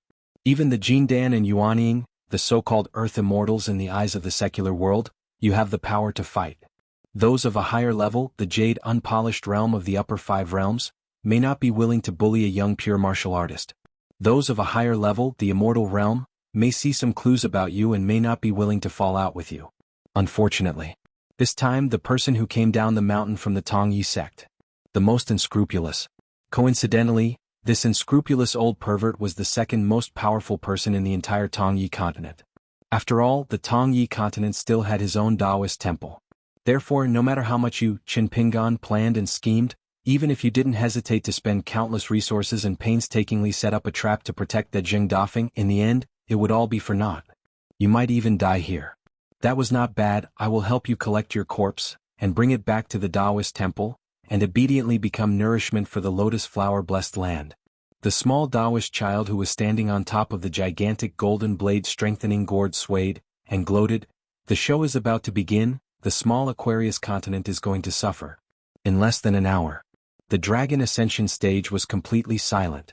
And the final result was inconceivable. The person who walked down the Dragon Ascension stage was actually Zheng Dafeng, and the key was that his body was clean without any signs of injury or death. Fu Donghai and Fu Chuanhua's emotions were fluctuating. They were unwilling to believe what they saw. Did their father, Fu Feng, die? That was not a bad thing. The two of them looked at each other with tacit understanding. Fu Nanhua's expression was calm, with a smile on his face. His heart moved. After hearing the hidden words in his heart lake, Fu Nanhua flipped his palm, and made a small movement that was hard to detect. Over at the Ding family's side, an old consecrator took a step forward, and whispered to the Ding family patriarch, who quickly went to whisper to the Fang and Ho family patriarchs. The two of them had different expressions and finally nodded. Fu Nanhua's small movement was like a huge rock smashing into the lake, causing ripples. After Zheng Dafeng walked down the Dragon Ascension stage, he did not say a word, and Qin Pingan accompanied Zheng Dafeng into a carriage. Zheng Dafeng's face immediately turned pale and said hoarsely, Fu Feng only fought halfway and already admitted defeat. He obviously did not want his face anymore. Fu Feng was not willing to fight to the death with me, and did not give me the chance to break through the bottleneck of the 9th realm and reach the 10th realm, and did not take out all his wealth to fight with me, and only exchanged injuries with me, so this trip back to the medicine shop will definitely be dangerous. Qin Pingan, think carefully. Will you get off halfway, or will you follow me back to the medicine shop? Qin Pingan said indifferently, Fu Feng is shameless, but I am. Zheng Dafeng tilted his head, and reached out to wipe away the blood flowing from his ear and laughed. Do you believe your own words? If you want your face, then for a few coins would you wait by the tree stump every morning, take the letter and then run around the small town? Qin Pingan shook his head. That money, I earned it with a clear conscience. Zheng Dafeng laughed bitterly. What, do you want me to beg you before you are willing to leave? Qin Pingan said, it's useless even if you beg me. Zheng Dafeng leaned back. What the F***ck do you want? Qin Pingan hesitated. Last time when I broke through an old dragon city, there was something strange, but it was not obvious. This time I went to Lotus Flower Blessed Land, and when I came back to Old Dragon City, for some reason, my intuition told me that in the well of my heart, there is an evil dragon that is looking up. Once I choose to leave, it might break free and come out of the water. This might be a natural disaster for me to go against the heavens and rebuild the Bridge of Longevity. When I crossed the Stone Arch Bridge, I felt that I was accepted by the world, but it was actually an illusion. It is not a good thing, but I have already been targeted by the world. If I escape today, I will escape for the rest of my life. Zheng Dafeng believed this. However, he knew in his heart that this was actually Qin Pingan's excuse, even though it was true. Zheng Dafeng cursed, then don't die here because of me. Can't you find someone else? Don't make me feel like I owe you. Can't you go find Li Er, who looks at you differently, or your good brother Lu Xianyang? Qin Pingan pointed at Jing Dafeng's eyes. Your eyes are bleeding. Wipe them properly. You are not handsome to begin with. For that girl to like you, she must have bad taste. If she was still alive and saw your current appearance, she probably would not like you. Jing Dafeng laughed and kicked Qin Pingan lightly, but it was casually slapped away by Qin Pingan. The 3 carriages drove towards Old Dragon City. The 3 carriage drivers were all loyalists of the Fan family, and their expressions were calm.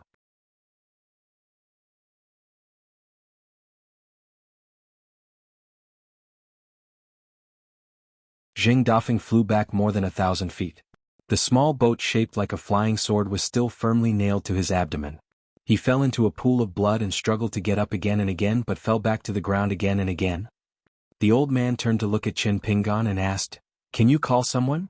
Without waiting for the young man's reply, he had already waved his sleeve. A white robe flew out and spun in the air before landing on the ground. He stomped heavily on the ground and stopped his body from falling back. His sleeves fluttered. The old man was slightly surprised. "You're better than I thought. To think that you don't want to be a good-for-nothing. Not bad, not bad. It's a pity that your surname is not due even if you die, it's not. What a pity." The old man raised his hand and pressed down gently. A golden palm as big as a mountain broke through the sea of clouds above Old Dragon City and pressed down on the mountain above Qin Pingan's head. Qin Pingan punched the sky with the steaming cloud swamp style. Within a radius of 100 zhang, dust flew everywhere, covering the sky and the sun. In the huge pit, Qin Pingan slowly walked up the slope and reappeared in the old man's vision. The old man looked around and nodded in realization. "It seems that person is not your guardian. Naturally, he can't make it in time." Between the words, Qin Pingan, whose golden robe had been beaten, seemed to be grabbed by an invisible hand. His whole body flew into the air, drew an arc and crashed into the wall of Old Dragon City behind the old man. The old man shook his head and said, "So what if he's a good seedling? He's not even in the upper 5 realms. Isn't he still a good-for-nothing?" Without looking at the wall behind him, the old man stretched out his arm and flicked his finger behind him. At the place where Qin Pingan crashed into the wall, a huge crack appeared. After being flicked by the old man, Qin Pingan, who was already deep in the wall, directly broke through the entire wall and landed in the outer city. The old man scratched his head and waited for a moment. The world was particularly quiet. Jing Dafeng half-squatted on the ground and raised his head. The old man smiled and said, "You can try to break that old pipe. I'm very curious whether that old man came to save you personally or with some small tricks." Jing Dafeng vomited blood and said with difficulty, "It's enough to kill me." The old man shook his head and said, "If that old man from Pearl Grotto Heaven stood in front of me and said this to me, I might consider it." The old man frowned and turned his head to look. The young man actually forced himself to reappear in the big hole in the wall, holding something like a pill in his hand. An instructor's face was gloomy. "It's an upper 5 realm monster core. If it's something that's been refined, the entire east side of Old Dragon City will be destroyed when it explodes." Fu Nanhua laughed loudly and said, "This person will definitely not do that." The instructor's expression was strange. She glanced at Fu Nanhua and the latter chuckled softly. "This kind of person is so stupid." Sun Jiashu sighed. Qin Pingan really wouldn't do that. As soon as he took a step, he was pressed on the shoulder by a nascent soul realm old man. "Don't force yourself. Otherwise the Sun family's plan will all be in vain." Sun Jiashu struggled for a while, but he was still pressed down by the old man. "You can be willful about other things, but not this. This isn't just about you, Sun Jiashu."